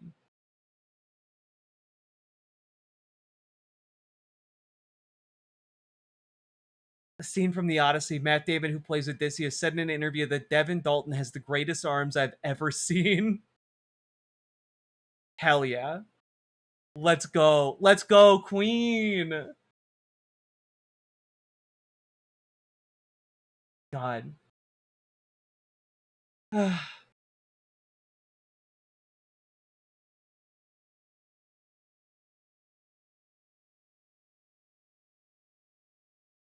She's 4'6"? Yeah. Anyway, I will see you all sometime in the future. So thanks for tuning in tonight, folks. Appreciate each and every one of you that made this stream possible and supported it financially. You guys allow me to keep coming back day after day. I do want to give you guys a little bit of a heads up that I am going to be gone on the 7th until the 11th. I think I'll come back on the 11th, actually. But I'm just letting you guys know that, like, there isn't going to be a stream on the 7th or the 10th. Which, you know, is 2 extra days for a bit of a longer weekend, but I'm letting you know in advance, so it's not a surprise. So I hope you guys don't miss me too much. Anyway, that's a long time from now. We are going to continue to keep making content, obviously, and you will not starve for want of content. Good night, y'all. Bye.